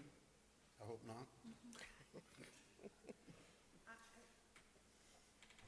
I just don't know, we can, all the comments, so, Okay. Well, I could, yeah. should I reiterate them, or do you want to go off the recording? Okay, what do I have here? Starting, the attorney will address wording to indemnify the town for damages.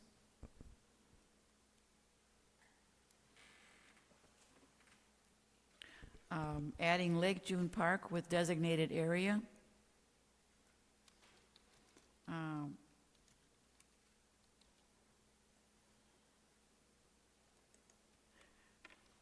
Okay, 117-24A3 revised to specify parallel parking.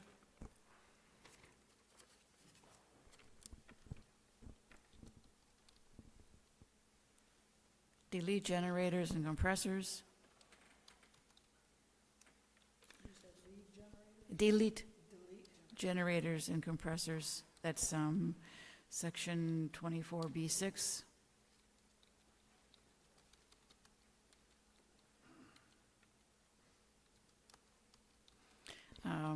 Amend 11723, section C, to or amend it to modify the 5-minute limit.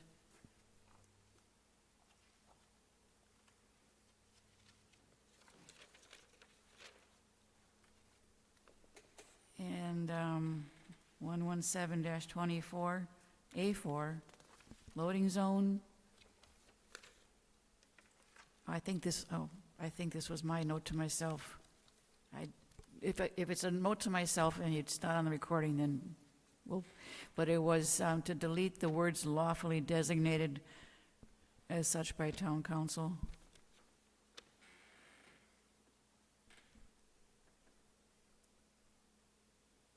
Add restrictions related to tents on private property.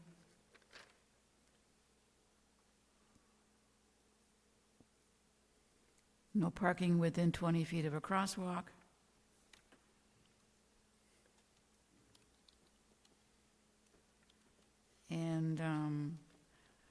suggested, I don't know if anybody heard me, it was to delete number 4, delete 117-24, A3, delete lawful parking. Let's see, that was, delete section 117-24, lawful parking spaces.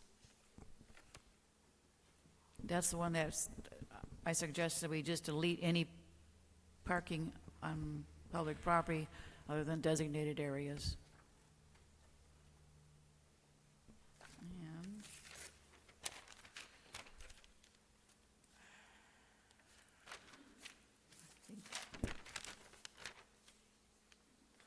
okay, that was it.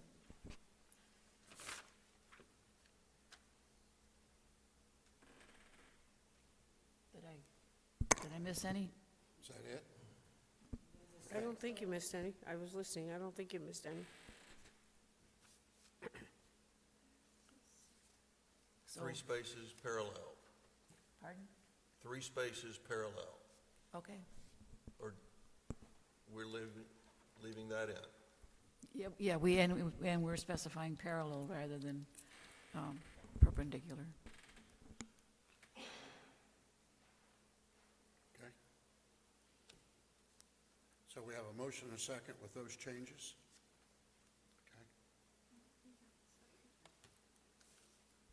Okay. Any other comments from the audience?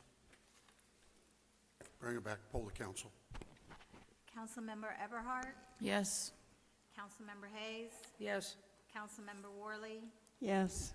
Councilmember Charles, Based on a lot of the good input today, no.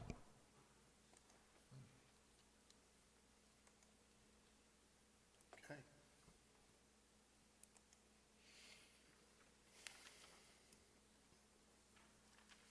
So where are we at now? 5A, okay.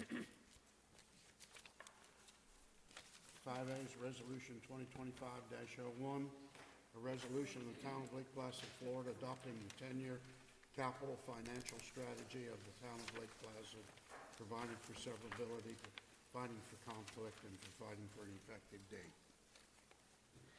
Thank you, Dana Riddell, Town Planner. For the record, we are asking for this resolution number to be changed from 25-01 to 25-07. Let me wake up the mouse.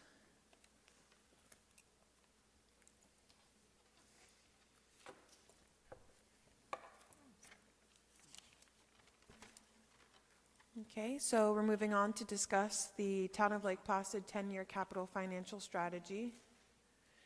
This modifies the 10-year capital financial strategy through fiscal year 24-25 through 33-34, provides for updates to the 10-year capital financial strategy of the Town of Lake Placid as required by our comprehensive plan, and places it in the technical support document of the town's comprehensive plan. This ordinance is included in your, this resolution is included in your packet. And it has been amended to reflect the changes to the CIP that occurred last meeting. It sounds like based on the amendments to the CIP that occurred this meeting, we should probably do motion option number 2 if council's in agreement, which would be move to approve and adopt updates to the 10-year capital financial strategy of the Town of Lake Placid 2030 Comprehensive Plan Technical Support Document by Resolution 2025-07 with changes as follows. To update the funds for sanitation and the cemetery to be accurate.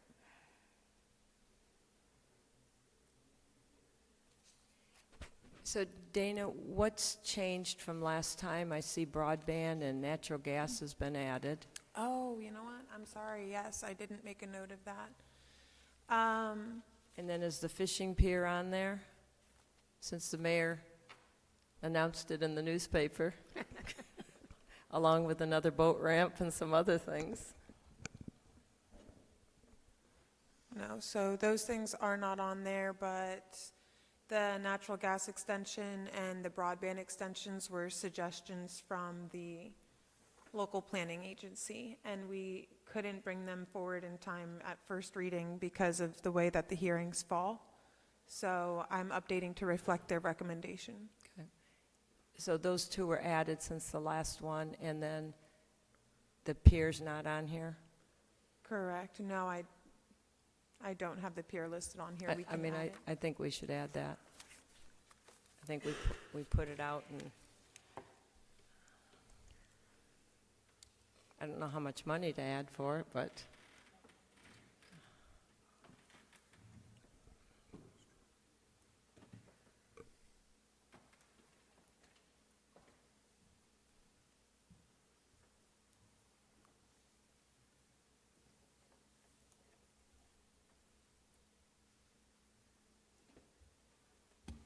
Can that go under FERDAP? Can a peer go under FERDAP? Kevin, do you know that? it would only be 200,000, right? You'd have to find. FERDAP is a max of 200,000. It is, you can apply for a fishing pier as part of that, but you can also apply for a fish and wildlife grant. But if you're asking about a price, I don't know that 200 will cover a fishing pier. It's a guess. It's a very wild guess. What, I didn't hear what the guess was, Kevin? I think you'll be more than 200 to build a fishing pier. I agree. Yeah. But you could do it in addition to other things, other grants. Yeah, I mean, you're going to request, I would expect you would request funding from Fish and Wildlife. I Right. think that's how they funded the Bishop Park Yes. Okay. ramp. You're going to run into issues, just personal opinion. The only place to put the pier is next to your swim area, which is kind of where the other one is. It just sticks out far enough. And you may stick it out far enough that it's not an issue, so. Right, similar to Bishop Park.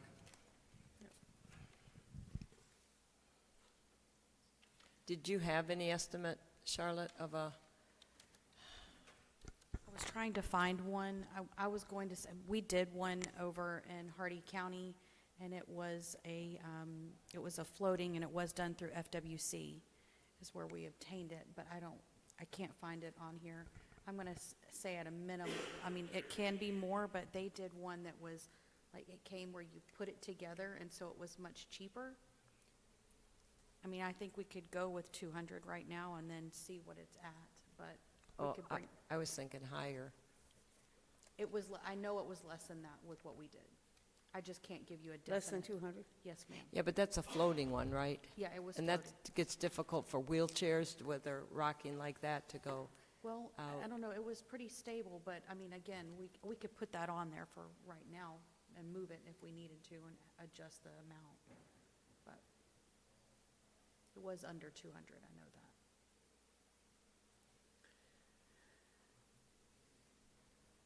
If that was what was mentioned in the newspaper, wasn't that in relation to TDC grant funding? So would we be citing TDC grant for that?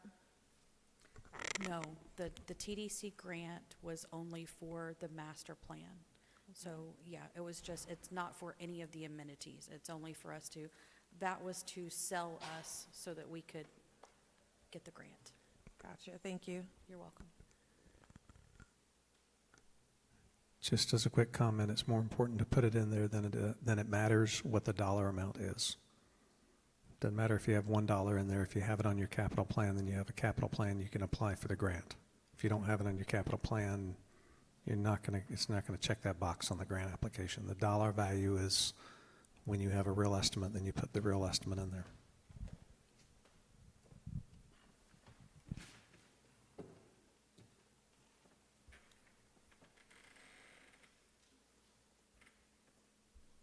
So based on that, and based on your estimate, Charlotte, let's put 200,000 in, and then we at least got a placeholder, and then we can go from there. What year do you want to put it in? I thought we had it in the 6th year, just to start, because it's not in the 5-year CIP, so we said, let's put it in the 6th year. That makes good sense, yep.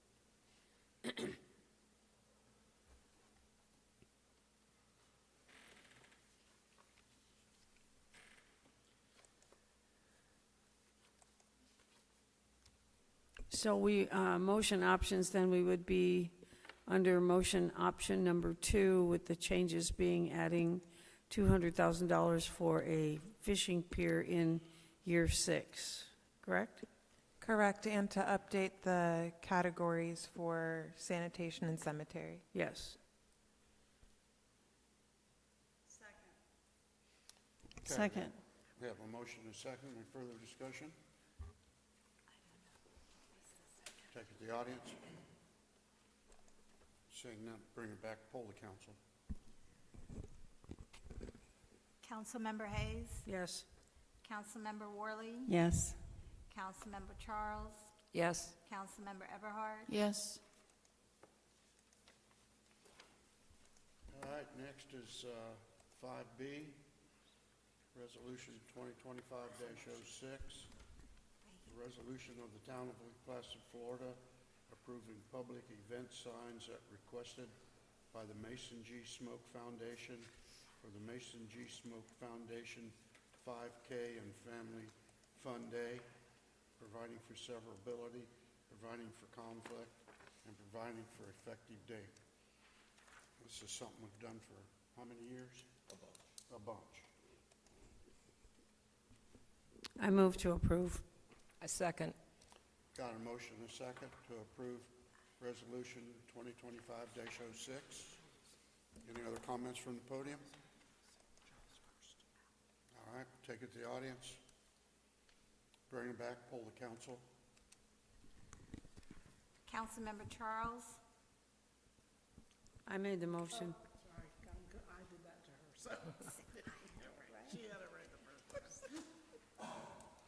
I'm Hayes, she's Charles, she's on the end.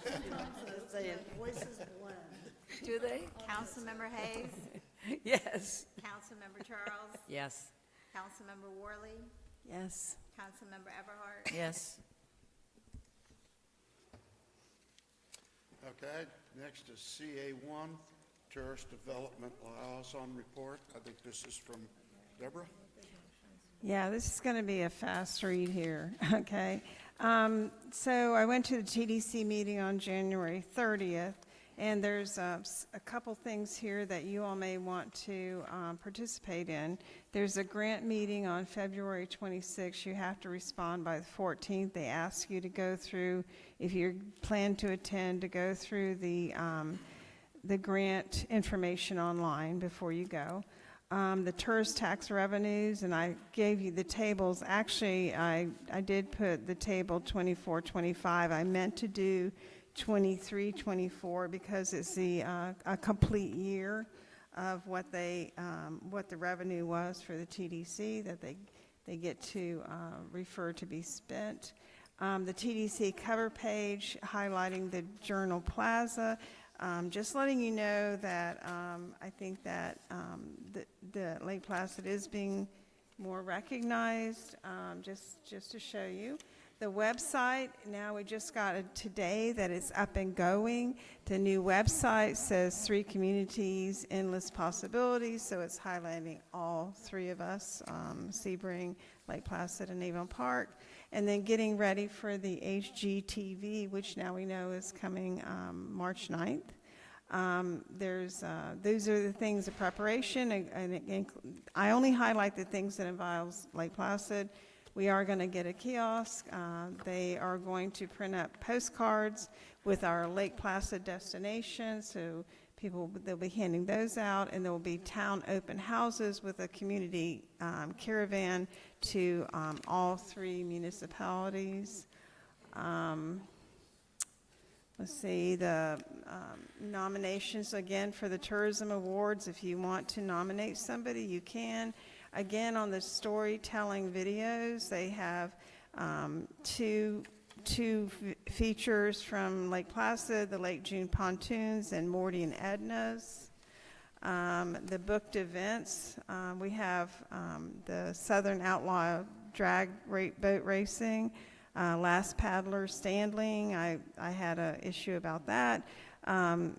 With Casey, she said it's not for sure, but I think everything we know with grants and any kind of planning, events don't always happen. So, in the Spartan races, our December 25th, they credit those with Lake Placid, but there is some controversy which I'd like to bring up next month. And then with the grants, Bishop Park has been awarded $50,000 for 3 years to do a lake park with inflatable, yes, a water park. And so that was granted. Again, Casey sent me an email. She felt like I didn't do a good job on this. So she said, she basically said that I need to tell you that even though the water race was approved to be moved to May, all of these grants, everything that's done by the TDC is advisory, and it has to be approved by the county commission. So just so you're aware of that, she wanted me to let you know that. I think we did. But anyway, and one of the things that I thought was really positive was the entrance signs to Highlands County. You can see that we approved a new sign with letters 6 inches in dark. I think it makes a big difference. And I think that we're working through all of this, and maybe we will get to the HGTV that we all work together, and it's all good for Highlands County and good for all of us. That's it.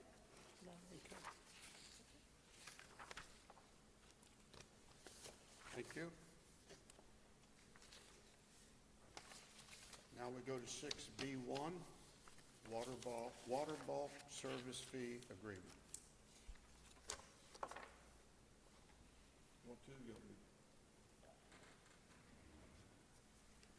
This is a duplicate, more or less, of the bulk service fee agreement we did to finance the costs, capital costs of the sewer project, but this is the water project running potable water to the Lake Placid Camp and Conference Center.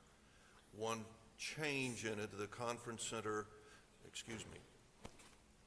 because this is a grant loan, some of the grant is used to discharge part of the loan, but it still leaves debt that is actually town debt, because the conference center could not apply for a grant, so we did. So the town is secured by a bond posted by the conference center on the sewer line. They have asked to change that from a bond because it's a special type of bond, I suspect rather difficult to get, and they would put up a cash bond. I recommend you approve that change and adopt the bulk service fee agreement. Nobody knows what this project is going to cost. We've got engineering analysis and estimates, but it's not been bid until it's bid, and then we get those costs, and we know the interest rate from SRF. Only then will we be able to put the financials together. So we will be coming back to fine-tune this at a later date. But this agreement is needed to be executed by us in the conference center and dispatched to FDEP as the next step. They're all waiting on, the DEP is waiting on this agreement. Kevin, what have I missed? Dr. Wilson's here tonight. You saw me go speak with him, and that was he agreed to ask the council will adopt with that one change. Do you need the option to go back to the bond as opposed to a cash deposit, or are you comfortable cash deposit? And as with the bond, as the debt comes down, the cash deposit would come down as well. I believe we did a little bit more than the actual debt. Was it 110%? If we could equal the same little bit over, because that covers our cost in the event of a catastrophe economically, but just convert it from bond to cash.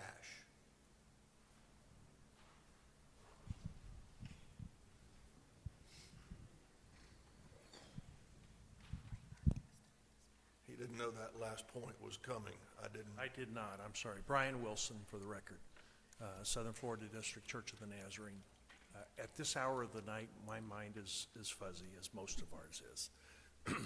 And as I expressed to Mr. Harris, some of these things I've not seen. I work with the board, so any agreement has to go to my board for approval.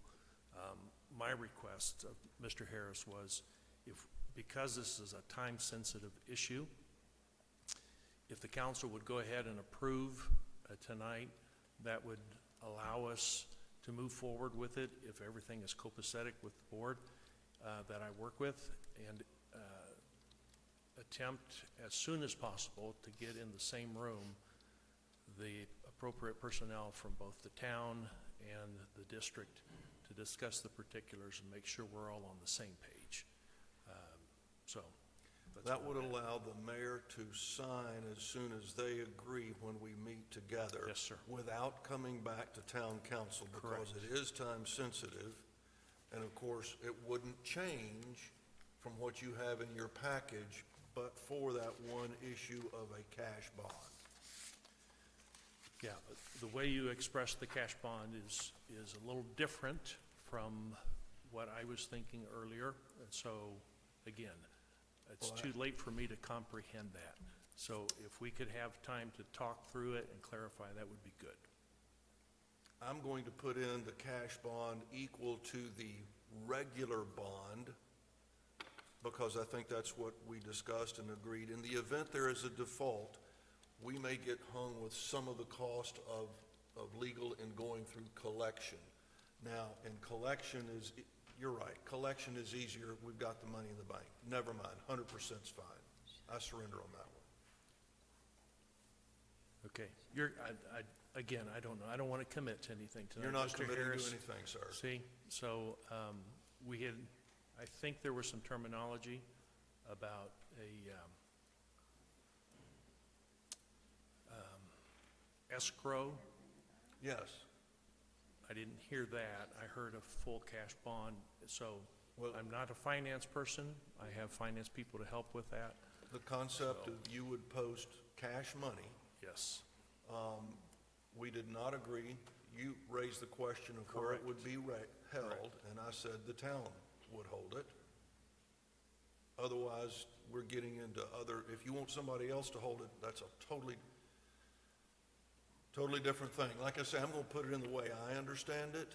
If you don't like it, don't sign it, and we'll come back next month. You're presenting to the council. My preference is go ahead and approve it. Let's get all the parties in the same room, get on the same page. If we need to come back with fine tuning, that's fine. All right? I agree. Thank you. I have just a couple questions.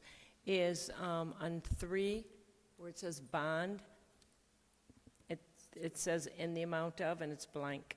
So, you know, of course, I'm not comfortable signing a document with a blank dollar amount. So is that intended to be blank? I would put in words that say the bond would equal the total amount of the debt adjusted annually. Okay. So that you're- would go in that spot. Yes, ma'am. Sounds good. And then just back to the comment that was just made, so that we get a deposit in the town, we should designate it separately. You know, if it's not going to go in an escrow account and it's going to go into town, so that it's like a separate account specifically for that deposit and not to be in the general fund or anything. Absolutely. Maybe that's implied, but Absolutely agree. It has to be in an absolutely separate fund, for that purpose only. which is, yeah, that purpose only, held in escrow, period, full So stop. we are going to hold it in our escrow. Unless he comes up with a different suggestion between now and a month from, under these documents, yes, ma'am. And then, is there, as the town attorney, any risk in us approving this document to go forward that you can see? There's always risk in any construction project, but they're covered because their full faith and credit, as I recall, is pledged as well. This is not just the debt, but it's their project. That would be main concern I would have is if construction goes sideways, and it happens. There's also in the contract documents is a performance and payment bonds that the contractor has to put up. So the construction of the project is covered under that contract. This is the debt service after the construction of the project is complete. Kevin's correct. So that mitigates that a lot. I recommend adoption, in other words, to your point. That was going to be my last question. Do you recommend adoption? Absolutely. You've already done this before, just about identical in the sewer project.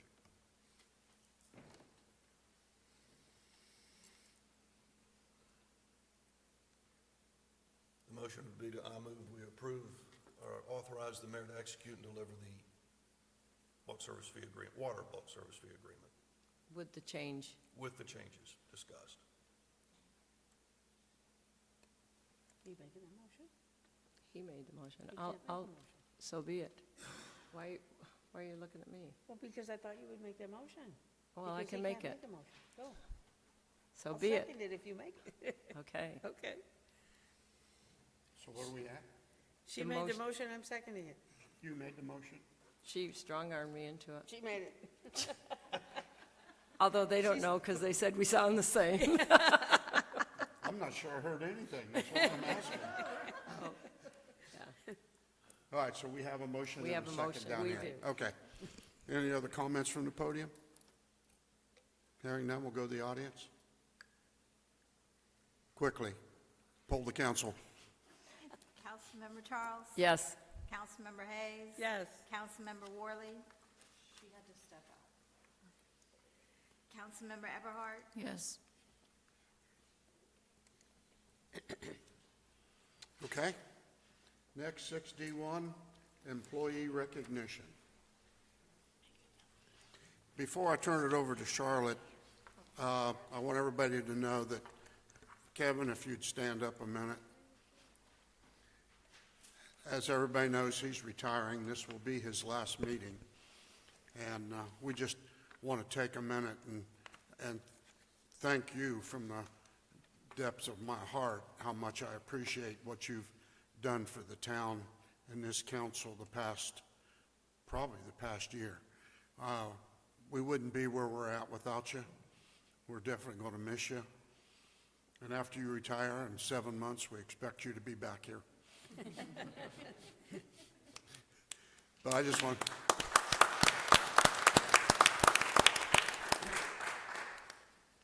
Your expertise will be missed. Okay, you may go. This was actually placed on the agenda by our finance director, our human resources director, our wear many, many hats director, Rachel Osborne.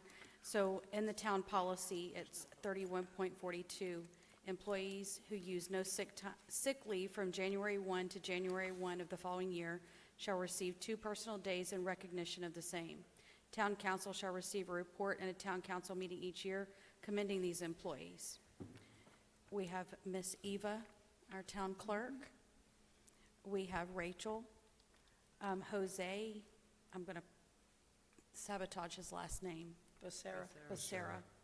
Miss Anita, and she was here earlier, she's gone, and Jonathan Perez. So we'd like to commend all of them for, Perfect attendance. yes, very much so. No motion required. While we're there, if I could go ahead on the anniversaries, because on our anniversaries, if you have seen that, but Rachel is on there with our, with 21 years, and I think that should be duly noted. I mean, Very good. 21 years. I was trying to see, then we have Gary Cooper, he has 13 years. Jose again with 9 years. Then we have Michael Asbury with 8. And then we have 2 employees who have been here for 2 years. And then we have 2 employees who have been here for 1 year. And our town engineer is one of them, so congratulations.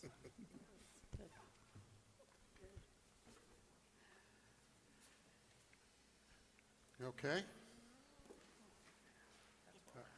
Next is 6D3, service territory and line extensions. Okay, I'm going to make a quick comment since this is my last meeting, and this is, I think, 10 months of close to 5-hour meetings. I think the council should seriously consider moving their meetings earlier in the day so that you have important things that are not rushed at the end of the night. Just a comment. Service territory, so we have two things that are coming up, and I'll just get to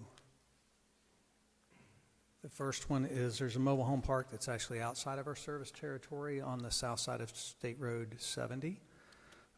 They are very interested in working with us, originally only on the water when it was a 290-unit mobile home park, and then very recently they requested a wastewater service which would free up property and allow them to work on a 382-unit mobile home park. So the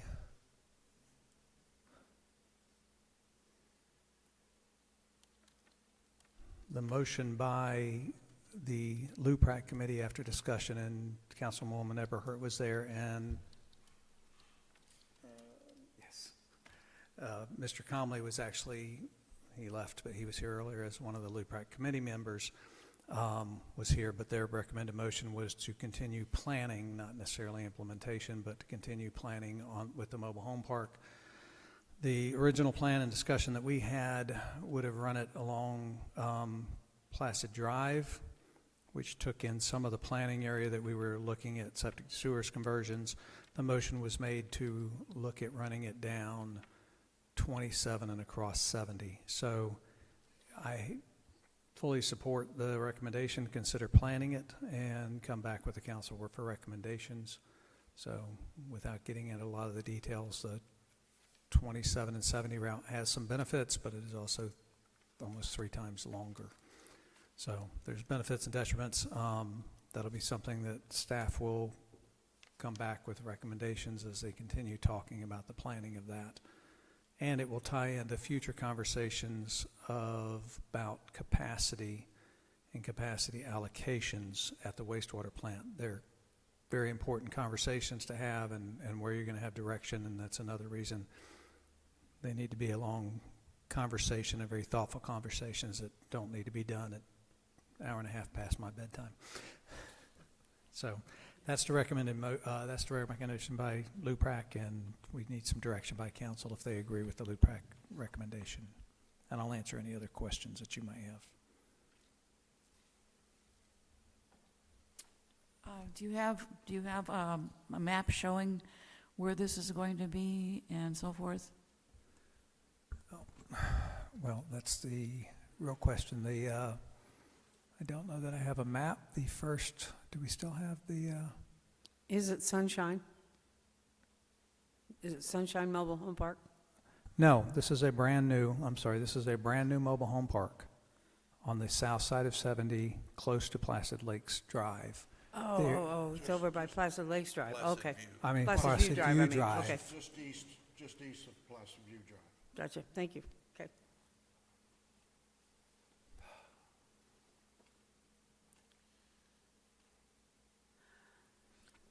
Is it still And I believe, that we had at the LUPRAC meeting? I think this is outside of our planning district.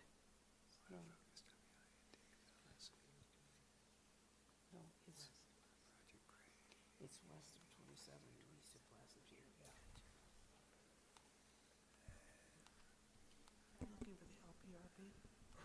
Can you get to the property appraiser's website? Yeah. I just wanted you to bring it up so you could show them the 2 routes that were I'll proposed. do it this way. And So the first route would connect at the Camp and Conference Center water line that has yet to be run, and would run down Placid View Drive, all of this area, with the exception of 75 homes in here that are served by Placid Lakes Utilities, water only, not wastewater. But the water line would run down all the way down to the end of here. So that's the water, our water portion of the water line that we were planning. You actually, the council had approved that design. That design is on hold because of the discussions with the mobile home park. So just so you know, that was the connection. But the mobile home park would run all the way down Placid View Drive, and their piece of property is approximately in here on State Road 70. The other route would run across to 27. So it would come across here, go up 27. It would have to go either come in and tie at this point to get back into the water line running north, that probably the closest route to get into the Lake Serena Drive, or continue up here to some point, that's Maine, to maybe tie into our water line at Maine. That was last Tuesday's discussion, so we haven't vetted it out much. Highway Park, we have a water plant there. There's no excess capacity, not enough excess capacity that would serve that plant, so you would have to tie into the town system. The Magnolia and Serena plants have a excess capacity at the moment of about 2 million gallons a day. They're looking for 150,000 gallons a day. So there's a lot of excess capacity there from a planning perspective on the water side. On the wastewater side, a little bit different story. Don't want to get into the details of that at this point because we're only talking about continuing the planning, but it does tie into capacity allocation of what you're going to serve, and that'll come back as a recommendation based on what you're going to reserve for septic to sewer projects. So, but those are the two routes. One is down 27, which is the recommendation from LUPRAC. They don't, it's not explicit.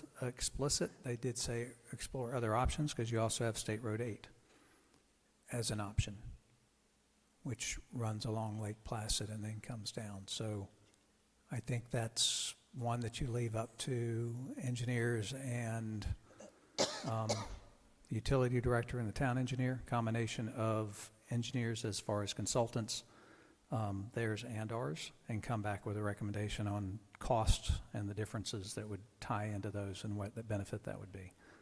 So, so that's the... Put the cursor on where the park is again, please, for me. It's right in here. Okay, thank you.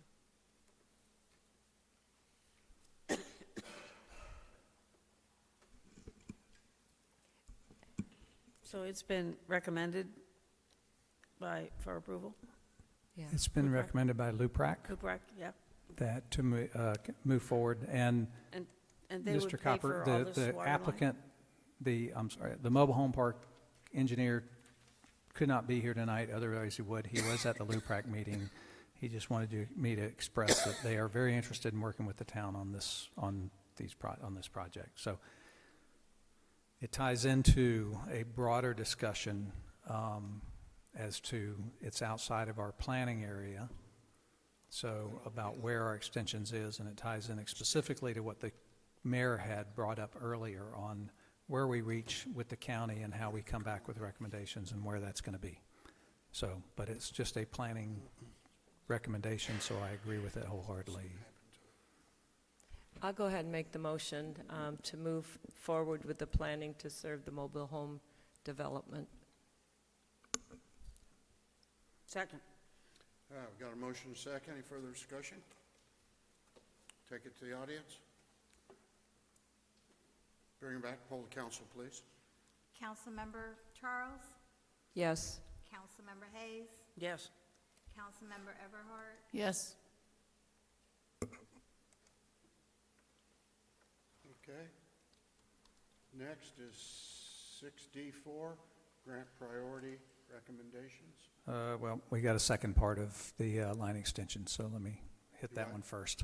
Still on the same agenda item. Oh, I'm sorry. There was a second one. Yeah, I Yep. apologize.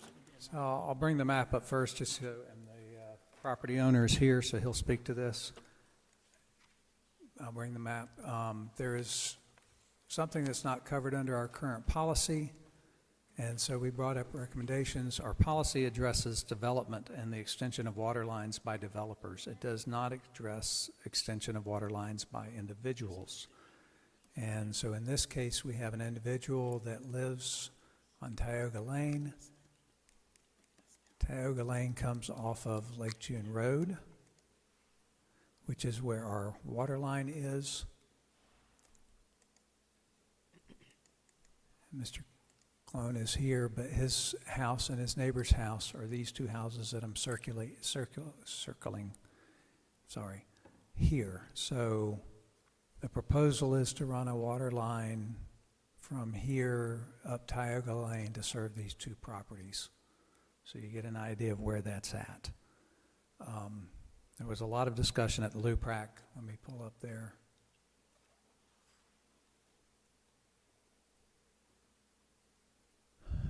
I had 5 options for this on how we wanted to proceed.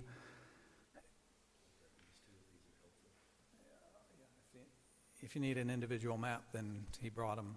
If you want that, if you got an idea where it's at. So, and let me go back real quick to the map. Sorry. So his proposal was to run a line, which is an individual, and this was the motion approved by LUPRAC, so you know, was to run an 1.5-inch line that will serve only his 2 houses. It would be his line, the meter would be at Lake June Road, and it would be his line, not available for anybody else to tie into because the line will be too small for any other services. Our recommendation was that we run an 8-inch line up to this point and put a hydrant here so that future service would be for this area and the rest of the area in there. He got prices from on both of those routes. So if it is to run his line is $39,000, give or take. To run our proposal, which would be to put the hydrant here, an 8-inch line, and then him finish is about $100,000, $60,000 difference. So where the 60 comes from and what your policy or pleasure is the real question. Therefore, you had these options. Allow him to run the 1.5-inch service line, entire distance, run an 8-inch main, and then run the hydrant to his house. And then and the question is who foots the bill for that extra difference. And the other real discussion on this is we need to come up with some type of policy, which is, again, a much broader, longer discussion about where and how we're going to extend our mains. We've had a hit and miss in the past. We've had individuals that we required them to foot the bill, and they spent a significant amount of money to run a large line on South Huntley Drive. We've also run individual extensions, specifically down Lagoni Lane. So we've done it both ways. We don't have a written policy. We need to develop a written policy, but we need some direction by council. And in this case, LUPRAC made a recommendation in time and without committing funds from you to run the 1.5-inch line down to house. If the council had the pleasure that we were going to will it kicking in $60,000 out of our capital improvement fund, then we would run the 8-inch line, put the hydrant in, and he'd contribute his share of it to run $39,000 back. Really, he's contributing the bigger line, but he's contributing still the same amount of money. He gets a hydrant closer to his house, and then we have our setup for future service. So it's entirely up to the pleasure of the council how you want to do that. But again, it leads to a broader discussion that we need to have, which again ties back to Mayor's comments on the council list. Where we go, we need some policies. We need some procedures set up as we plan for these expansions. We literally have. Council has approved water line designs for every place we were going to extend septic to sewer that we did not have water lines. We have 2 or 3 other projects sitting there, $4 to $5 million in water line extensions, and it does not include this area. It does not include Lake Henry Drive. There's a number of places that you could extend water line service. So that's a broader discussion. But for tonight, you have those options. You have the LUPRAC recommendation, which is option 1. And so I just need to know what the council's pleasure is. In the utilities group, recommended option 1. Utilities group recommended option 1 with Pam Brewer voting no. And I'll give you the reasoning for Pam, so you know who Pam Brewer is. She is on the board of Placid Lakes Utilities.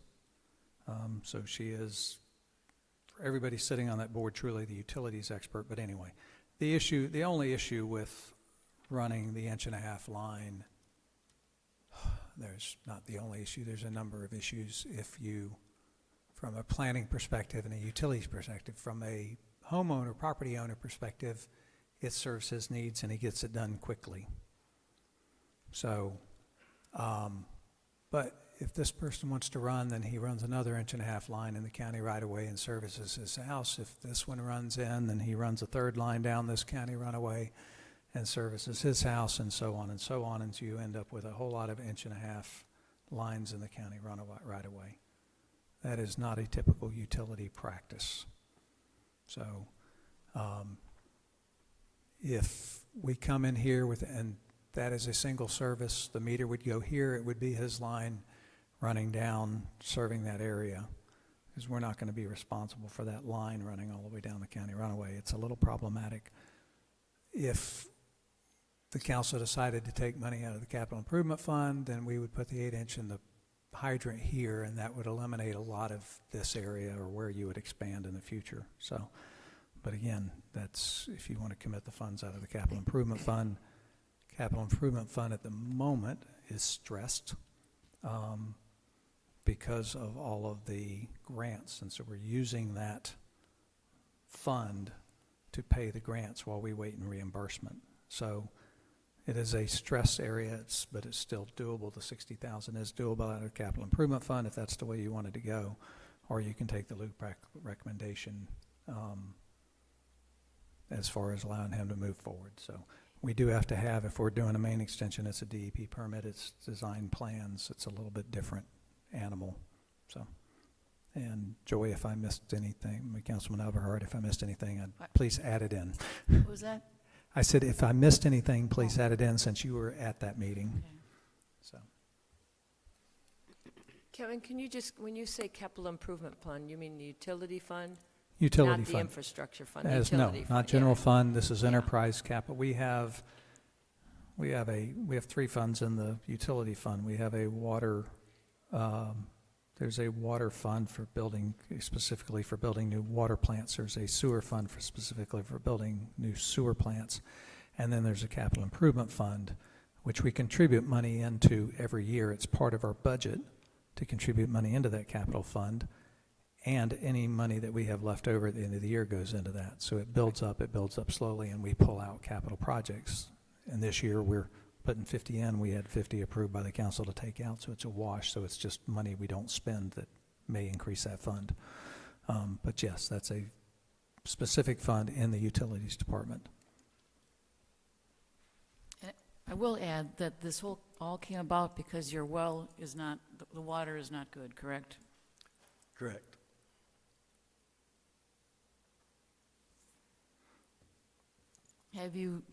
Is there an option to do another well or put a purification on your system? It's a pretty tiny lot. To give you a little history, and I'll start with introducing myself. My name is Bill Clone.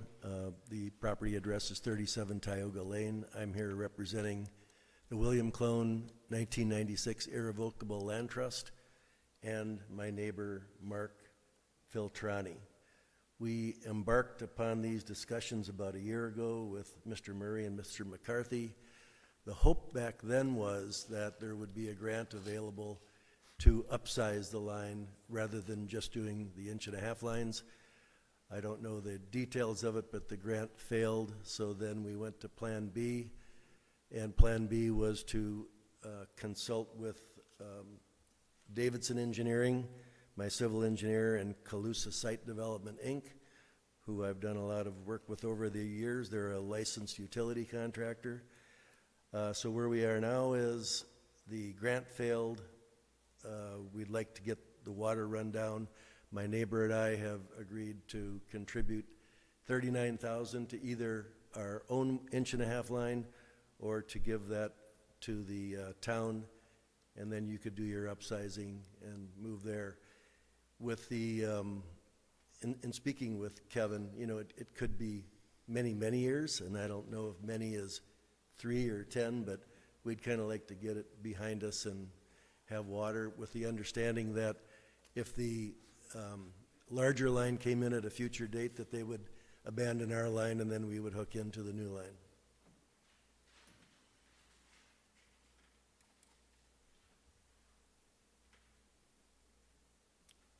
Personally, I am not in, that's another dilemma. I am not in favor of the 1.5-inch lines, because then the next one wants one and the next one wants one. But what to do, I don't know. And I would add that I polled all my neighbors. Hey, knock on the door, would you like to contribute? Would you like to get in on this? And the only takers were myself and my neighbor Mark.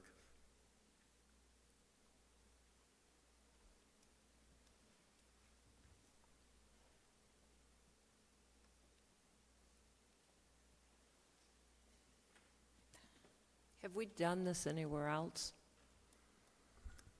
Like I said, the South Huntley Drive line, so there's actually 3 examples, but the South Huntley Drive, let me see if I can find it real quick.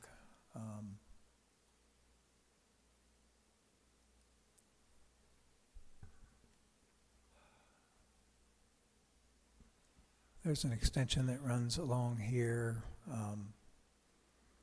that we required the homeowner foot the entire bill, and he came in across here and tied in so that he could build a new house, approximately in here, but don't hold me to it. He footed that entire bill, no pioneering agreement. He paid for the entire line, including a hydrant, and spent, at that time, that was when I first got on board, so he spent $80,000 approximately, instead of doing a $25,000 well. So he spent significant money to get on town property. No pioneering agreement, so anybody else that ties in, and I'm not sure that anybody else has, because I don't track individual connections, but anyway, so he footed that entire bill.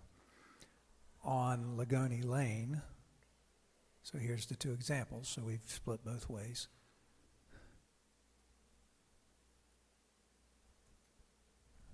We allowed these 2 houses or 3 houses to come in, and they ran a service off of Lake June Road, and they served these 3 houses. We've had interest from these that have been interested in also attaching, but they would have to come back to Lake June Road and run all the way down to get water service, because this is an 1.5-inch line and it won't serve any more houses. Everybody will lose their water pressure and they won't have any of it. So we've had examples both ways. We had a developer on Peachtree, but again, he was developing, I say developer, he's building 6 townhomes, not a large development, 6 townhomes. He paid for an extension from Lake June Road over here where he built the first of the townhomes, and he paid for that extension. We have since had, I know, in this case, at least 2 of these homeowners that took advantage of that and have connected since then, and they weren't required to pay into that piece, or he didn't get any of his money back from that piece of it. So those are the 3 examples that we've had that I know of in the last 3 years that we're all over the board on. So tell me the problem with the water, existing water today? The well's gone dry, It's just bad water, and the neighbor is complaining that he's got to have his well serviced over and over and over, you know, regularly, and dumps $8,000 into the well and it fails. Just bad water. So yours is bad water, his is a bad well. Is that what I'm hearing? Both. Bad What does wells. a bad well mean? It's just not pumping? I mean, besides the bad, and is bad water sulfur, or what's the bad? Yeah, there weren't enough tanks by Culligan to get the sulfur smell out. Enough tanks, say that again? They make and I'm not Right. a well guy, but Right. they have purification tanks that you can connect to your well in series to try to clean up the water. To no avail. And that didn't work? No.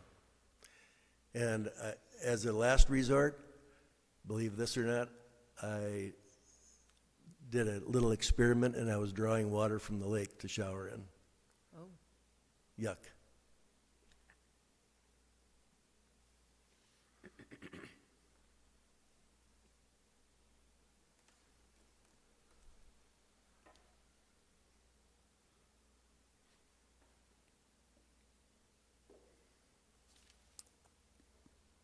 Kevin, what would your recommendation be? Well, from a utility standpoint, I would recommend that we take 60,000 out of the capital fund and do it properly. So we have an 8-inch extension line, we have a hydrant, we can serve those houses if with fire flow or the fire departments can. So that we're planning. We can't do that. Until we have a policy or we do something on a case-by-case, we have to do it on a case-by-case basis for this. But in this case, we have an opportunity. It would have come in, and what he's referring to, when we started talking a year ago, we thought the camp and conference center would be done. We thought we would be doing a number of these water projects and septic to sewer projects, and that we would be asking the council to come in with a large SRF funding request, and then we would have a combination grant loan to do these water line extensions. None of that has materialized. We're no closer today than we were. Well, we're slightly closer. You approved a bulk service agreement. So you can't have two water SRF loans. We have to complete the camp and conference center first, and then we can bring forward line extensions in a broader area and what we want to do with the water utility and how we're going to serve that regionally. So my recommendation from a utility standpoint is we should do it properly and spend the money, and if we're going to serve, if we're interested in doing that, then we take the money and do it the way it should be done. So 60,000 to run the 8-inch line? Is that what you said? Yes, because he'd be contributing his still same That's 39,000. where I was going to go. So that includes what he's already contributing? Yeah, the total price estimate that he had was $99,000 for an 8-inch line? For an 8-inch line that would cover the quotes. I had the quotes in, I think, originally. And But yes. inch and a half, you said, was 39.5? Correct. Let me, hold on. They're here. Oh, no, they don't. Okay. Yeah, he had three quotes. Well, actually, he had three because they had one doing under directional bore the entire route, but that was $138,000. 138? 38,000 if you did a directional bore the entire way instead of open cutting portions of it.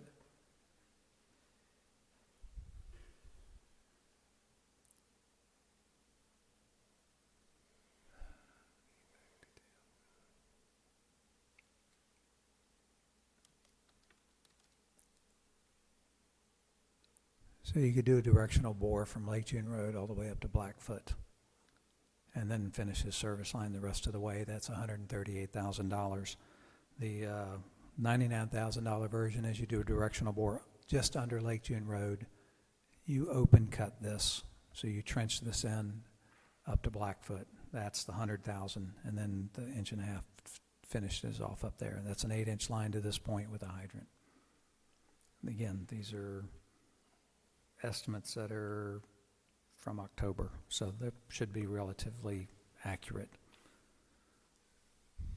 What's our water tap-in fee? System development charge? System development charge, but again, that's just for capacity, is $3,200 or something like that. I mean, my question is, how many houses would it take us to recover the 60 grand? I don't think you'll ever recover the 60 grand off of those capacities. Most of our expansions are intended to be done by developers, which is why it's written in the code that way. The developer pays the entire cost. Right. That's why it's a little different than a homeowner that wants to tap in. But the developer, in this case, you're going to into an existing area. If we were doing an SRF loan, 70% grant, 30%. So we're a little flip-flopped on that. So we'd be, if we took this and he's contributing 40,000, it's a 60-40, but we're taking the 60 instead of the 40. So it's a little flip-flop, but you are having somebody cover a portion of the cost if you're thinking about it that way, as opposed to an SRF loan. Our system development charges are written for plant capacity, not for line extensions. So, I was just and the trying to line make the point extensions of- are like everything else. They have doubled in price over the last 3 years. So they're substantially more expensive than they used to be. And I noticed Bill was very careful to say he'd pay up to the 39,000. When there is a cost overrun, who eats that? If there's a cost overrun, that's what we could have to get a price from a contractor, actual price, real price, new price. That is a real price. I mean, he has a quote. But again, October, so you'd have to get an updated price. Do we have it designed? No. It's just an estimate. Is Mr. Clone going to pay the design price so we can go bid and see if it fits the budget? So that's an entire discussion, Mr. Clone, and what the pleasure of the council is where we go next. And then, whatever it is, we're setting a precedent for the next row down, the next row down. Well, Yeah, right now actually with the you have no precedent because you've got an example of, I don't know what your precedent is, because you've required it different ways for different people, and so there isn't a precedent. It needs to be a policy discussion brought back, and Mr. Warner and I have already had that discussion. He's working on code of standards that he's bringing from Manatee County, which he likes, and they're starting to work on that, so they'll bring back a policy recommendation.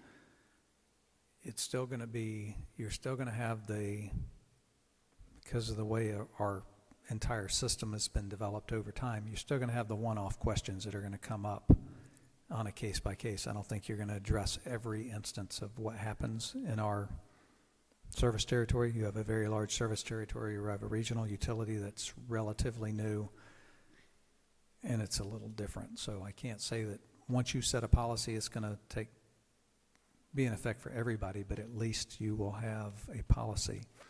And the intention is to bring those policies back probably while I'm gone. But anyway, as part of you're going to have rate recommendations from Florida Rural Water. You're going to have a rate increase recommendation coming up for your budgets. You need these policy recommendations to come in that will also change your capacity charges based on new numbers, not numbers that are close to 20 years old. So there's a lot of things in the works that this is truly a kind of a one-off decision that you need to make, and then you need a policy that addresses it. And this is the farthest line. I mean, the other ones that you showed didn't look like they came that far. Well, we thought we had funding. Let me back up. Yeah, There's- what concerns me is $60,000 could be more, right? Because of costs Absolutely. and time and design and everything like that to serve two homes. And I really feel bad. I mean, I'm torn too, to try to help in some way, but to 60,000 where none of these neighbors are interested in hooking up, that's a problem, right? And so then it's, kind of the revert back is he pays for the expenses to get water to his house. And that was the recommendation by LUPRAC, was option one, he pays the 1.5-inch line and he has service to his house. All the costs related to that, right? Mm-hmm.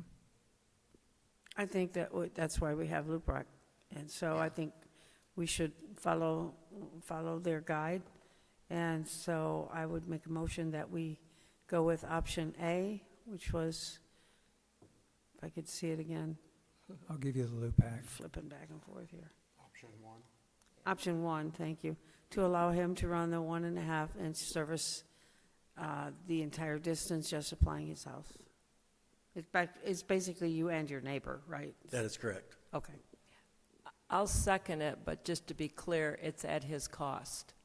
Correct. Yeah, that's what's up under here that's not, you're not seeing. Right, but I just want to make sure the motion is at his cost. I'll second it. Okay, we have a motion and a second. Any other discussion from the podium?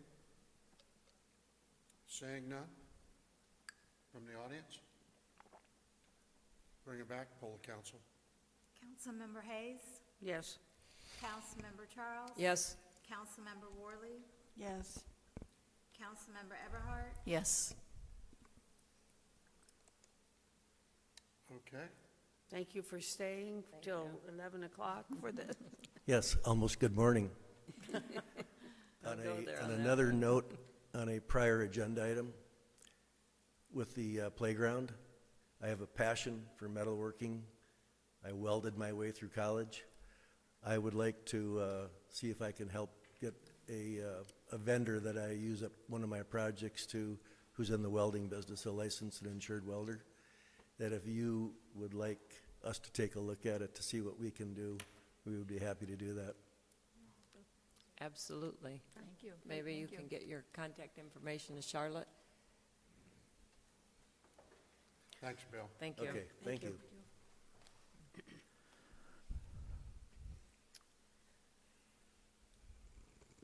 All right, now we're 6D4. Grant priority recommendations. So the next DEP grant, we won't delve into this long, but the next DEP grant opening should be in May. You have an opportunity to apply for another federal earmark about that same time, maybe slightly after that, this summer. So if we need time to prepare grants and go out for those applications, so you need to set some priorities at least for the next couple of grant applications that that you want staff to pursue. I listed my priority recommendations, and so I combined. We had to pull out of the contracts that you approved in December. Left out, due to funding situations, it left out the force main between the Merquata and Main Street lift station and the Main Street lift station to the wastewater, to the north plant. We don't have funding to close the Tomoka plant and run those force mains, build that lift station and run that force main up County Road 17 into the new plant. So we will be, as it stands today, we'll be running the brand new plant with the flows of what we're currently running in the north plant and the flows from the south plant, because those projects are bid. So it's my recommendation to combine priority items 1, 2, and 3 into your next grant application with DEP. So this does not accomplish any septic to sewer conversions as part of the grant, but it does bring does close the Tomoka plant, which takes that effluent off of flowing into Lake Henry, and it does close the Lake June Hills plant if it's awarded, and takes that. Lake June Hills flows directly into Lake June. So it does accomplish those two. The other items are in whatever order you really choose. Again, I just listed them in mine. The motion made by Lou Prack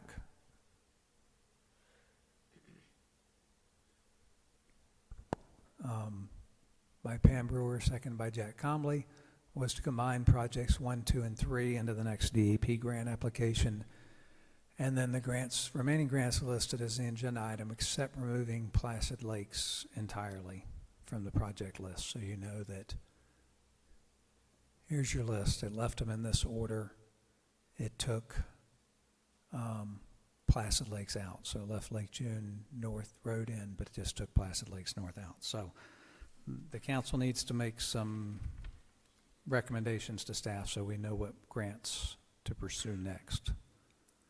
So you do not have to make a decision tonight. You can bring it if you want to think about it, or bring it back on at the March meeting. But that's kind of the deadline if you're going to have a grant applied for a May decision on that. Why did they pull Placid Lakes out completely?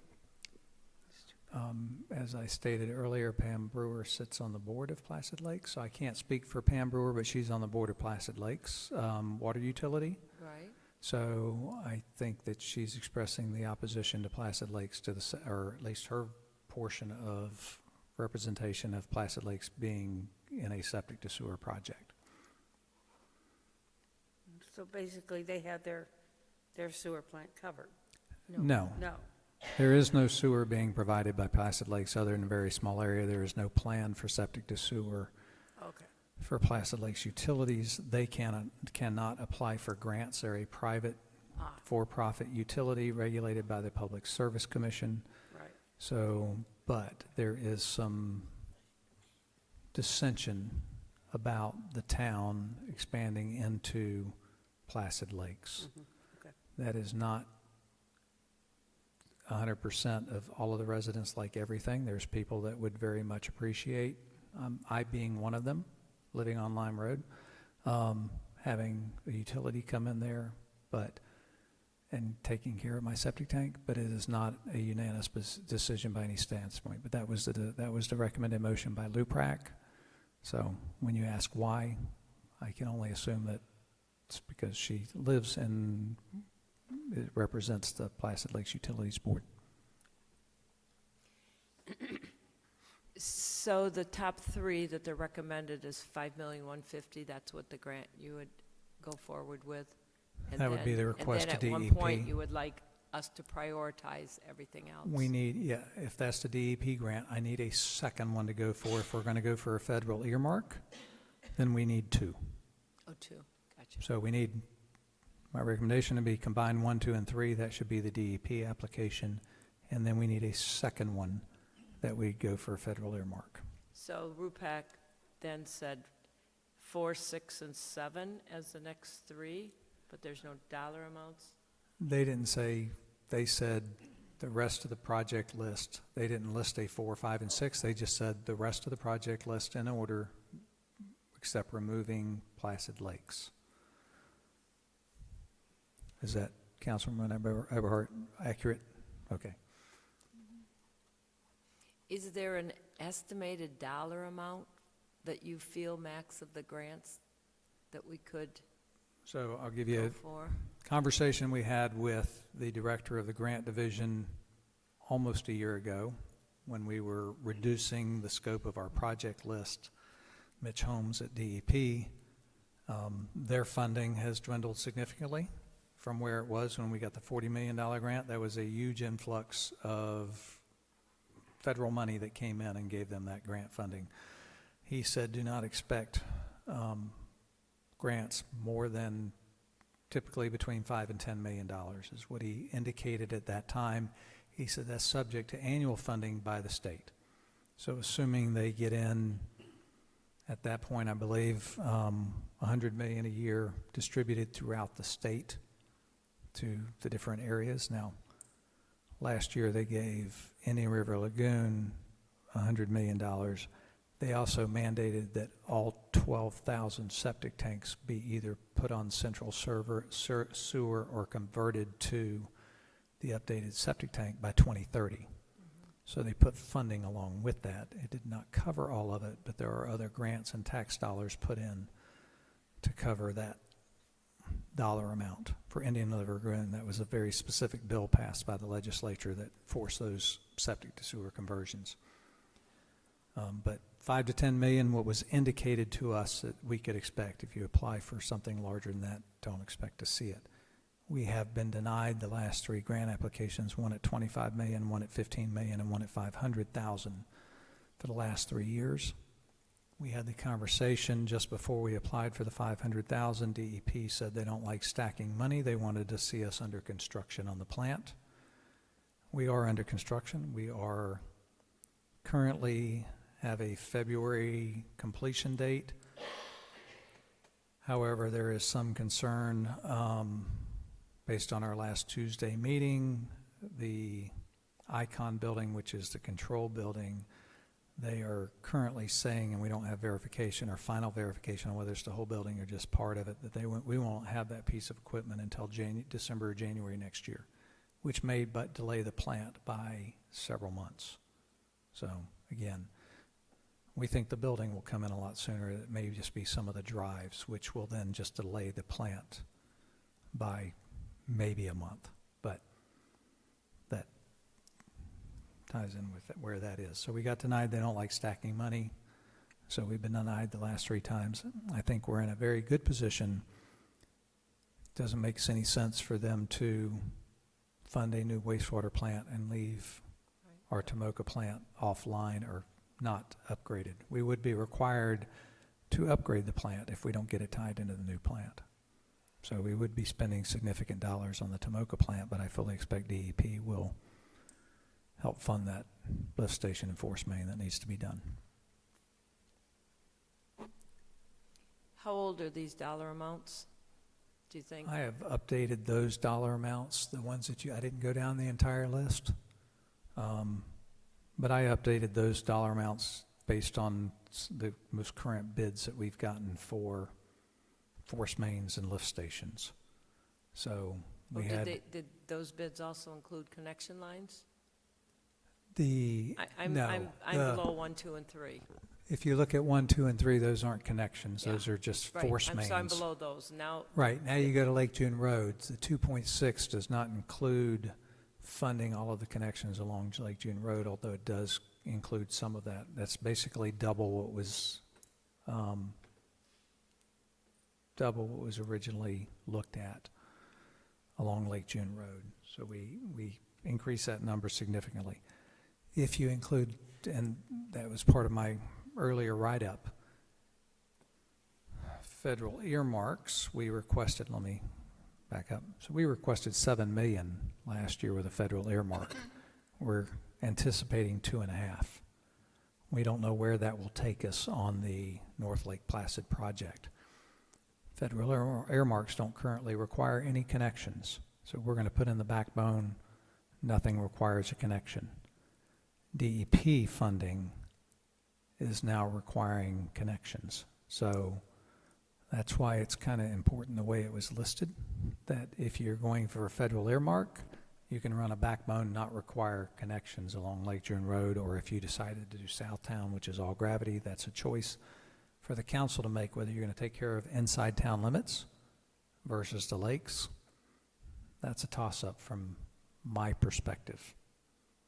You know, like I said, my first number 1 priority, because it's 700 homes dumping directly into canals going into Lake June, is Placid Lakes, but that's not where I listed that. So again, that's personal and not utilities. These issues are, Get in the microphone. these issues are the ones that we've got to study with the county and need the Lake Placid Regional Utility to weigh in on how we work with the county, how we come up with the analysis of gravity versus low pressure, what the county wants to do in their jurisdiction, what you want to do in yours. That's what the mayor was talking about earlier in the evening that needs to be studied.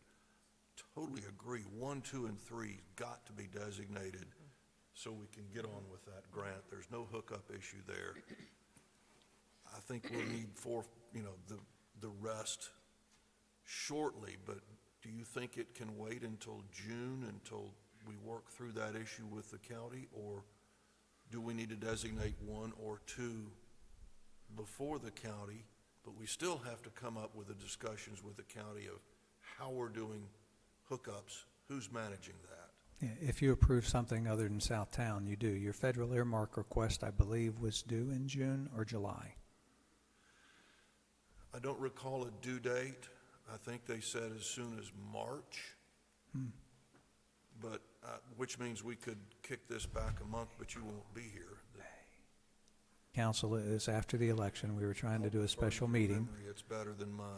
So, well, I was going back because I was trying to reset the priorities, grant priorities, but we could not get a quorum to have that special meeting, so we went on the federal earmark request with the priorities that the previous council had set. Therefore, it was April or May that we had to have, it was before the May meeting, so it was April, that you had to have the federal earmark request in. So it was after the election, but before the May meeting. So you can push this to March if you want to make that decision in March, but you won't have answers from the county. So if you want to make the federal earmark safe, then I would suggest you designate Southtown and use that as your next federal earmark request, because we don't know what's going to happen with the county and then our local agreement. Like I said, timing-wise, it will be decided long before you get the money or are ready to do the project. So that's, again, I mean, so.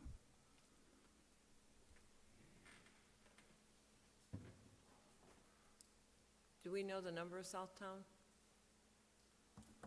Southtown, I believe, was $7.5 million when it was estimated 4 years ago. Oh. So I think it'll be double that based on everything we've been seeing. The lift station, from the time we bid the camp and conference center to this year, doubled in price. Yeah. In 1 year, the lift station doubled in price.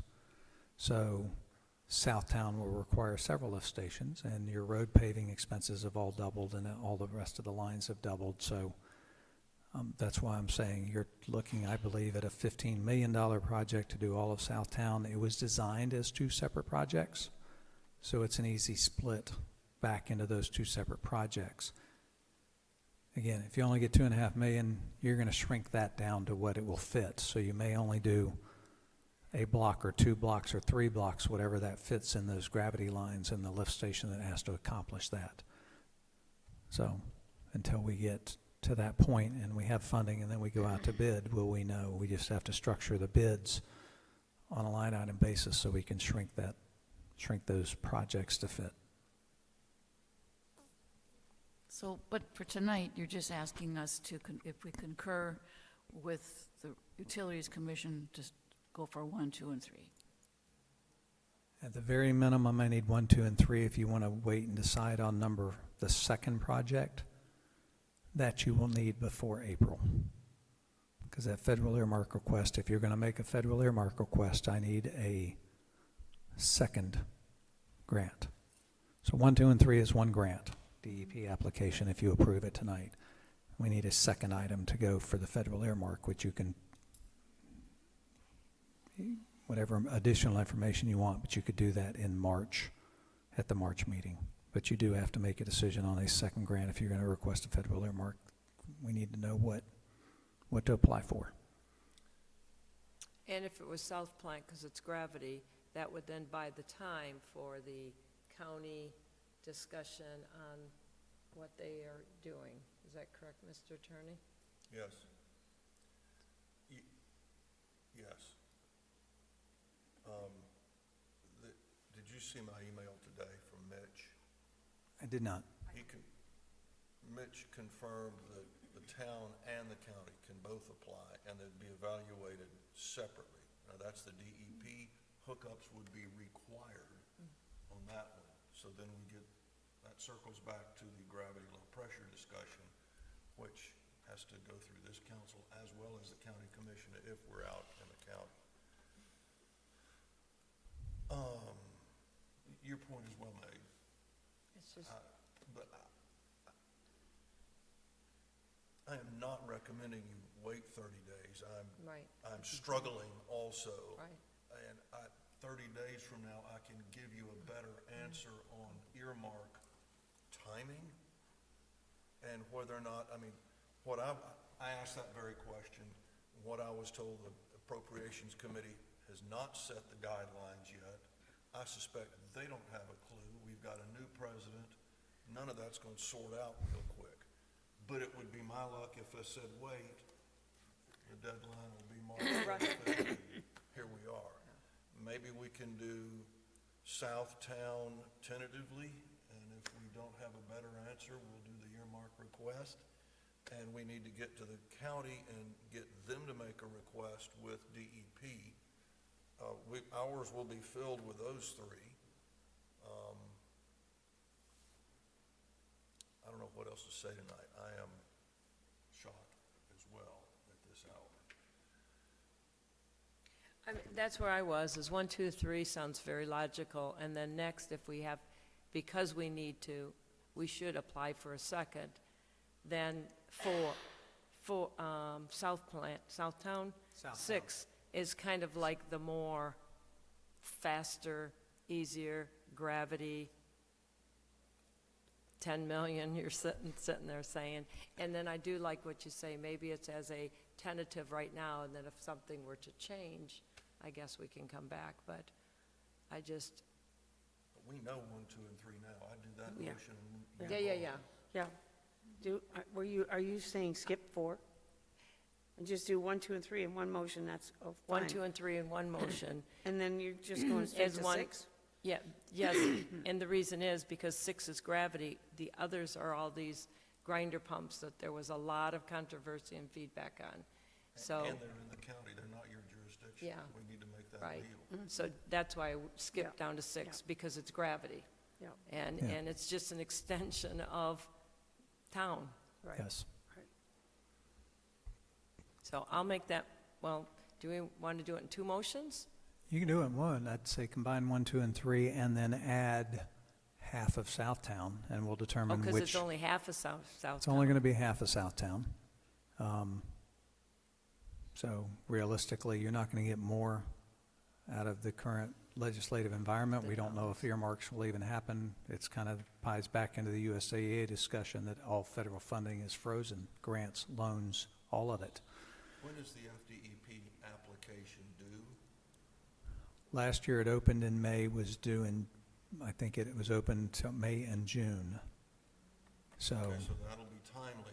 No, it won't, we're behind, but that's the discussion we need to have with LUPRAC and then get it to the county immediately. well, Because they need to apply for these. right, but LUPRAC already made the motion to combine 1, 2, and 3. Yeah, those are done. And so those are done. So, talking and about then the rest. follow the rest, they just followed the rest of the recommendations. So LUPRAC wouldn't be involved in the grant application or the federal earmark. We would just move forward. They will be involved in everything that goes that we discussed in the mayor moving forward with the county and how we address all of those issues. That's where LUPRAC will take the lead on some of that. My point is we need the interlocal agreement with the county, their code, our code, and their decision as to which, how they're going to do the hookups, because these others require hookups. Yes. And And we need to get them involved. So like I said, I'm a lake advocate, so it's been a challenge for me, but we also need to take care of our town limits. And we have not, I was proud to say in Clewiston that we had no more septic tanks in Clewiston when I finished our septic sewer conversion project. It had been going on for 20 years, but I was proud to say we have no more septic tanks in Clewiston. Half of our town is on septic tanks, and so we still need, or in that neighborhood, so we still need to take care of what's in town. And so I'm fine. I mean, there's no argument, discussion from my standpoint of Southtown versus the other. It's just a, if I could add one thing, and that's to kind of run out from under the issue. To the microphone, though. Yes, I hate that damn thing. I agree with Kevin. This grant was really to clean lakes, and I would put Southtown below in priority some of these lake grants. The issue of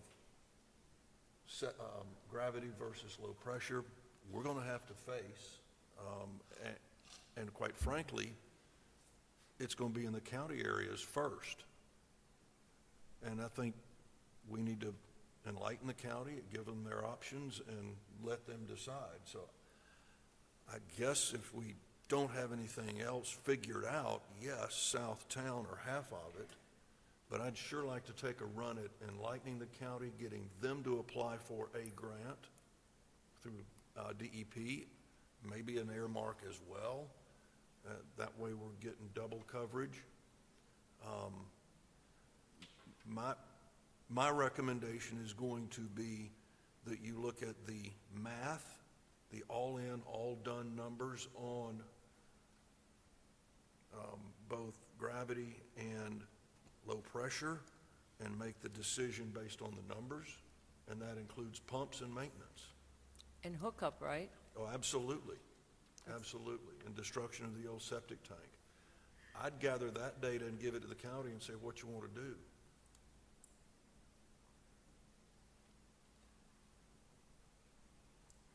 I had a question. On the Southtown, were you going to, of course, they don't have to do anything with their electric because it's gravity, so they don't have to put a lift station. But what about the crashing in the septic, backfilling the septic and the hookup fees? Is that all going to be included? That would typically be included in the grant application as an all-in cost. Okay. So, I knew somebody'd ask me that, so Yeah. thank you.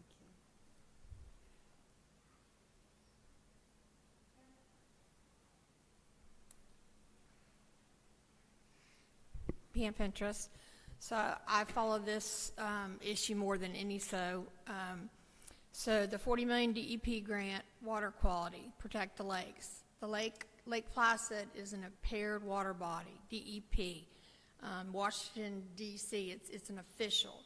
Lake June is an impaired water body. You have Catfish Creek, which the Placid Lakes canals leading to Catfish Creek that dump into Lake June on the north side. The public beach area has been closed due to fecal contamination for years, for decades. Lake Placid Camp and Conference Center, you've been trying to get in sewer up and running for over 4 years. I understand this delay, that delay. As of today, it's not up and running. I was at the utilities meeting last week or whenever. It was my understanding they motioned to do 1, 2, and 3, and I agree with that. The Placid Lakes, Pam Brewer did mention that. I didn't know that she or the committee voted to completely strike Placid Lakes forever from this list. And then the last thing I'll say is last year, that same committee voted for the prioritizing of these projects to be Southtown, Lake Serena, Lake Pearl. There was another one. The following week, this town council voted Lake Mirror Drive, North Lake Placid, South Lake Placid, something else. I understand every year y'all can make changes, and you have to because it was overbid and you had to do Tomoka lift station or whatever lift station and add to it.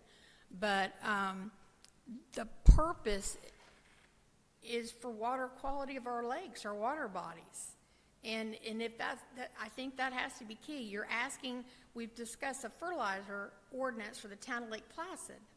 Well, and where is predominantly that, I know it'd be ordinance wide, but it is, I think, along the lakes, Catfish Creek, the Placid Lakes canals. That's your hot, in my opinion, your hot spot. So take that into consideration, please.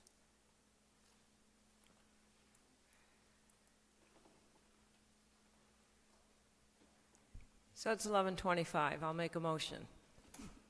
And I'll make a motion that we approve, you go up to Yep. the 1, 2, 3, 4, there we go. Yes. That we approve moving forward with 1, 2, and 3 on this project list for the legislative grant. DEP grant. That's the DEP grant? Yes. Okay, and then the second would be for the legislature? Correct. Okay, so for the DEP grant, 1, 2, and 3, and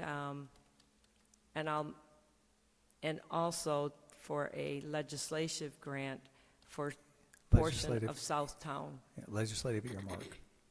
Legislative earmark. Earmark, that's right. Congressional earmark. Congressional earmark. Congressional earmark for the portion of Southtown, and you're going to have to decide how to split that and the dollars that we could obtain or even pursue. Yep. Second. All right, we've got a motion and a second. Any further discussion from the podium? Hearing none. Any more from the audience? Bring it back to the council. Councilmember Charles? Yes? Councilmember Hayes? Yes. Councilmember Worley? Yes. Councilmember Eberhardt? Yes. Thank you. Okay, so we got that going. All right, last thing on the agenda is 7C, town fees and establishing a fee schedule workshop. Thank you, Mayor. I think everyone's read the statement of issue. We had a workshop scheduled, and we had lack of quorum, so we were unable to have that. So we need to reschedule that workshop so that we can go through all of the information. I wanted to highlight that we have a capacity to accommodate up to 180 people in the community room. And based off of, from the time that we checked it from year to date, we had approximately 140 rentals last year. And then the need for the structured fee system has arose due to lack of clear guidelines in the past. It was being rented out from anywhere between 0 to 50. And right now, because we have been on a standstill, we have not charged anything for the use of this room at this time because we need to come back and establish this. So I don't know when council wants to look at that. I was looking at the third week of March. The what of March? The third week of Third week. March. I think the, one of the challenges with this workshop is if you put it at 2 o'clock in the afternoon, the mayor can't come, and I think we need the mayor. So we need to, and of course I work too, but I'm a little different in that I can, for the most part, with the exception of Monday and Friday, I can move my schedule around. The mayor can't do that.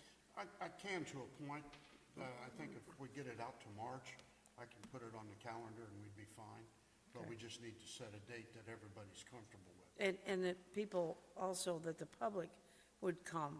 Yes. You know, I mean, we can't, once again, if we put it at 2 o'clock in the afternoon, business owners aren't going to be able to come most of the time. So, yeah, just my 2 cents worth. I would suggest if we do it that way, just following suit with some of the workshops that, and I know they're a little different from what Central Florida Regional Planning is going to do, but they created a start and an end time. That way we're not here all night. That'd be Just a good for suggestion. council meetings Yes, too. 5:30 to 7:30. Yeah, that would work. I agree with that. Yep. I also like the comment that was made, maybe we should start these a little earlier, because going to midnight, right, is, you're not going to get, Insane. right? Yeah. It's in- Well, if it's going to be this way, my recommendation would be we go back to having 2 meetings a month. We just meetings. changed it. Yeah. Yeah, no, 2 meetings a month. Please don't. Well, we can't I know, but Your staff will not meet, well, all of us, we don't finish with one before another one is underway. Yeah, And Please that's a- consider that's a moving it good up to point. 4 rather than yeah. 2, That's a good boss. point. Well, that's a good point. I'm glad you said that, because if you look, because I was looking at it, we literally, when you think about staff preparation and everything that goes into it, there is a lot of work. So right now, we have the Lake Placid Planning Agency and Board Adjustment on March 3rd. Then we have Lake Placid Regional Utility on March 4th, so literally, they're back to back. Then we have Lake Placid Community Redevelopment Agency on March 6th. And then we have Town Council on the 10th. So to say that we're running around like chickens with our head cut off is very much an understatement, and I think our staff will attest to that. So just something for y'all to take into account. Yep. So let's pick a date and go home. Yes. Pick a date. I was just thinking, because of those dates, that maybe the third week would be better because of having so much in the 1 week. Then Town Council is the following week on March 10th. So then it leaves, honestly, really the 17th through the 21st, and you could move it to the 24th to the 27th. It's up to you. I was just suggesting Not the that. 17th. That's race week. Oh, yeah, you're Stay away right. from race week. Patty's Day. Yeah. Yeah, that too, but it's race week. That's more important than St. Patrick's. I'm flexible, so whatever.